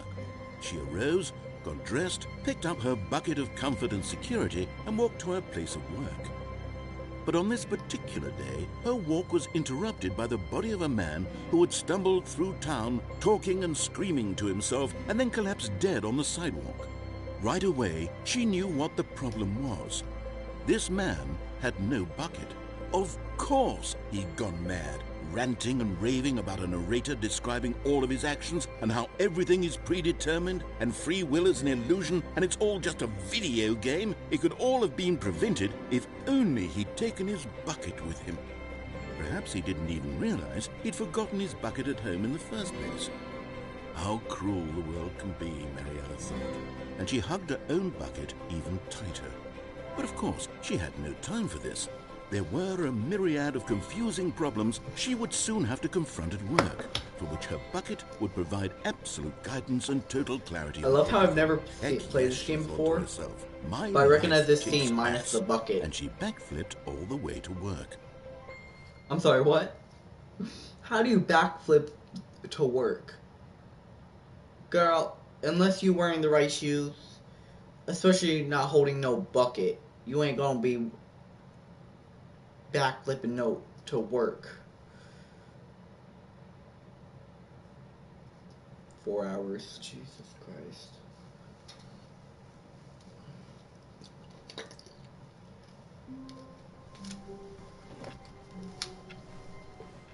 All of his co-workers were gone. What could it mean? Stanley decided to go to the meeting room. Perhaps he had simply missed a memo.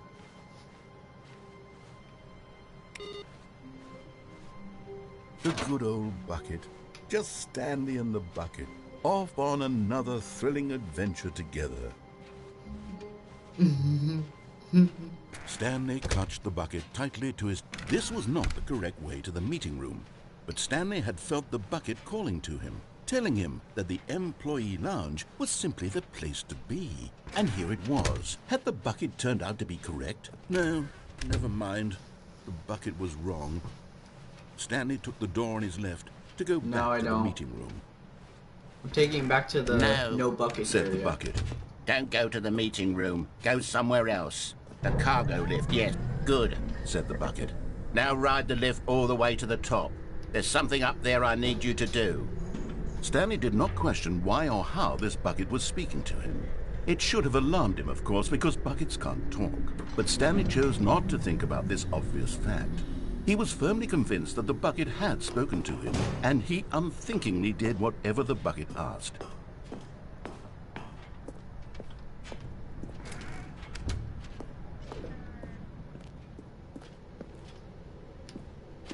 No, stop.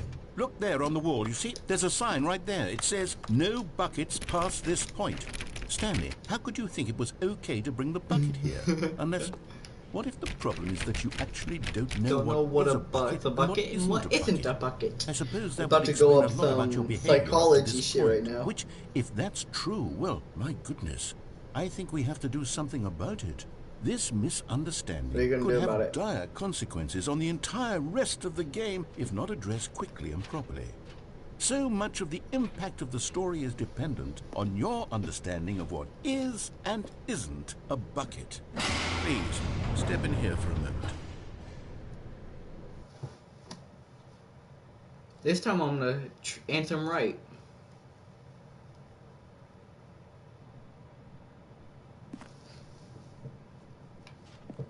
Is this a bucket? Then, I'm going to run you through some test scenarios, and you'll tell me whether or not the thing I'm showing you is a bucket.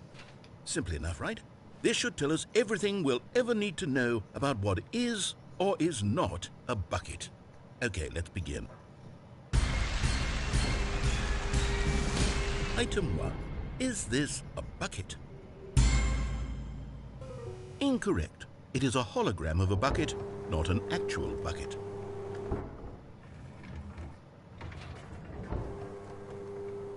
Item 2.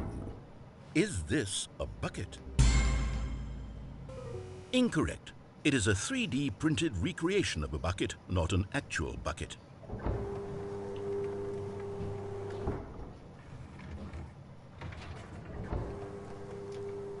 Item 3. Is this a bucket? Incorrect. This is a bucket. Bruh.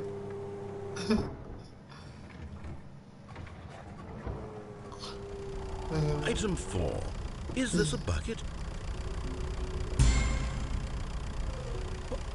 Are you hallucinating? This is a tractor. It's an enormous machine that tills the earth. I'm sorry, if it ain't red, leave it in the shed. This is the tractor I want. Incredible. If you drive a Let's green just move tractor, on to the next you ain't one. driving the right tractor. You need a red tractor for a good tractor.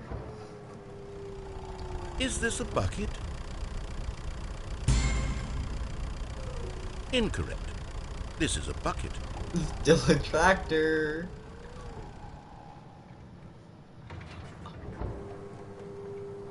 Item 6. Is this a bucket? Trying to remember, is this a bucket or not?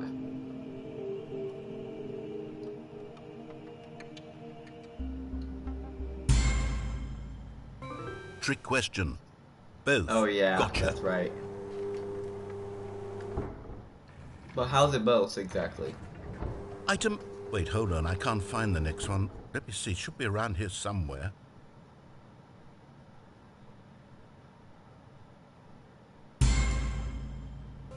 Okay, you and I both know there isn't anything here.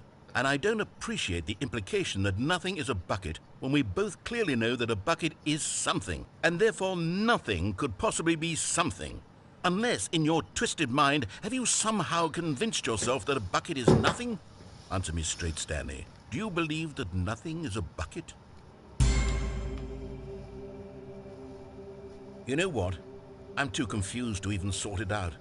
I've lost all sense of perspective. What is a bucket? What isn't a bucket? Mere moments ago I could answer these questions with confidence. And yet now I'm somewhat adrift. Do any of us know what a bucket is? Am I a bucket? Stanley, I can't keep doing this. I'm losing myself, and myself was all I ever had to begin with. I'm afraid the bucket is threatening to tear our relationship apart. Well, I got a 0.5 out of that entire thing. But I'm going to erase all buckets from the game entirely. Okay, here we go. Bye-bye buckets. Again. What happened? Is everything gone? Why did everything disappear? Wait, was everything a bucket? Every single thing in the game was a bucket. Oh my God, I had no idea. How could... Except me. I'm not a bucket after all. And you, Stanley, you're still here. You're still here? You're not a You're bucket not a bucket either. Oh, this is wonderful news. We're not buckets. We're not Yes, buckets. I actually feel much more at ease right now. It's delightful to get some clarity on that issue, but it doesn't change the fact that we haven't got a game. So, tell you what, I'll reset everything, and we'll put back all of the buckets, okay? And we'll know that it's all a bucket. But if you run into anyone else, maybe don't mention that. Who knows what that information might do to a person? All right, here we go.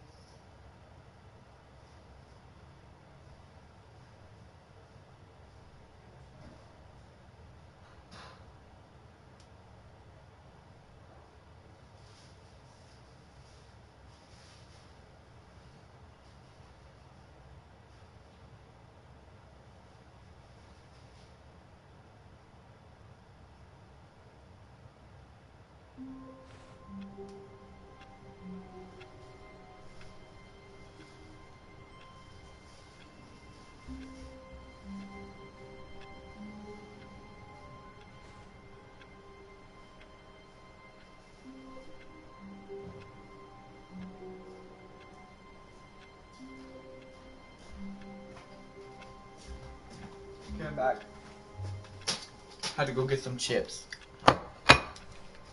How wonderful. Stanley was alone. Finally. This is great, he thought to himself. This is what I've wanted all along. I got what I wanted.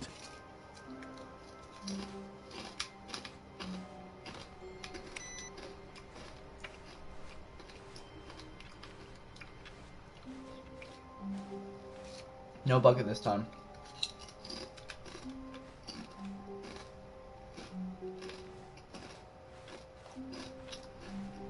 Where are we going today? The bucket asked. Okay, I need the Stanley bucket. just smiled. Anywhere they went together would be perfectly fine with him. Stanley clutched the bucket tightly to his chest and entered the door on his left. This was not the correct way to the meeting room, but Stanley had felt the bucket calling to him, telling him that the employee lounge was simply the place to be. And here it was. Had the bucket turned out to be correct? Was this... No, never mind. The bucket was wrong. Stanley took the door on his left to go back to the... And so the two of them detoured through the maintenance section and walked straight ahead to the opposite door.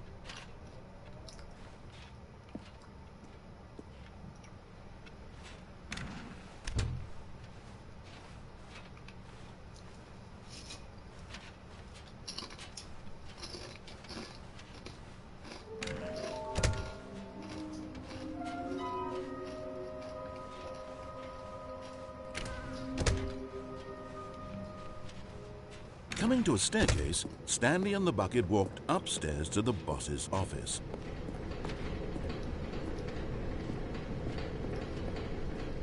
We just did that. That was the madness.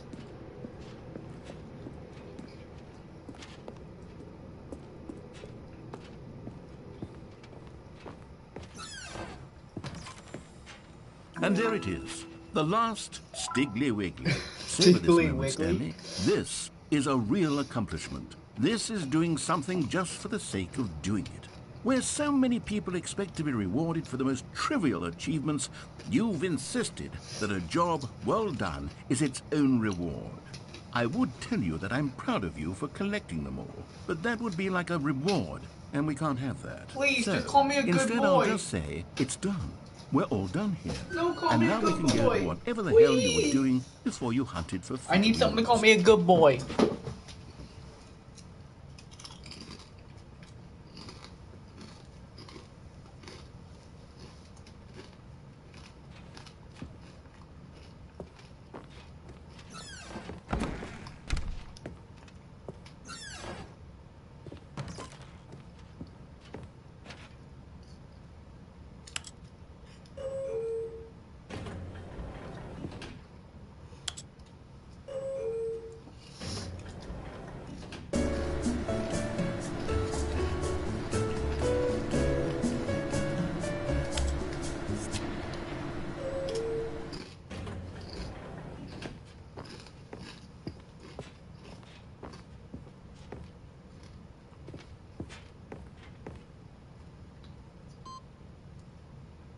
Two more. Stepping into his manager's office, Stanley was once again stunned to discover not an indication of any human life. Crushed by the weight of this revelation, Stanley may have broken down into an emotional dumpster fire if not for the soothing presence of the bucket. Even now, in his darkest of hours, did the bucket's warmth and guiding light pierce the dark clouds of confusion and chaos. It would be with him always. The bucket would, and he knew it. The two of them were inseparable. At this point, Stanley was so absorbed in the tender spiritual connection he shared with the bucket that he didn't notice the keypad behind the boss's desk. Nor in his bliss of simply being near the bucket did he have any notion that the PIN number for the keypad was 2845.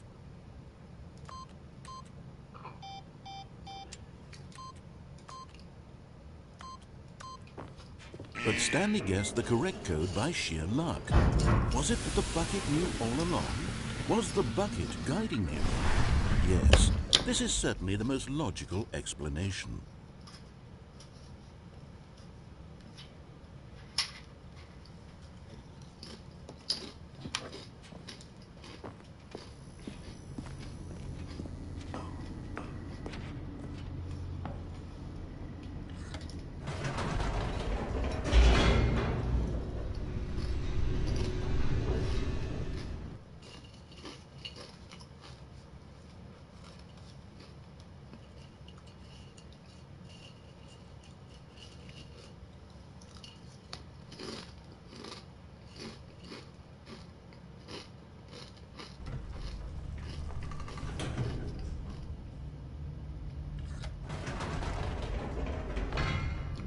Wait, Stanley said to the bucket. Can we go back up?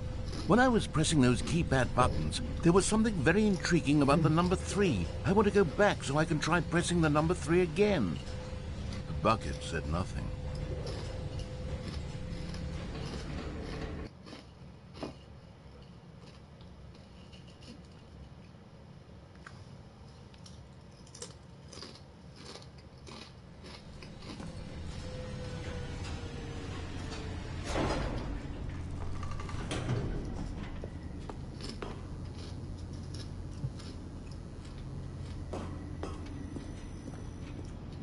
Here we are, said Stanley. Now I'm going to try out that number 3 button.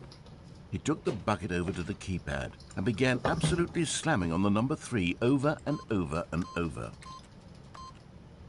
Well, he said, the number 3 is such a special button. I'm having the time of my life. Stanley looked expectantly at the bucket, but the bucket remained silent. This was a shock to Stanley. who had always felt such a connection with the bucket. How was this not as exciting to the bucket as it was to him? Once Stanley had had enough of the number 3, he got back in the elevator.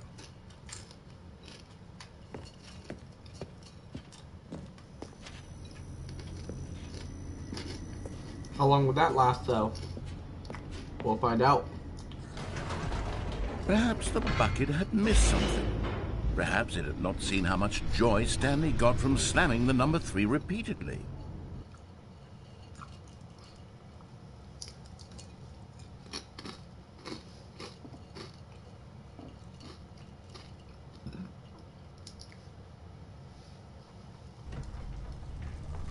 A hint of regret nagged in the back of Stanley's mind. Should he demonstrate the number 3 for the bucket again? No, said Stanley to the bucket. You can't go on yet. Not till you understand how much the number 3 means to me. You and I have been through so much together, and I just want you to see what I see. Feel the happiness I feel. He smiled at the bucket, and the bucket said nothing.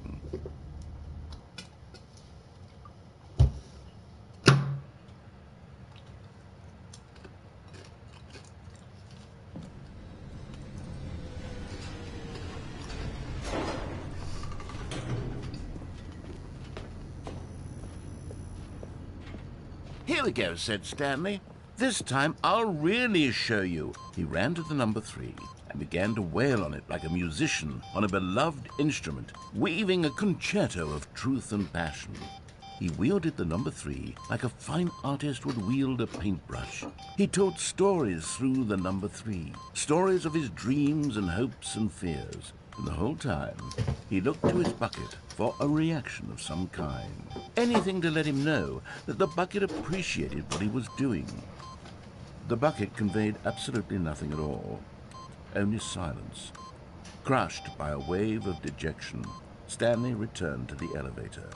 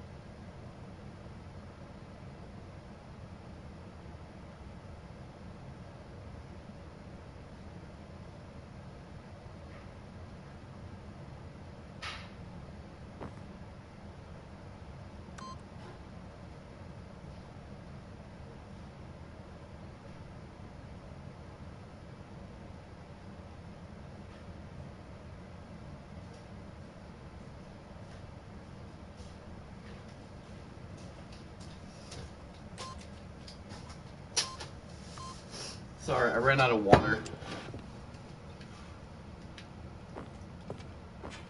So we're going to return to the elevator real quick. Stanley and the bucket were so close. They'd always been there for one another. Why suddenly could the bucket not connect with this passion of Stanley's? The question caused Stanley to ruminate the whole way down the elevator. He knew that there must be a way to get through to the bucket, to communicate fully with his dear friend. Surely there was a solution, mustn't there be?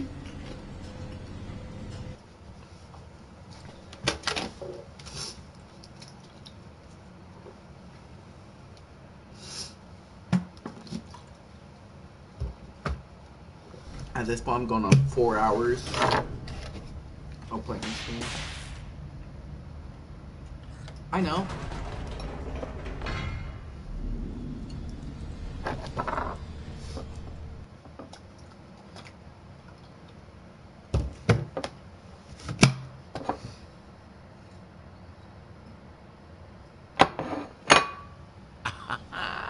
Said Stanley. I know what to do. I know how to fully express this feeling in my heart. He decided right then and there that he would hold a press conference where he would speak to the public on all matters relating to pressing the number 3 over and over. He would elaborate fully on what the number 3 meant to him and why he felt so alive when pressing it. Then the bucket would be able to see his joy through the eyes of others. It would get to see the world react to this discovery of Stanley's. And it would be through the public eye that the bucket would finally understand Stanley's work. For months, he advertised and marketed his press conference, building excitement around it, developing and rehearsing it, until it couldn't be refined a single measure further. When the big day arrived, Stanley was as prepared as he'd ever been for anything in his life.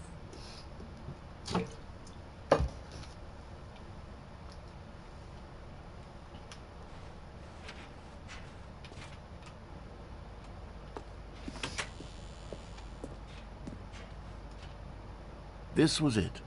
One last chance to win the bucket over. One opportunity to share a true connection with a loved one. There was no one here. Nobody had come to the press conference to hear Stanley speak, to listen to him talk about what it really means to press the number 3 on a keypad over and over. He was unloved, uninteresting, he was a failure. And in that moment, Stanley knew that the bucket would never again take him seriously.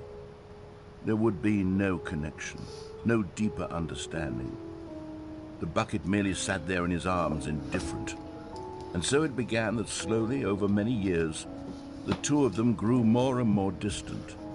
They spoke less and less, neither wishing to state the obvious, that any sense of real respect between them had eroded since that day at the press conference. There would be no more games, no more long conversations about passion and pursuit, only a silence that consumed the space between friends. And Stanley, having for once in his life discovered the warmth and comfort of true companionship, was cast back into the unremarkable normalcy of loneliness.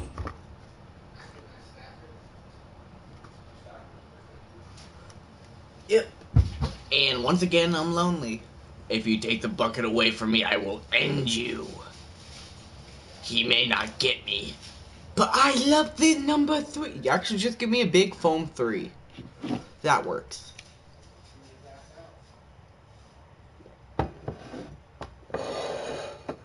The bucket never appreciated me for my true beauty of loving the number 3.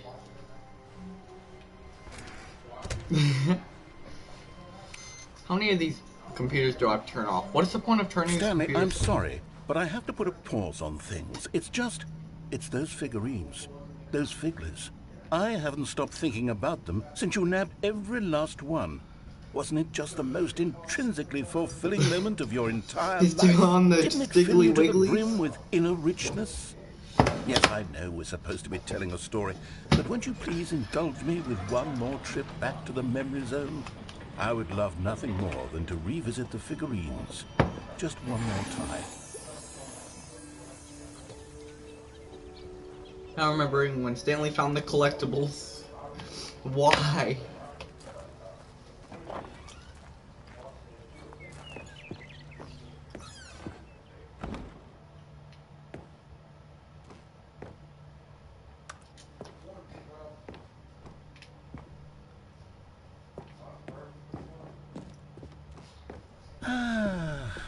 Here's where it all began.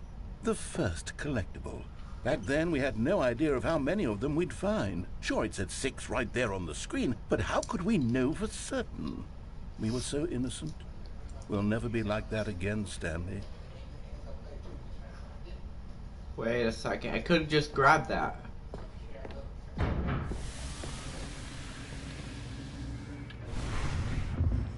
And here was the second Stanlerine. You found this one all on your own just by poking around behind the boss's office. You did that, Stanley. I'll be honest, back then I had no faith in you to find any of them, let alone 6. But you continue to surprise me in all sorts of mundane, Yeah, I just got 7 out of 6, ways. bitch. I am a god like that. Now where am I? Okay, let's do a little quiz. Which of these rooms was the room you found your third mini Stan? Can you remember?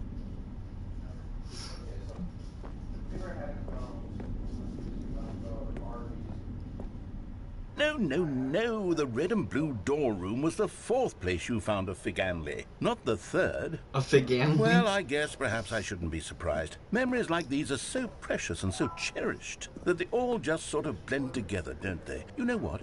If the red and blue door room feels like the 3rd place you found a collectible, then who am I to go making judgments? Yeah, you don't judge my memory. Oh, it doesn't matter. I was about to say, Let's see. blue door, bitch. Oh yes, we found a Figley in this pink room. Oh, well, no, we didn't. I can't actually say I remember being in this room, but it's here in the memory zone, so it must have happened. 10. So I skipped one, the original. This was the 5th mini stand, and this one was really something special. It was under the stairs. I remember it so clearly. In fact, because this one is particularly special to me, I made a little video to commemorate the occasion. Enjoy. How you found it? By the narrator! I just lifted my arm and it hurt like hell. What's that down there? Arrow! It's mini stand number 5! Not number 4, not number 3. High five!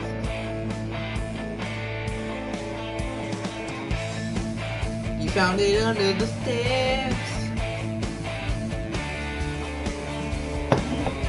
Thanks for watching. Yeah. Music by everything by narrator. Best boy. He's the narrator. Takes you back, doesn't it? I spent a lot of time making that video, but it was 8 minutes I wouldn't have spent on anything else. If you spent 8 minutes on that, that's sad.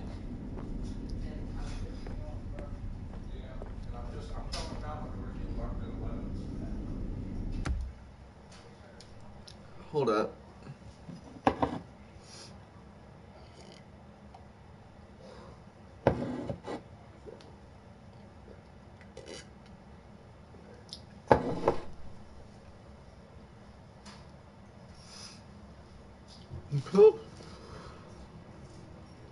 Just gotta chill down my spine. Anyways, back to the Stiggly Wigglies. I don't care. I have to giggle at that. That's Stanley, so stupid. I'm sorry, but I have to put a pause on things. The Stiggly Wigglies. It's like those figurines. Those figures. I haven't stopped thinking about them since you nabbed every last one. Wasn't it just the most intrinsically fulfilling moment of your entire life? Didn't it fill you to the brim with inner richness? Yes, I know we're supposed to be telling a story, but won't you please indulge me with one more trip back to the memory zone?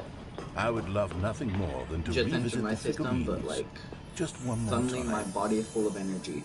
Hey, why not extend the stream for another 8 hours?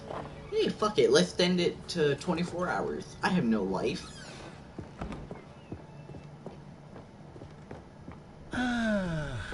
Here's where it all began. The first collectible. Back then, we had no idea of how many of them we'd find. Sure, it said 6 right there on the screen, but how could we know for certain? We were so innocent. We'll never be like that again, Stanley. Wait, I can just keep going back? Oh, that's so broken. Oh, bet. I'm gonna get up to like... was the second Stanley. You found this one all on your own, just by poking around behind the boss's office. Mind. You did that, Stanley. I'll be honest. Back then, I had no faith in you to find any of them, let alone 6. But you continue to surprise me in all sorts of mundane, unremarkable ways. Yeah, like I have 11 now? Okay, let's do a little quiz. Which of these rooms was the room you found your 3rd mini stand? Can you remember? Hey, that's exactly right. It was here in the warehouse. It was the 3rd one. You picked it up, and then after that, you had 3 of them. I'm glad these moments are so crystal clear in your memory, but I shouldn't be surprised. After all, science tells us that it's impossible to forget your 3rd time doing anything. My 3rd time doing anything. Interesting. Am I supposed to remember the 3rd time I have said? Oh yes, we found a Figley in this pink room. Oh, well, yeah, I this can't very actually say I bright pink remember room. being I in would this room, but it's W here in the room. memory zone. 10 so out of it 10 must room I have would happened. live in.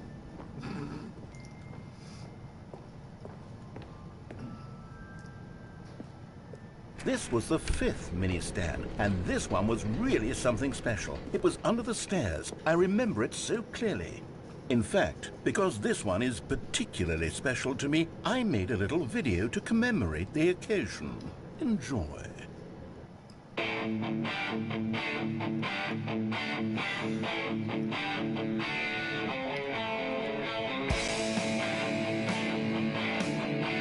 And yet, one moment, I have to take my headphones off and I crack my neck.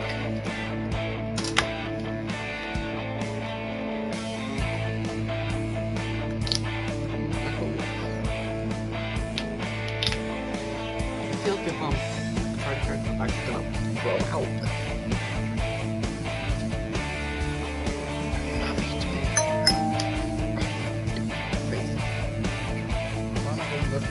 Map I deleted weeks ago. Takes you back, doesn't it? I spent a lot of time making that video, but it was 8 minutes I wouldn't have spent on anything else. Hold up, one moment. I'm cold now. My body has officially broken to the point where it cannot regulate my temperature at this point. Oh well. We'll go forward down the red curtain hallway in a moment. So yeah, I need to take my headphones off for that.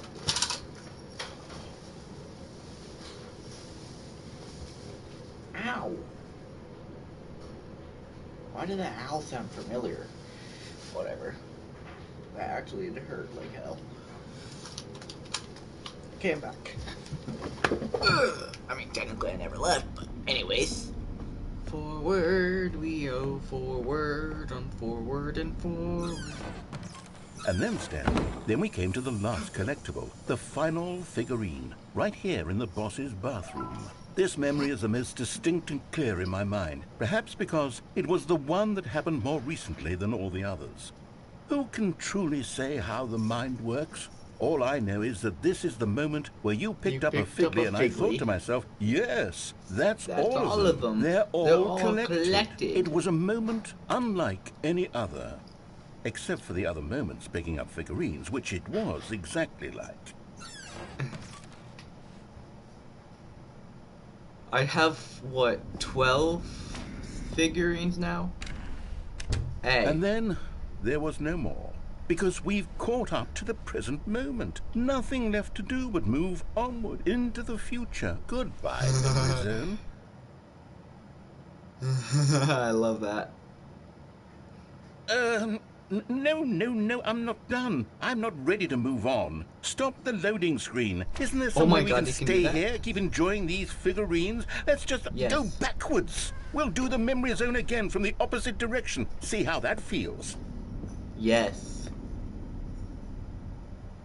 Genius idea. Yes, the boss's bathroom. 14 out of 6. I remember this. I must say, of all the figurines we looked at in our initial tour of the memory zone, this one is the most distinct and clear in my mind. Let's keep going. I want more. I want more? What if I collected none of them? What would have happened? And here's where I made that video. Don't you remember the video we watched? We watch it again. Yes, I love that video.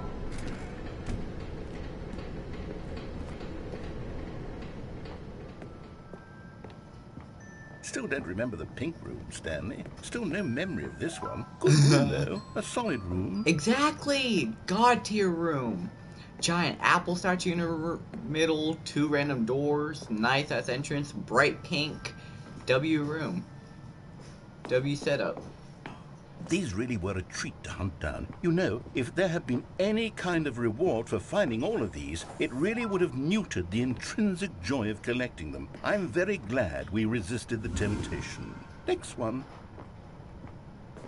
I was scared to fall. Because what happened if I fall? Could I fall?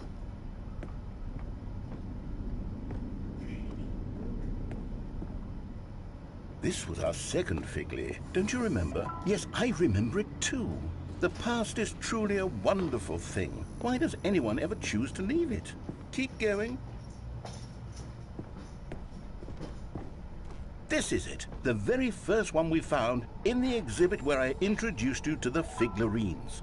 Oh, 19. I want more memories, Stanley. I want to keep going. What else is there? What came before this? No figs came before this. Sorry, dude. Not really.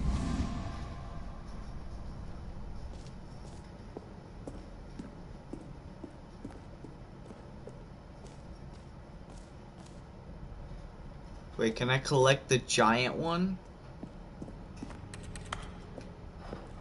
No. Oh, nothing. His memory is literally just figurines. Figlies.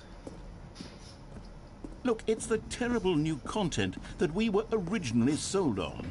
I remember new content back jump then. circle. But time does put a rosy filter on everything. In fact, I dare say I'm actually quite fond of it now. Oh yes, the two doors that I've never listened to. Classic memory, this one. Does it matter? Of course not. And did you really forget my office? There was your office. Is there anything else? Was there something that came before your office? There's something I feel I can remember. I can remember. What can you remember? What can you remember? What yes, can you remember? I'm remembering something now. I remember before this whole story got started. Back then I was different. I used to make big decisions. I was passionate. I was skeptical. I weighed each decision with profound thoughtfulness. And then, somewhere along the way, I stopped making decisions. I became lazy, and I came up with a character named Stanley to do my thinking for me. Wait, what? I would make the decisions, he would decide which way to go. I would cheer him on as he collected figurines for no reason. Damn. Why did I invent Stanley? Was I lonely? Yes, perhaps that's it. Perhaps I needed to So this whole game, I'm not a real person. And Stanley it only took 4 hours before I figured it out. Yay! But I suppose it's grown old. I want to think for myself again. I want to go back to how it used to be. Yes, I can be on my own again. I can do it. I'll be stronger this time. I'll take care of myself. I don't need Stanley anymore. Oh, but he truly was so much fun to play with. You know what? Since we're in the memory zone, how about one more good memory? Let's go back just once and give Stanley one more run of the office, and then I'll retire him for good. I did enjoy telling his story so very much. Okay, here we go. This is the story of a man named Stanley. How many times I've heard this and yet I still can't memorize it is fucking wild.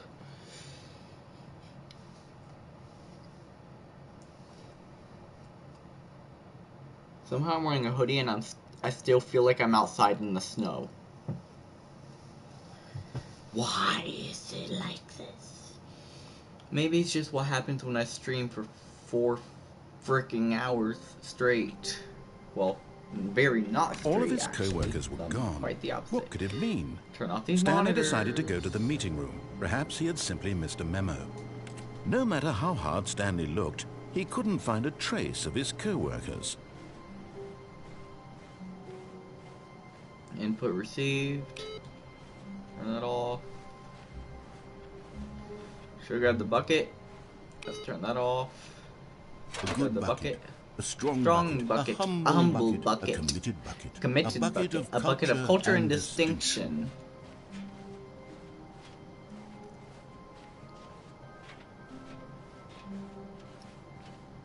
Stanley clutched the bucket tightly to his chest and entered the door on his left. Should I?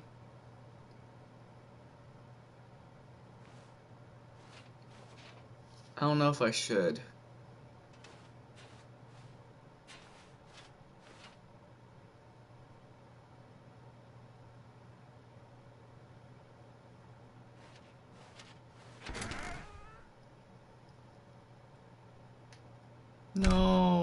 I guess I went too far. Oh well. Looks like I'm going this way now. Still no one was here.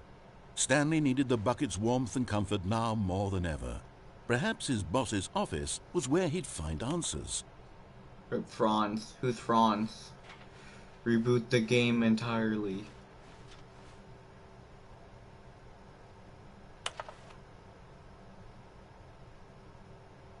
Interesting. Stanley, we must move on from this broom closet, simply because I have no remaining stickers. If I did, you can guarantee we'd be in here for hours. But alas, no stickers. No stickers. That's depressing. Narrator, you're a bad person. Coming to a staircase, Stanley and the bucket walked upstairs to the boss's office. That brings insanity. How do I get the red door, blue door again?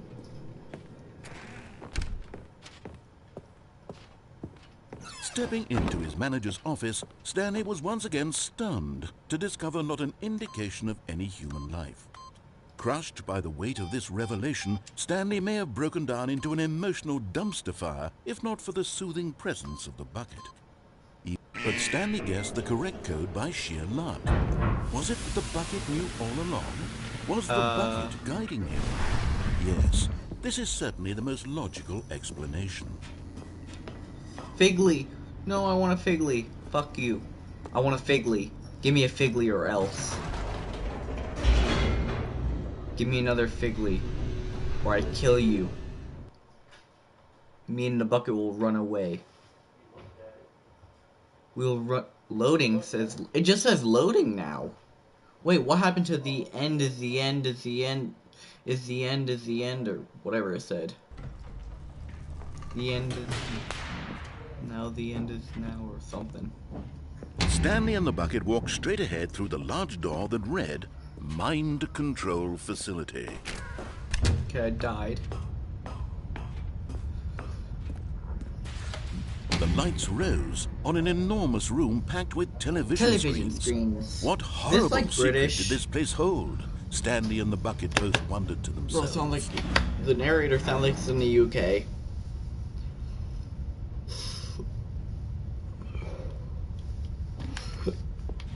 Ow.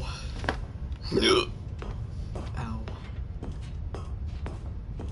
I'm hurting internally and externally. The monitors jumped to life, and Stanley nearly dropped the bucket in shock. Everyone in the office was being videotaped, monitored like guinea pigs. The bucket had never seen anything pirate, like this, wasn't it? and it very nearly burst into one of the tears endings. as Stanley cradled it gently, reassuring it that everything would be fine. Everything's gonna be fine, Bucket, I promise. I promise, everything's gonna be fine. I got you, buddy.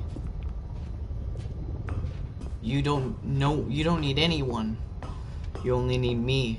I only need you. Was the bucket under the mind control facility's influence as well? Had the bucket been told to do things it didn't wish to do?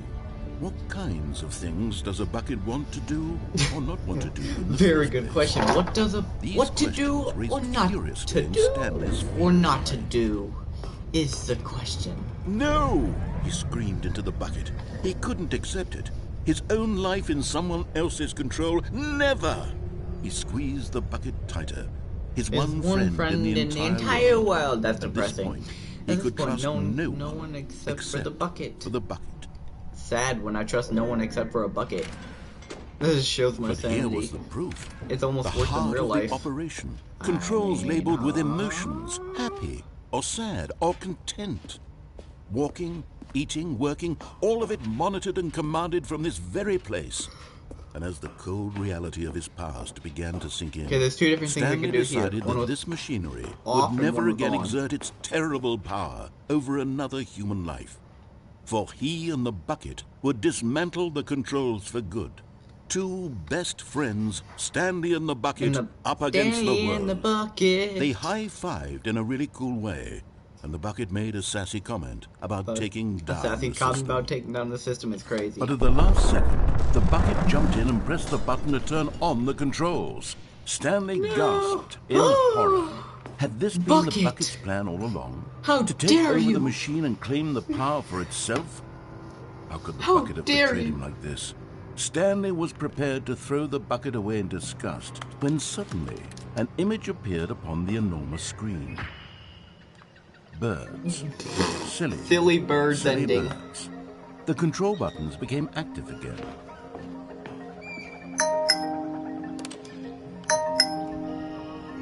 Bird.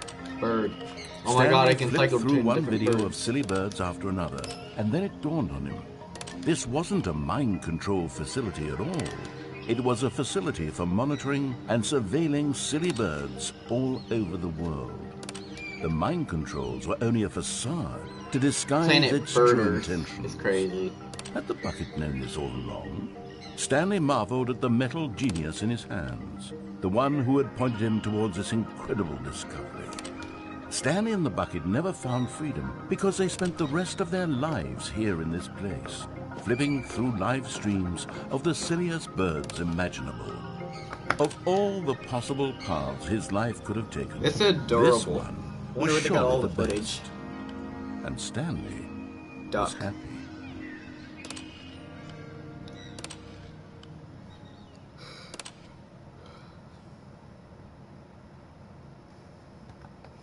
Yeah, there goes the silly birds ending. I have yet to get the, I got the new content ending, the sequel ending, the infinite hole ending, the bucket freedom ending, the silly bird ending, the bucket museum ending. Oh wait, no, I haven't got the bucket museum ending, but the bucket Mariella madness ending. Now I just need the museum and escape pod for the bucket.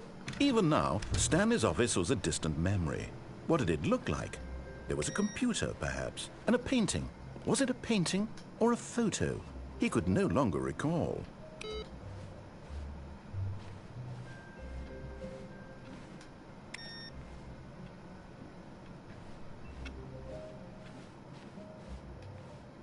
I'm not taking the bucket. When Stanley came to a set of 2 open doors, he entered the door on his left. This was not the correct way to the meeting room, and Stanley knew it perfectly well. Perhaps he wanted to stop by the employee lounge first, just to admire it. I'll take you next time. What do you mean it was okay?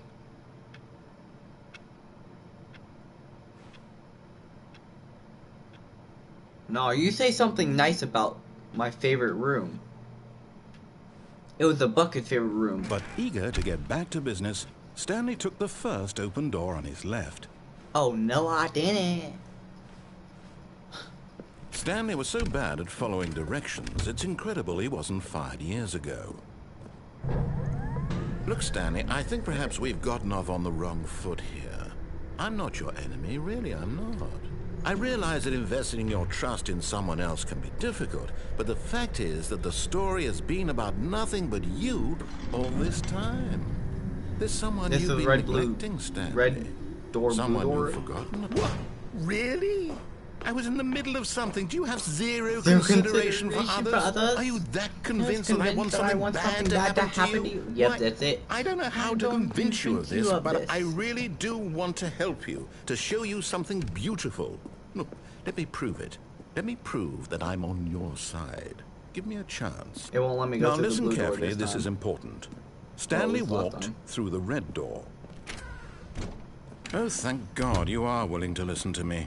Do you see that I really have wanted you to be happy all this time? The problem is all these choices. The two of us always trying to get somewhere that isn't here. Running and running and running, just the way you're doing right now. Don't you see that it's killing us? What's going on? I wanted to stop. What's going on? We would both be so much happier if we just stopped. And I think I have a solution. Here, let me show you.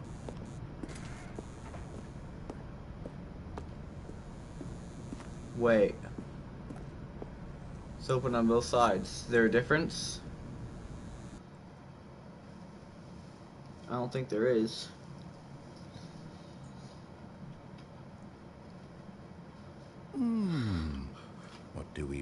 moment. What are we looking for? What are we looking at? Here. Yes. Oh, it's beautiful, isn't it? If we just stay right here, right in this moment with this place, Stanley, I think I feel happy. Ew. I actually feel happy. Gross. Imagine having emotions.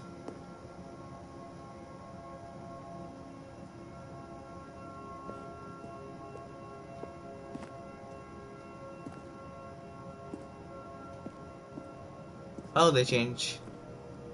Well, that's actually cool.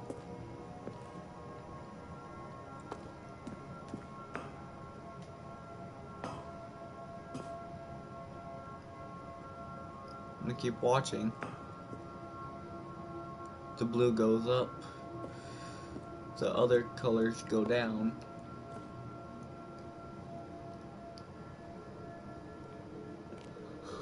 Oh, this is making me more tired, but it doesn't look like anything else is changing. Oh wait, blue lights are fully disappearing. Oh, there's green lights now. Yeah, whatever, we're gonna progress. For now. No, wait. Where are you going? Right. Where were we? Well, you're just sitting, you're not even sitting or standing. You're just not speaking, so I figured you were done admiring. It's about to hit 11:11. Great. I've been streaming for how long now? 4 hours still. I refuse to believe that almost.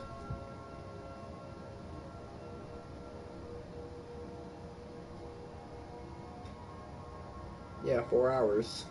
Damn. There's something wrong with me. If I'm able to stream the same game for 4 hours straight, well, I guess not straight. Oh no! Stay away from those stairs. If you hurt yourself, if you die, the game will reset. We'll lose all of this. And we're good. Please, no, Stanley, let me stay here. Don't take this from me.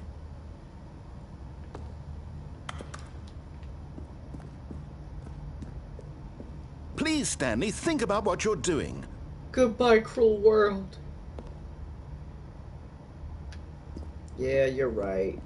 It's stupid.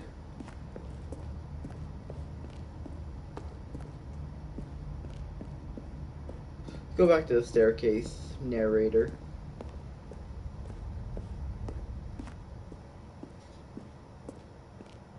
Good, good.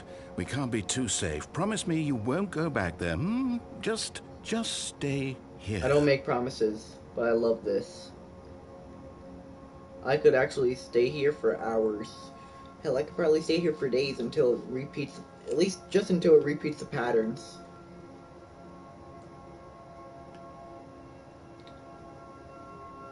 Like, I don't know where the green dots went.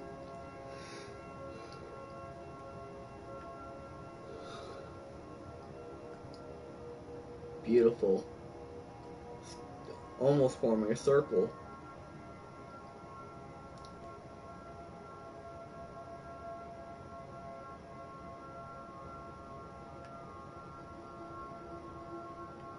Is it repeating now?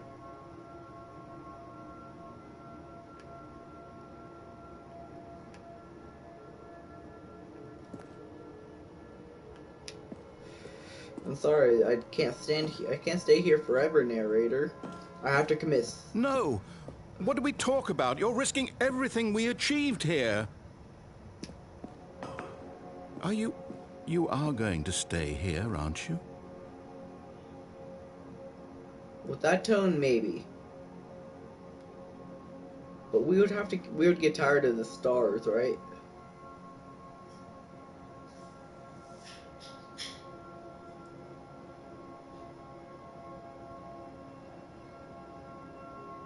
Oh, that's messing with me. So I have enough controller drift problems with my controllers a lot of times. I can't tell if my controller actually has controller drift right now, or if those stars are moving on their own.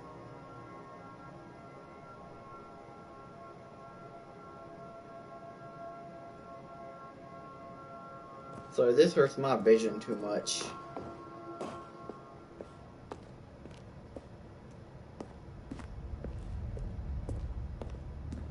You heard me before, didn't you? You will die. What about this isn't getting through to you? Other than the "you will die" part.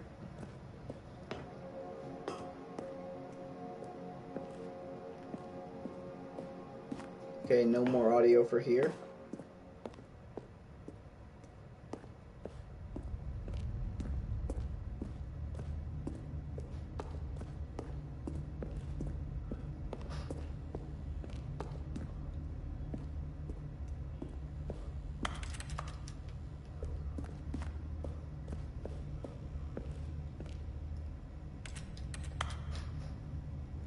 Goodbye, cruel world.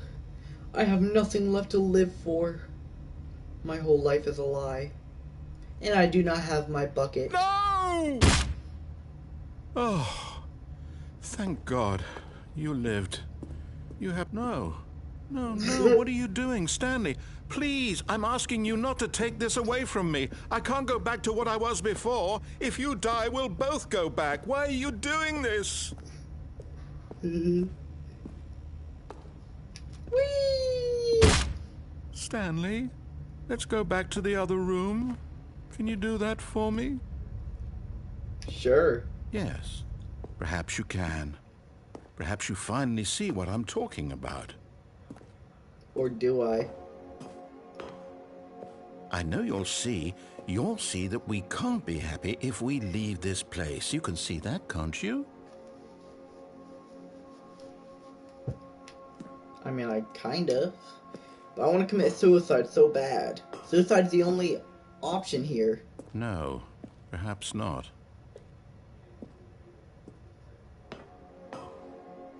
Back to peaceful music. And colors that hurt my eyes. But no more audio for here, apparently. What happened to the "you will die" thing? I want to die. Let me die. Ooh, is that a kid's coloring page? That's not weird at all. So an office building. Not no kindergarten. I felt my entire desk vibrate from my phone. My God. Is this really how much you dislike my game? That you'll throw yourself from this platform over and over to be rid of it? You were literally willing to kill yourself to keep me from being happy. Am I reading the situation correctly?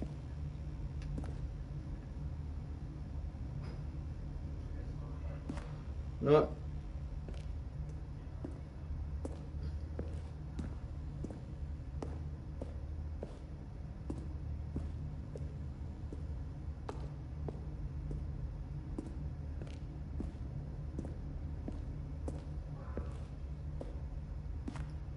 He sounds sad, so I'm gonna give him the lights again. In between, right before I go jump again. There's no voice line when I get to the center. To the edge? No? It's gonna make me commit suicide, okay. Killing myself is the only option. Death is the only escape. He said it himself. Death is the only escape from this nightmare we're living. Oh, I've heard that somewhere. Just don't remember where. Whatever. Let's leap from the tall ledge. From this random spiral staircase that some reason has a ledge that's not railinged off so you could jump from it. Or maybe you're just getting a kick out of it. I don't know anymore. I just wanted us to get along. But I guess that was too much to ask.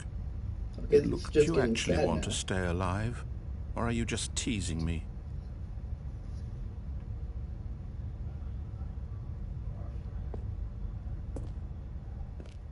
Well, I'm moving a lot slower now. I may be teasing you.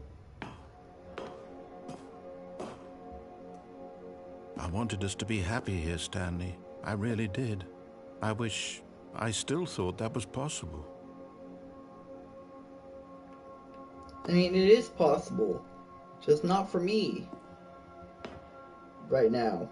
I can come back to later.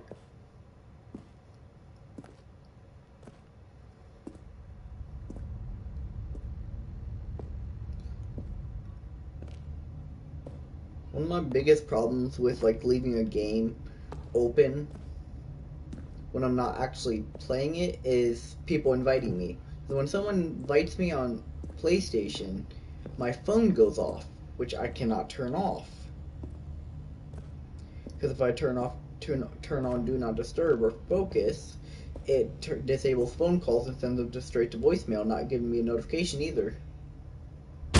Is it over? It's going to restart, isn't it? I'm going back.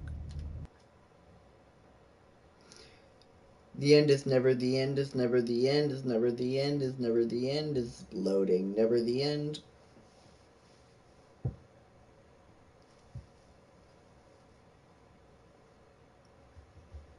"5 hours.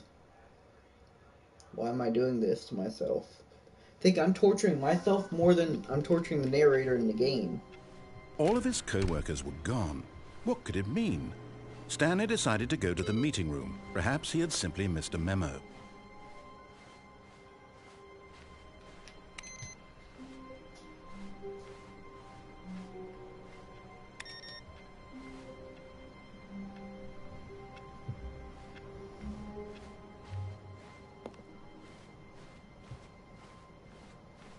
When Stanley came to a set of 2 open doors, this was not the correct way to the meeting room, and Stanley knew it perfectly well.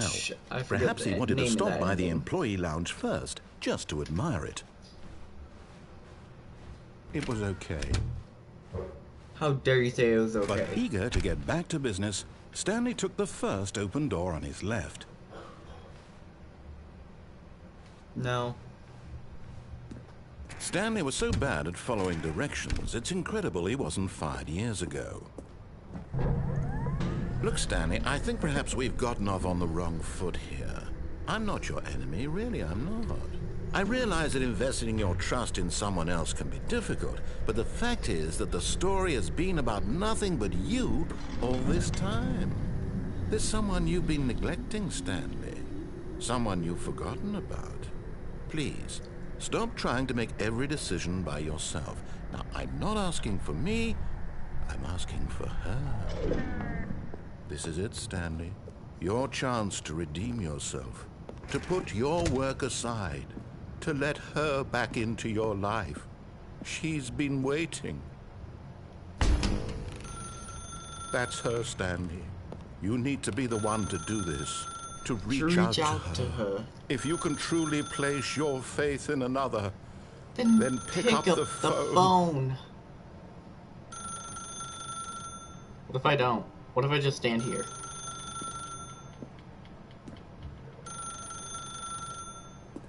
What kind of table is this exactly? Does it fold? Looks like it has hinges right there.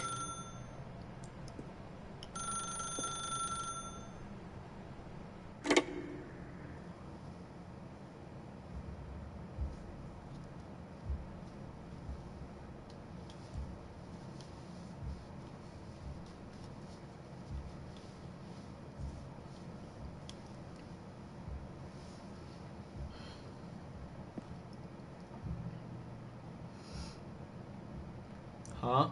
Oh, Stanley, is that you? Hold on, sweetie. Sorry to keep you waiting. I'm just pulling the bread out of the oven. 427. All right. Okay, there we go. All right, now, I want you to come in and tell me all about your day. Gotcha. That is such a dick move. Did you actually think you had a loving wife who'd want to commit their life to you? I'm trying to make a point here, Stanley. I'm trying to get you to see something. Come inside. Let me show you what's really going on here. This is a very sad story about the death of a man named Stanley.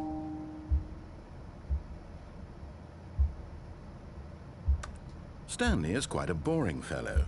He has a job that demands nothing of him, and every button that he pushes is a reminder of the inconsequential nature of his existence. Look at him there, pushing buttons, doing exactly what he's told to do. Now he's pushing a button. Now he's eating lunch. Now he's going home. Now he's coming back to work. One might even feel sorry for him, except that he's chosen this life. But in his mind, in his mind he can go on fantastic adventures. From behind his desk, Stanley dreamed of wild expeditions into the unknown, fantastic discoveries of new lands. It was wonderful. And each day that he returned to work was a reminder that none of it would ever happen to him. And so he began to fantasize about his own job. First, he imagined that one day while at work, he stepped up from his desk to realize that all of his co-workers, his boss, everyone in the building had suddenly vanished off the face of the earth. The thought excited him terribly.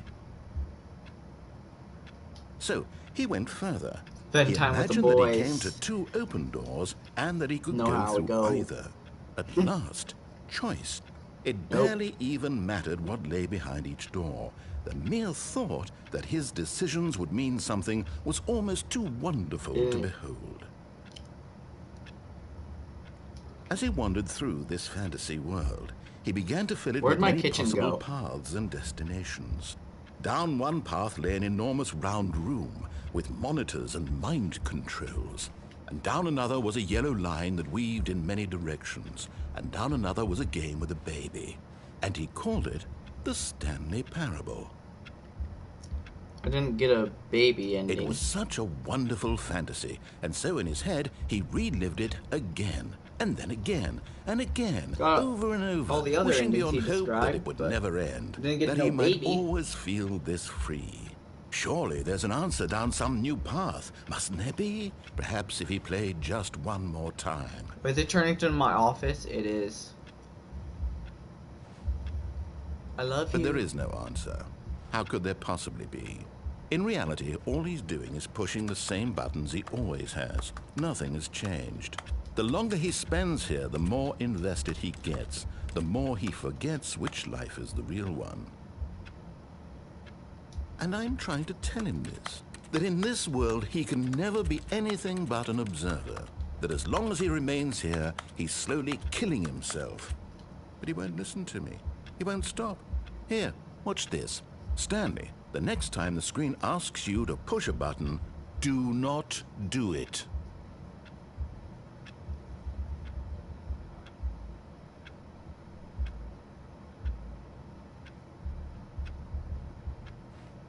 I have no choice. It won't progress, will it? You see? Can he just not hear me? How can I tell him in a way that he'll understand that every second he remains here, he's electing to kill himself? How can I get him to see what I see? How can I make him look at himself? Ignore why I'm screenshotting every... to question Suppose nothing. I can't. Not in the way I want him to. But I don't make the rules. I simply play to my intended purpose, the same as Stanley. We're not so different, I suppose. I'll try once more to convey all this to him. I'm compelled to. I must. Perhaps, well, maybe this time he'll see. Maybe this time. And I tried again, and Stanley pushed a button. And I tried again, and Stanley pushed a button. And I Please die.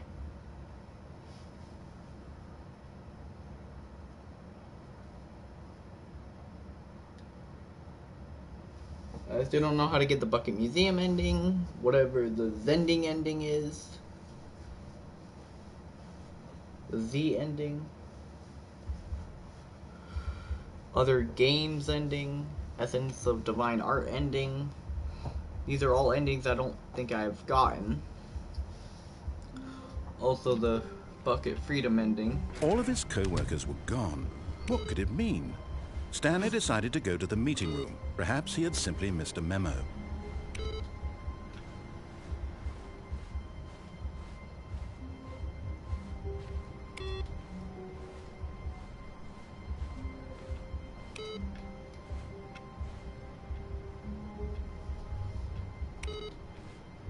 Ah, the embrace of an old friend.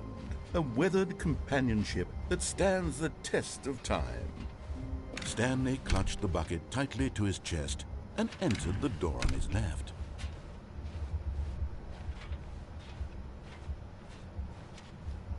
Still no one was here.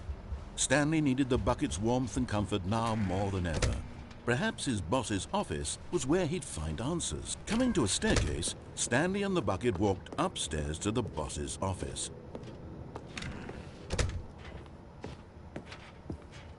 Stepping into his manager's office, Stanley was once again stunned to discover not an indication of any human life.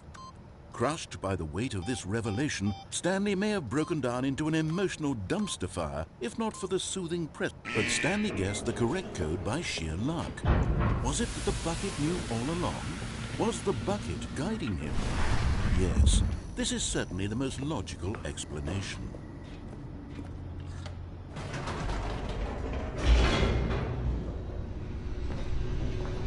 Yeah. Num num num. Num num num num num num num num num num num num num.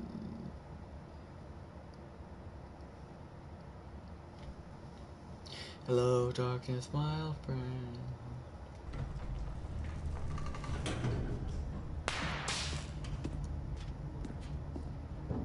Stanley and the bucket walked straight ahead through the large door that read Mind Control Facility. Now we turn it off.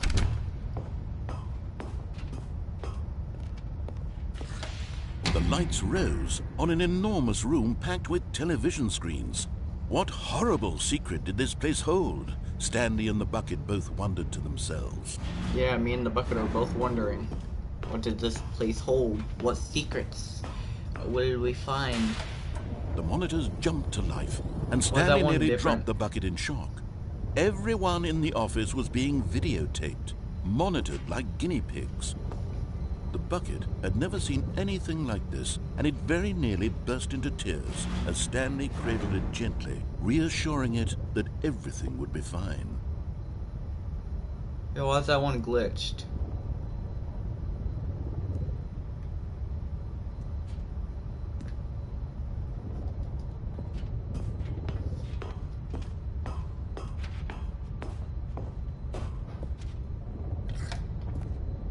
Was the bucket under the mind control facility's influence as well? Had the bucket been told to do things it didn't wish to do? What kinds of things does a bucket want to do or not want to do in the first place? These questions raced furiously in Stanley's feeble mind. No! He screamed into the bucket. He couldn't accept it. His own life in someone else's control, never! He squeezed the bucket tighter, his one friend in the entire world. At this point, he could trust no one except for the bucket. I love how this entire game is was turned into the heart of the operation. Controls labeled with emotions, happy or sad or content. Walking, eating, working, all of it monitored and commanded from this very place. And as the cold reality of his past began to sink in, Stanley decided that this machinery would never again exert its terrible power over another human life. For he and the bucket would dismantle the controls for good.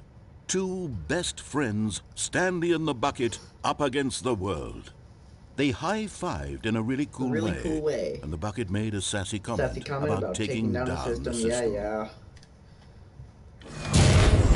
Turn it off.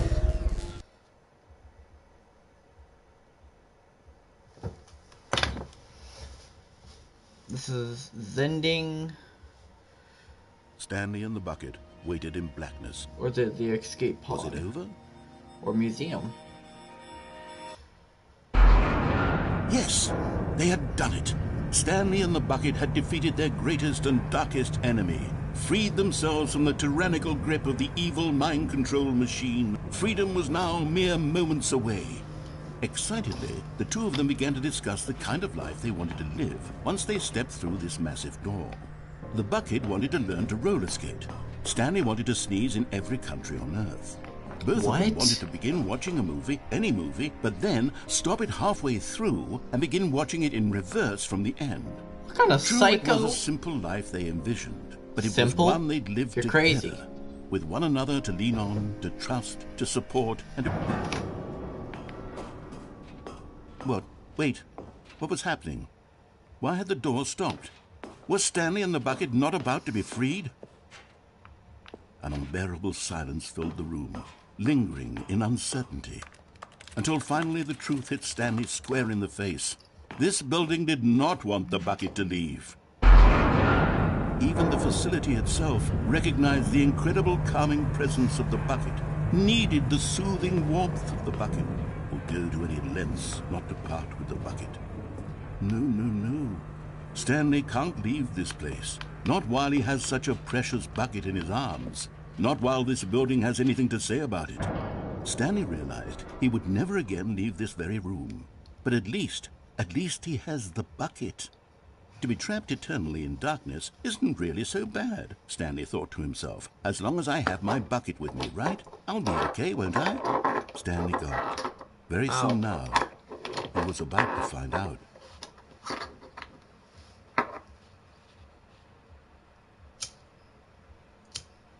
Such a small lighter makes such a big flame. Cool.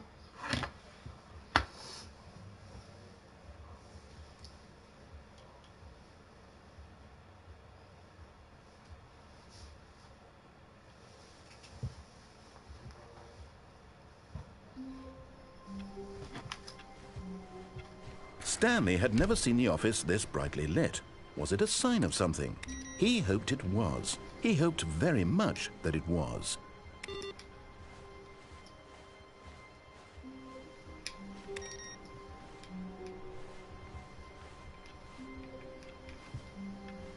I'm not taking the bucket, but I am turning these screens off.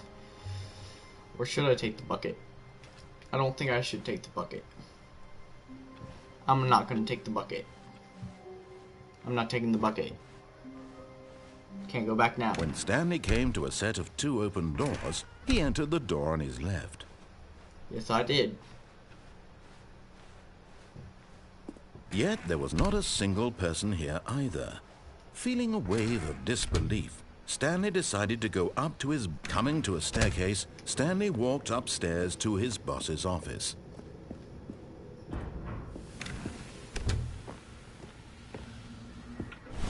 Here's the door, just go. Wait, what?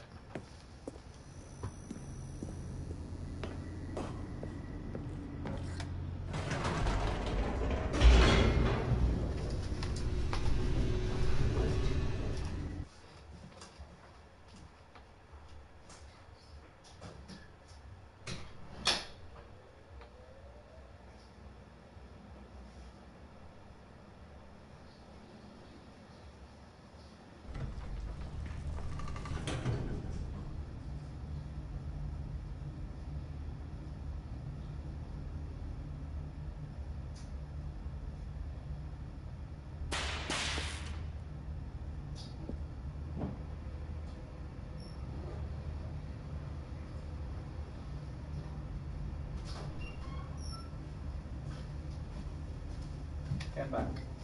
Again. Stanley walked straight ahead through the large door that read Mind Control Facility. Yes, I did.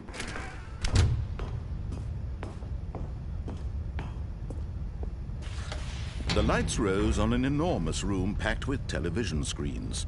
What horrible secret did this place hold? Stanley thought to himself. Did he have the strength to find out? Every muscle in my body aches. So this is going to be the last time I do this. Now the monitors jumped to life, their true nature revealed. Each bore the number of an employee in the building, Stanley's co-workers. The lives of so many individuals reduced to images on a screen, and Stanley, one of them, eternally monitored in this place where freedom meant nothing.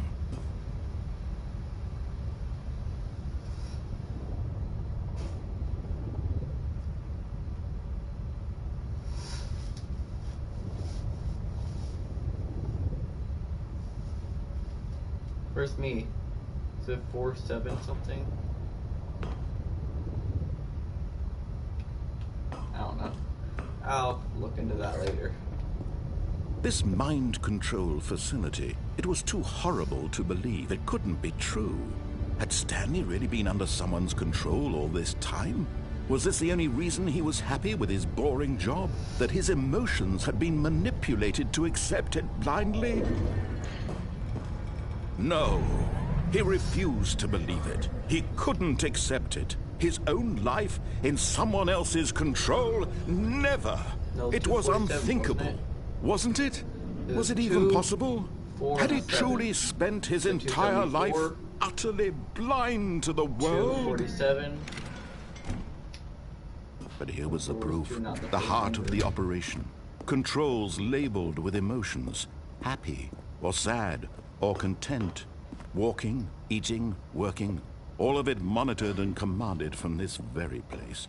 And as the cold reality of his past began to sink in, Stanley decided that this machinery would never again exert its terrible... Oh, Stanley, you didn't just activate the controls, did you? After they kept you enslaved all these years, you go and you try to take control of the machine for yourself. Is that what you wanted? Control? Oh, Stanley, I applaud your effort, I really do. But you need to understand, there's only so much that machine can do. You were supposed to let it go, turn the controls off, and leave. If you want to throw my story off track, you're going to have to do much better than that. I'm afraid you don't have nearly the power you think you do. For example, and I believe you'll find this pertinent, Stanley suddenly realized he had just initiated the network's emergency detonation system. In the event that this machine is activated without proper DNA identification, nuclear detonators are set to explode, eliminating the entire complex. How long until detonation then? Let's say 2 minutes. Ah, now this is making things a little more fun, isn't it, Stanley? It's your time to shine. You are the star. It's your story now. Shape it to your heart's desires. Oh, this is much better than what I had in mind. What a shame we have so little time left to enjoy it. Mere moments until the bomb goes off. But what precious moments each one of them is.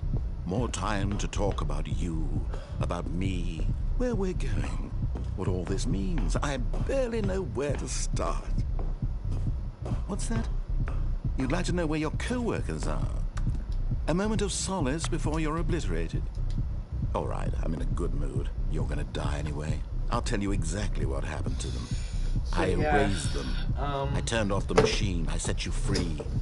Of course, that was merely in this instance of the story. Sometimes when I tell it, I simply let you sit there in your office forever, pushing buttons endlessly and then dying alone. Other times, I let the office sink into the ground, swallowing everyone inside, or I let it burn to a crisp. I have to say this, though. It's been Blue, just your average blue fox that's also watching you try to make sense of everything and take back the control wrested away from you, it's quite rich.